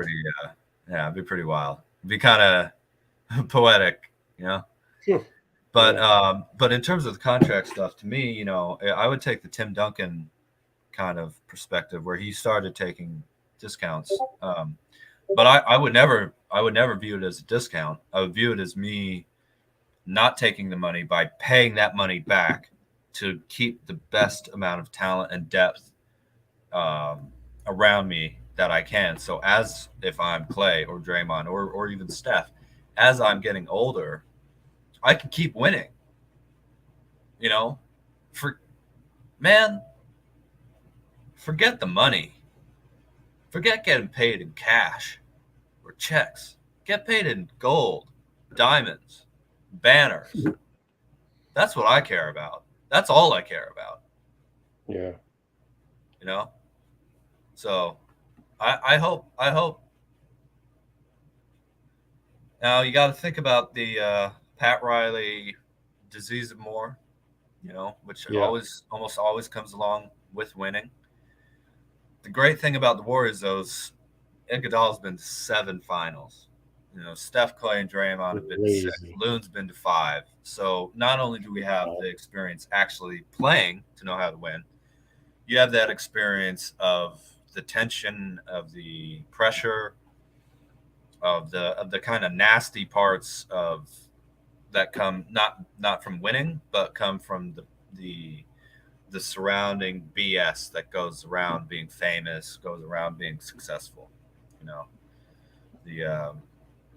And probably, you know, I guess maybe LeBron, but probably no other player in the NBA knows the kind of hate that the Warriors have gotten, especially 2016, 2015, 2017, 18, you know. 19 and 20 were a little bit less hate because 19 was obviously very heroic and the Warriors lost. 22, this last season was well, you know, what are they going to say now, Chet? But our first one, LeBron fans hated us.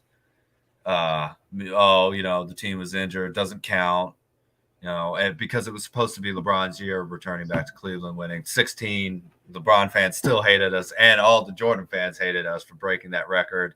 17 and 18 with Kevin Durant.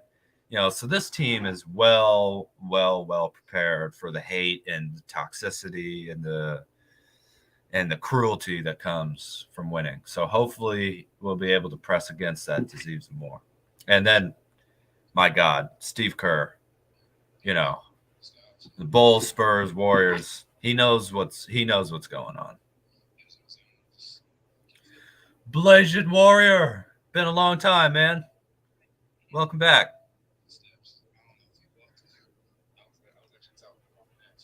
Yeah, we had a pretty bad first half. Lot 10 assists, 13 turnovers. I mean, that just killed us. And also, again, the Lakers just drained threes on us from all over the court, which little taste of our own medicine. But JP looking great, looking like he was out to prove that nothing can bother him. Love that level of mental toughness from the young fella.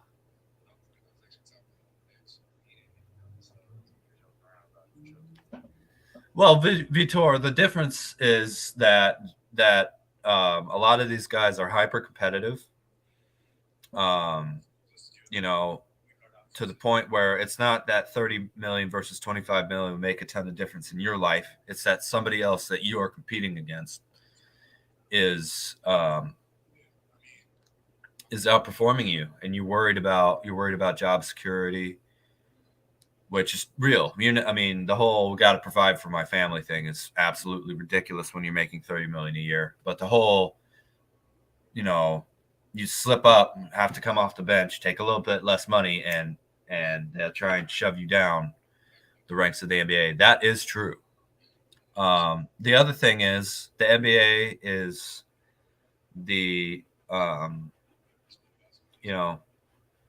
it's 80% black, and a lot of these guys are not Steph or Kobe.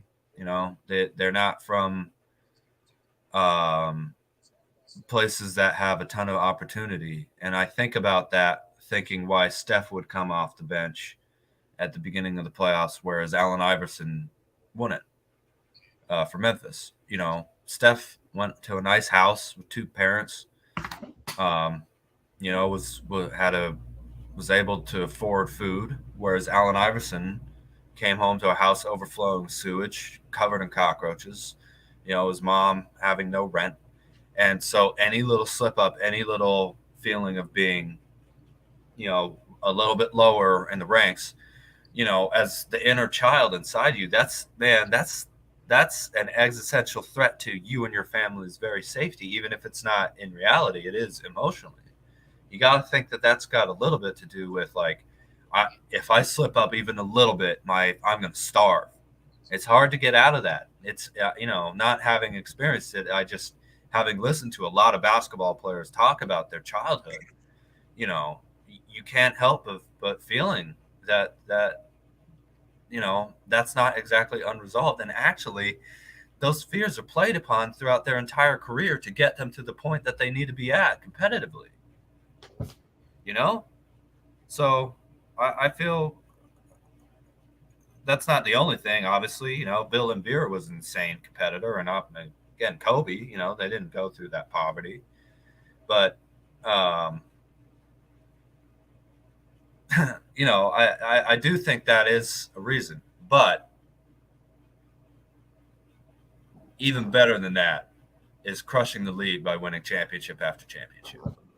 That's even better, in my opinion. You cannot argue with banners. You just can't.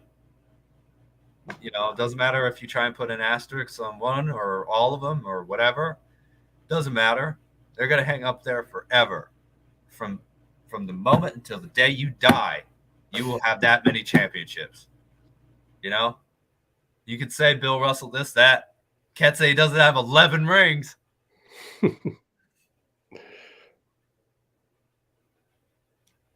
Didn't have 11 rings, I guess I should say. Thank you, IJ. And the agents too. Yeah, obviously the agents want to cut. That's a great point. The agents get paid by getting more money for the players. And it's not just player greed. That's totally that's an amazing point. Yeah, one thing that was gonna come up, and I actually had a source that's probably pretty reliable, but not super insidery.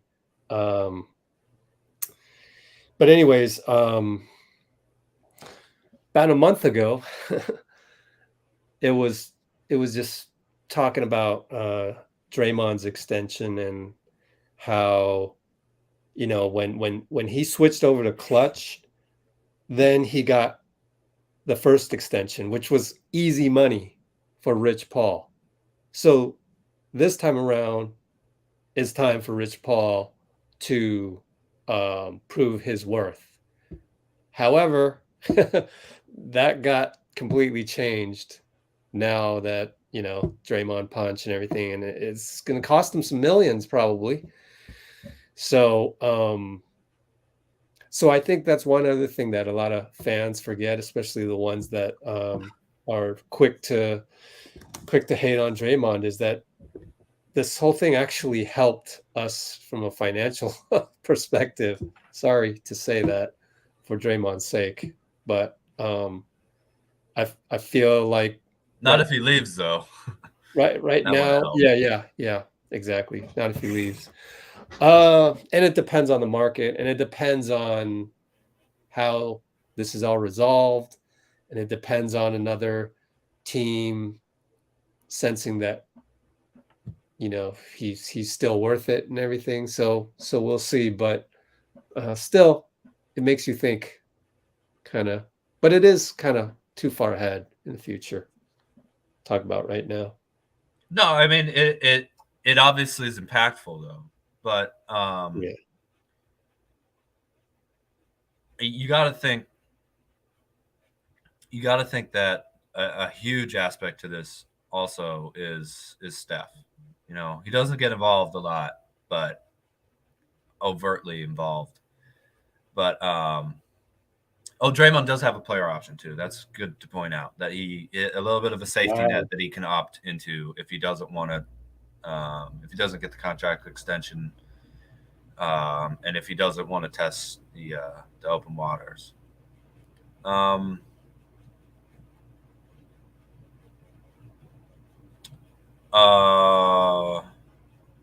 Is it Blasian asking any update on him?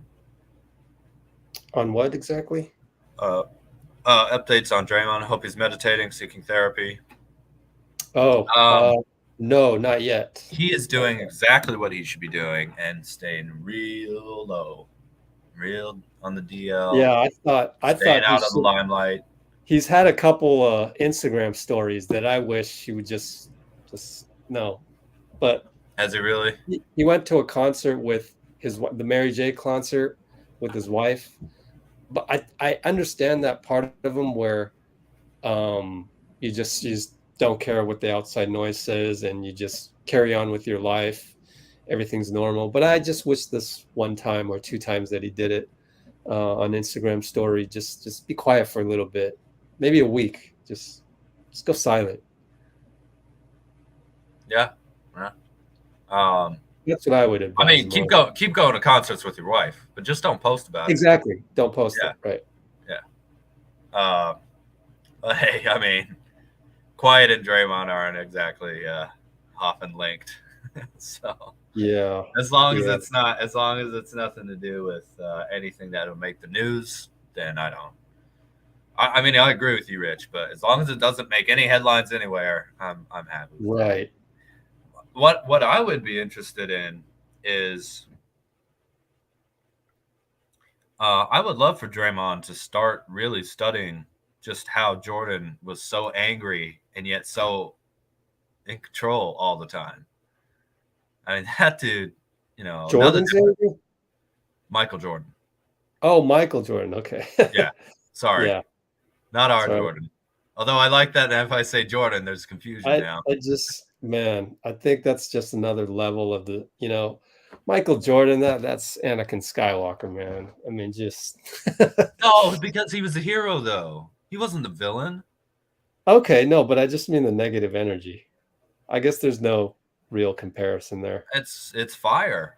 It's just fire and competitive rage, and yeah, competitive rage. And Draymond is not going to not play with that fire. So I think he could still play with fire and not have it be negative driven. Do you think? I think so, somehow. Well, that's the whole Jordan thing, is just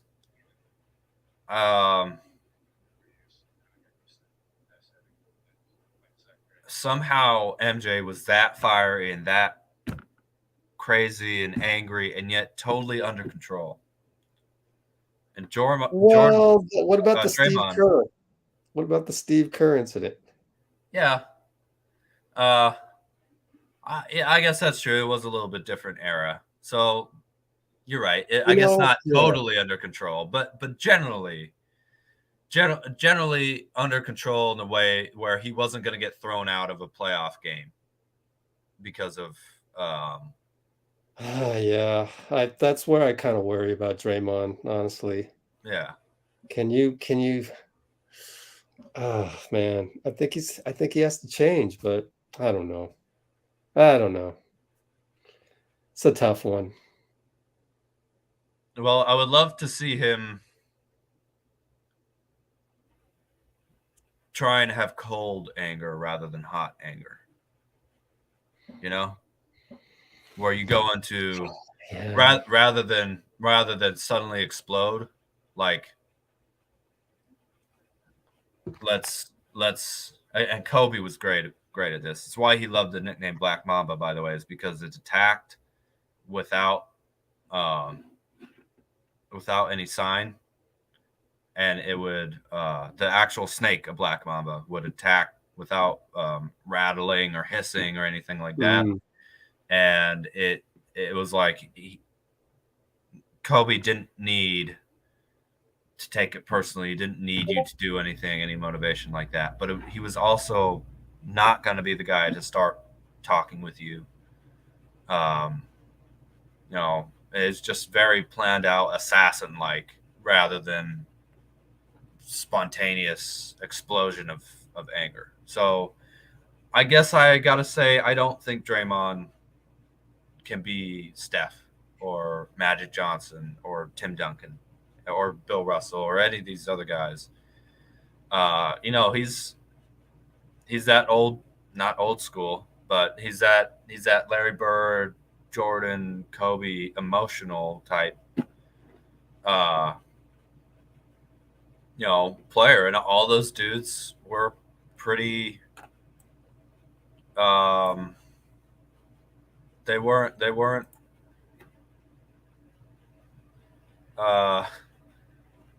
the most positive, they're pretty cruel, vindictive, psychopathic type people on the basketball court. Obviously not off the basketball court, but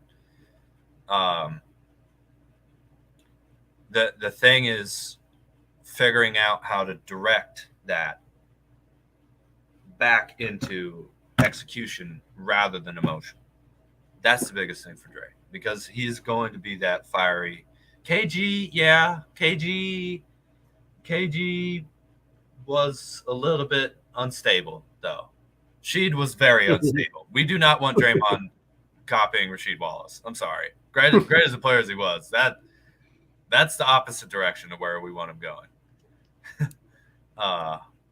Oops, let me try this. David, if he's taking a pay cut to go to the Lakers, why wouldn't he take a pay cut to stay with the team that's actually winning championships with him and has been for the past 8 years? I mean, I don't know. Maybe he's sick of it, but do also think, like, are you really going to find a better situation for yourself than the Golden State Warriors here? I can answer that. The answer is no. You're not. Cut and dry. So Guess John Wall's playing well right now. Good to see that coming back from injury. Sacramento blew out the Blazers, but it's preseason. Oh, Paul George windmill slam. Nice.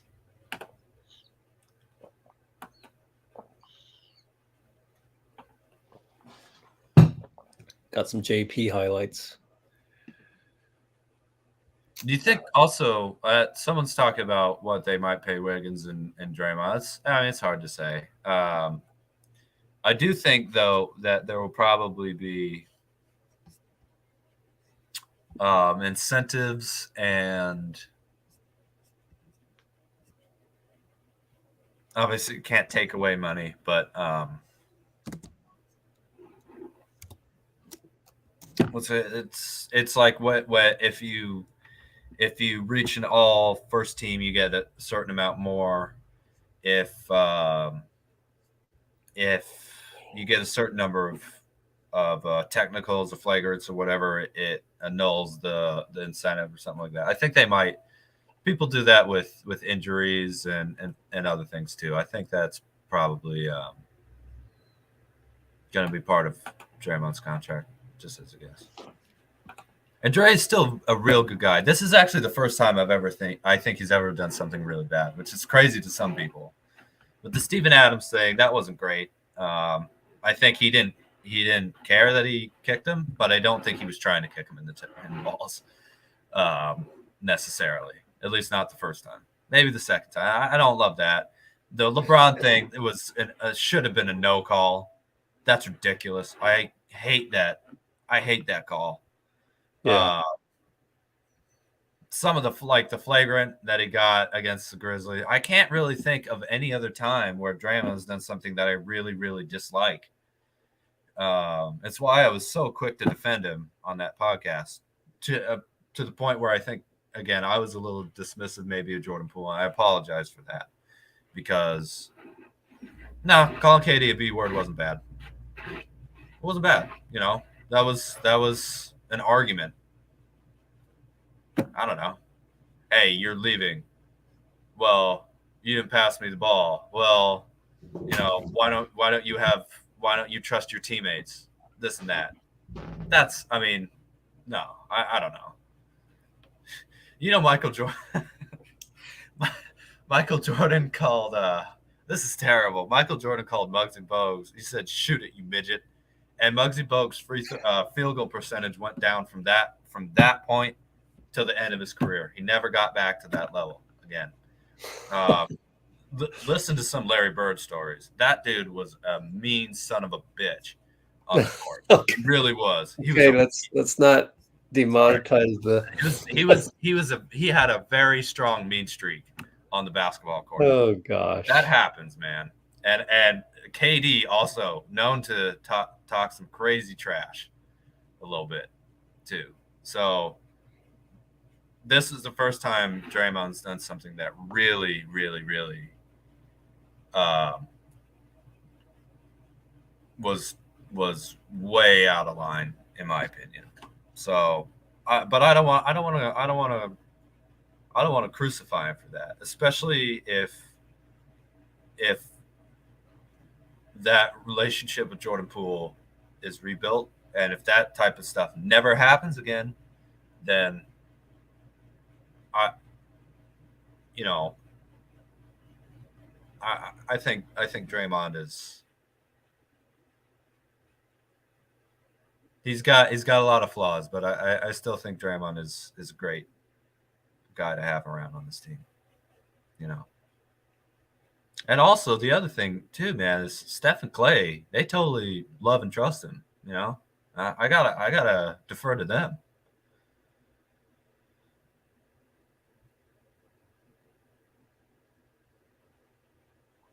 Yeah, let's not talk about Draymond on the Lakers. Let's talk about Draymond on the Warriors.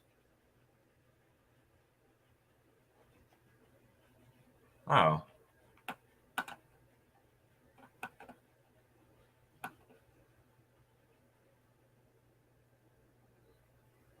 And it's true. What we're talking about with Lacob isn't him being cheap. right? He's been paying an absolutely massive amount in contracts since 2017, at least. Since Steph signed his. But if I'm playing devil's advocate, Chase Center has been generating massive amounts of money. So, that is true. But we'll they see. built Chase Center out of their own funds. I'm sure they're still having to pay Chase Center off, just as a guess. Also, this isn't all about Lacob. Lacob is not paying for every single thing. There is a group of other owners around. Oops. That here we go.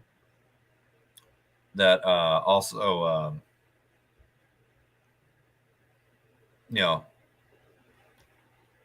their voice is important because a percentage of that ownership is their money. So we do have to understand that it's a group, right? With that being said, the Suns had winning teams, not just the Chris Paul teams, but before that, and they rarely dipped into the tax. Make the conference finals and then try and get under the luxury tax. That's cheap. Lacob isn't like that. It's just actually, you want to blame anybody, blame Bob Myers for putting together such a deep team. And this, if anything, we've got so many good players, it's going to be hard to keep all of them. Hopefully not impossible. But that's a better problem to have than not knowing how to get players who are worth paying $400 million for. And they are not going to run this as to where they're only making 50 million profit out of that 700 million. They are going to try and make a large profit. That's the business that they're in, unfortunately. Yeah, I can't believe he told Tim Kawakami a number. Wow. Like, was he thinking, oh, this is just a report, he's not going to understand it? Well, I mean, yeah, also, I think if you just look up the amount the Warriors. So what you're talking about is only the Warriors, right? For the EBITDA? It's not the other things that go on. That's not clear. That's not clear. But like you said, they're probably still paying off there's long-term debt, blah, blah, blah, whatever. You had to pay the construction, the land. I don't know. It's whatever. We'll just have to see. That's why it's like, okay, you Lacob, you're saying 400 to 500 million with the world's best arena is all you can do. Okay. What else? What else is there? Again, 400 to 500 million right now is not cheap either. Yeah. He's not screwing us over, but I'm just going to look this up real quick. Colin said, oh, there's still other expenses. No. EBITDA, that's the bottom line. Net profit. Yeah. Well, could you tell NBA gets some shares? Why? No. Why would the NBA get shares? Yeah, the other NBA teams get shares of the tax, not of the profit of the arena. What other expense? EBITDA is the bottom line. Would you tell the people the meaning of EBITDA? Earnings before interest, taxes, depreciation, and amortization. This taxes, depreciation, and amortization is such a minor. I mean, it's just, in accounting, you want to get the exact number. Oh, but what about, those computers, they depreciate. So you got to calculate all those things. I mean, it's negligible. It's 700 million, but there's got to be something else going on. And again, whatever number you want to throw out there, you still got to get in a room. Steph, Klay, Draymond, Wiggins. Get in a room with Lacob. Bob can be there, but it's really Lacob because he's the guy that has access to the bank account. Say, hey guys, we all want the same thing. We want to keep this thing together. So Joe, you're saying you can't pay more than 400, 500 million. You know, what you making? What are you making from Chase Center? Because I don't believe you. Then you just negotiate right then and there, and then he says, "Oh well, I can't because of A, B, and C." Okay, we believe you. Then we'll take a discount of whatever. So, oh boy, no, don't confuse those taxes with the 400 million includes luxury taxes and penalties. Yeah, it's not 400 million for the salaries alone. Yeah. Includes luxury taxes. The 700 million is net profit. So so the simple way is to just subtract 400 million from 700 million. And that's your end of profit, for lack of a better term. Yeah. So maybe that 700 million, whatever that number came from, wherever it came from, maybe that's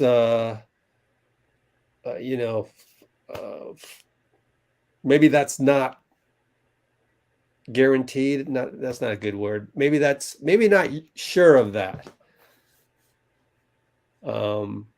Just like I'm not sure of YouTube revenue, right? You can never really be sure until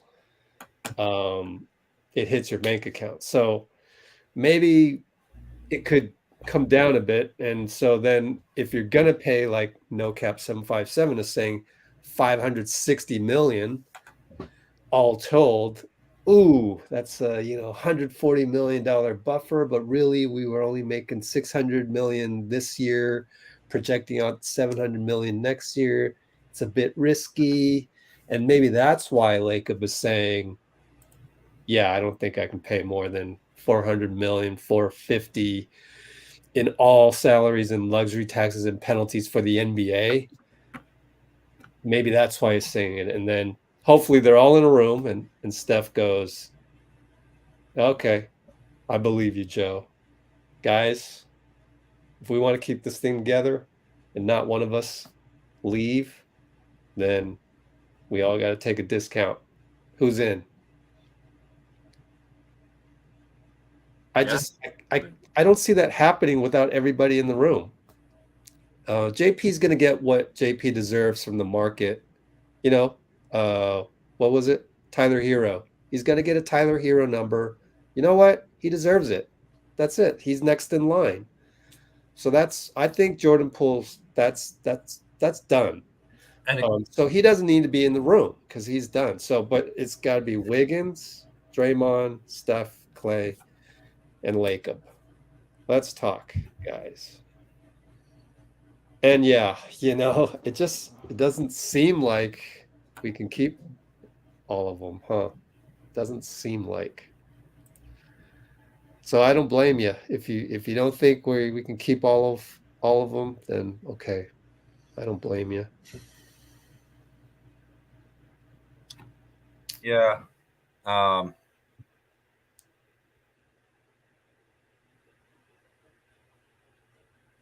Yeah, that's a good point. What we do in that instance, Vitor, is go ahead and look it up. Hoops Hype Warrior salaries, I already have it. Hit this page so many times, but you can see right here, Steph will come off the books way down here. Yeah, so honestly, I guess Steph doesn't really need to be in the room, but kind of he should be. Let's see. Yeah, because we don't need to figure out a number for him until 2026.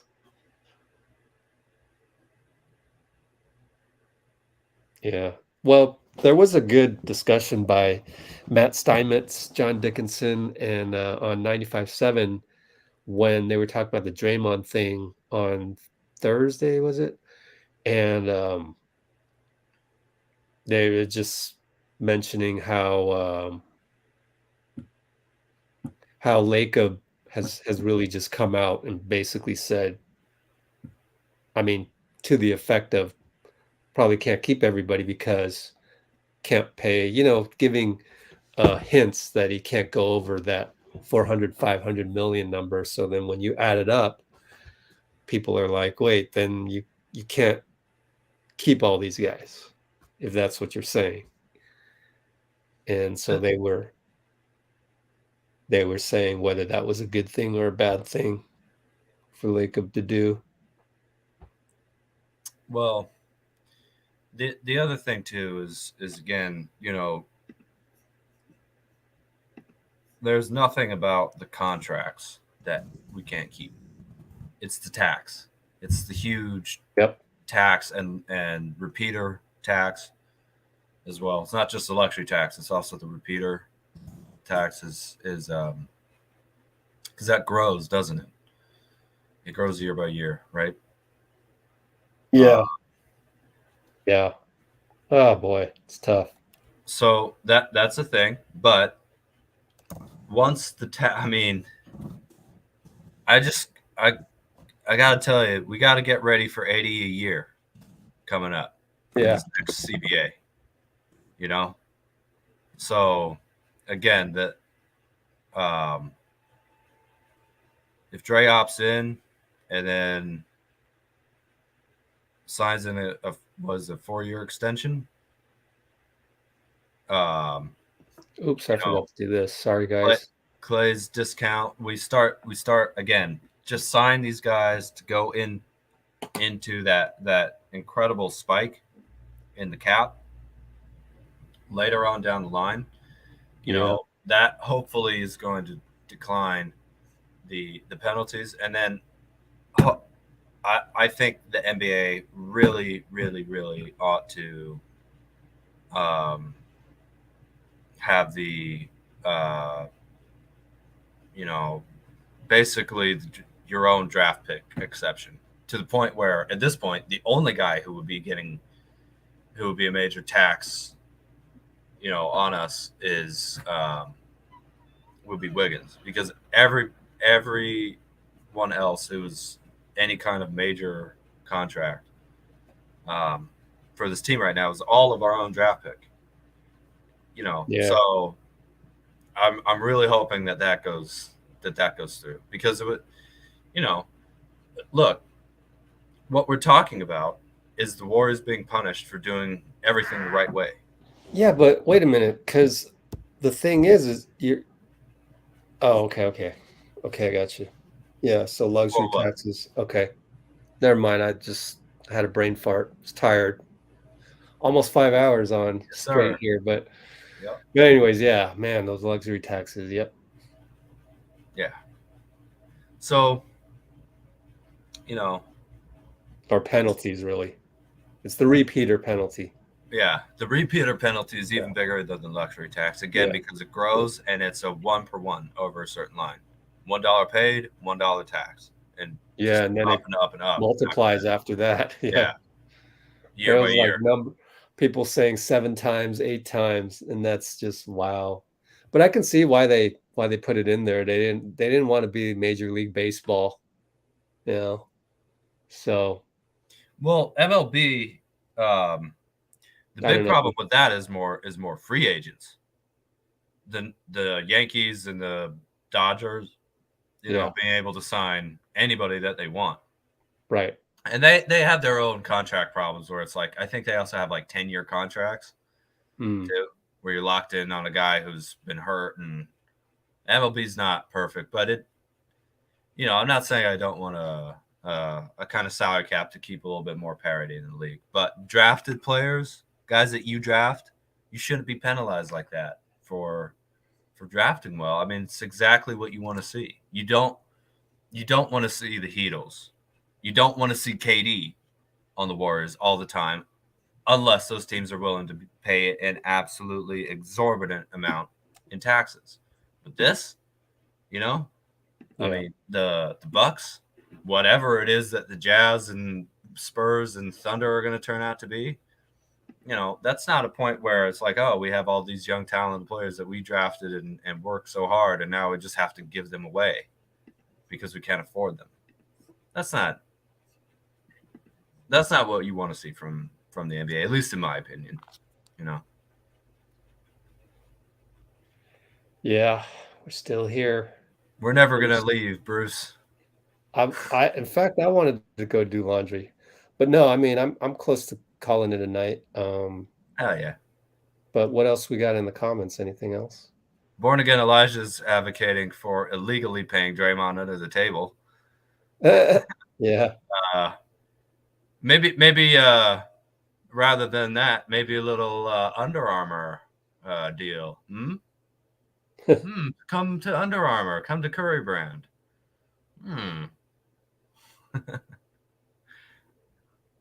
But I don't know. Thank you, Amy. Amy always on here with the positivity and the compliments. Oh, cool. I'm posting this on. I had to make Bruce our new thumbnail. Yes, sir. Deserves it. Amy's Wonder Woman. Absolutely. Just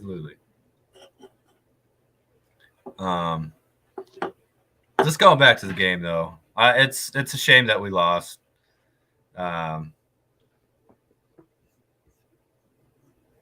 It's always great to see Steph. That dude, there's no one like him.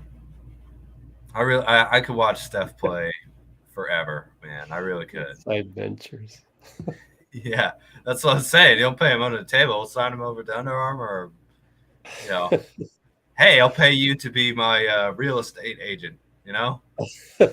You know, there's one guy that's like got all the Warriors as his clients. This guy is rolling in the dough, man. Oh man, Jimmy Koh, KOH, Jimmy Koh SF on Instagram.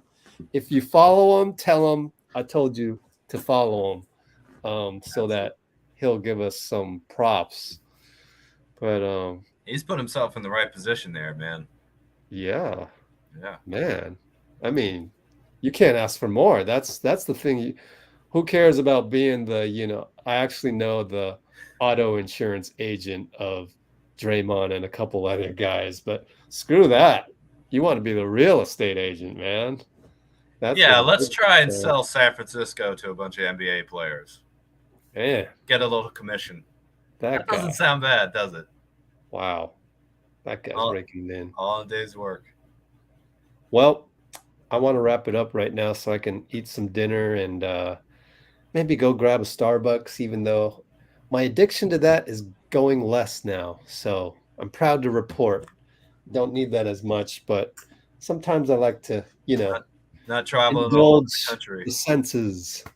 Oh, okay. We still got questions. We can stay here. I do not mind. If you have questions, we will answer them.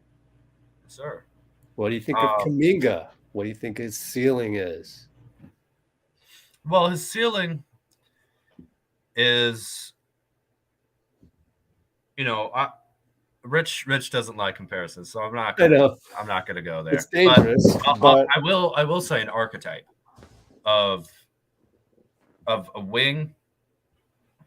Again, just pointing out that he has the size and strength of someone who can be a 4, maybe a small ball 5, but his quickness, and right now, one of the biggest things that I've been very appreciative of is that he seems like he has a real good handle. He can really dribble even into traffic and keep the ball in his hands. That's going to be incredibly important. You know, I don't think he's a bad passer. He's trying too hard on defense and ends up with a lot of fouls, but he is trying hard, and he's got all the tools to be a great defender. The biggest thing for me is just he finally turned 20 years old, by the way.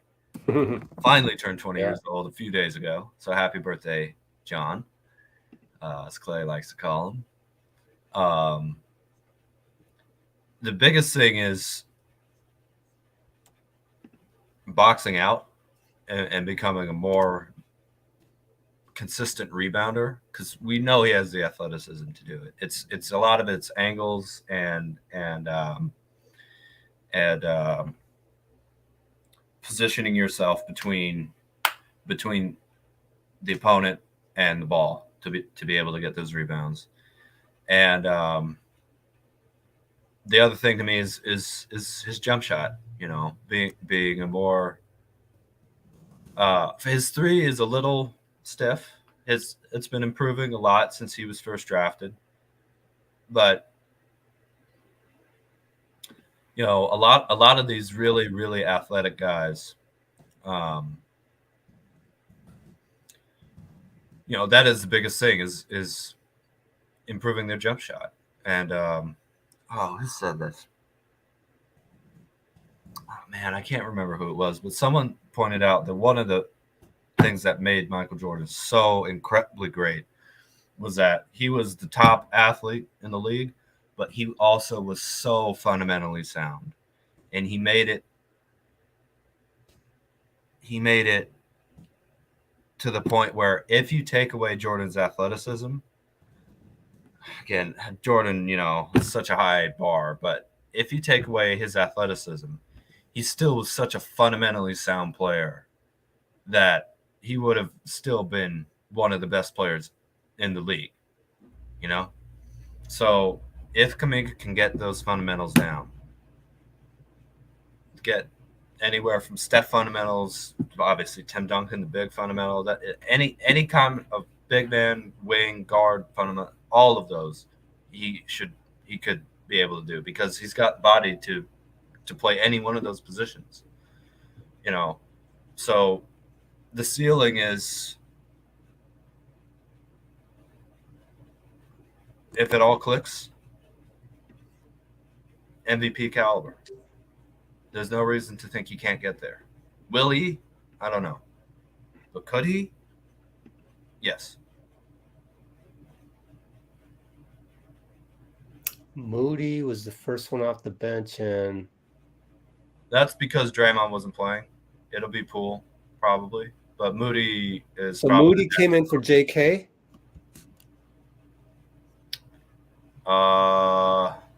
Yeah, didn't they slide Wiggins up to the 4 and put Moody in there? I think so. Yeah. Maybe, yeah.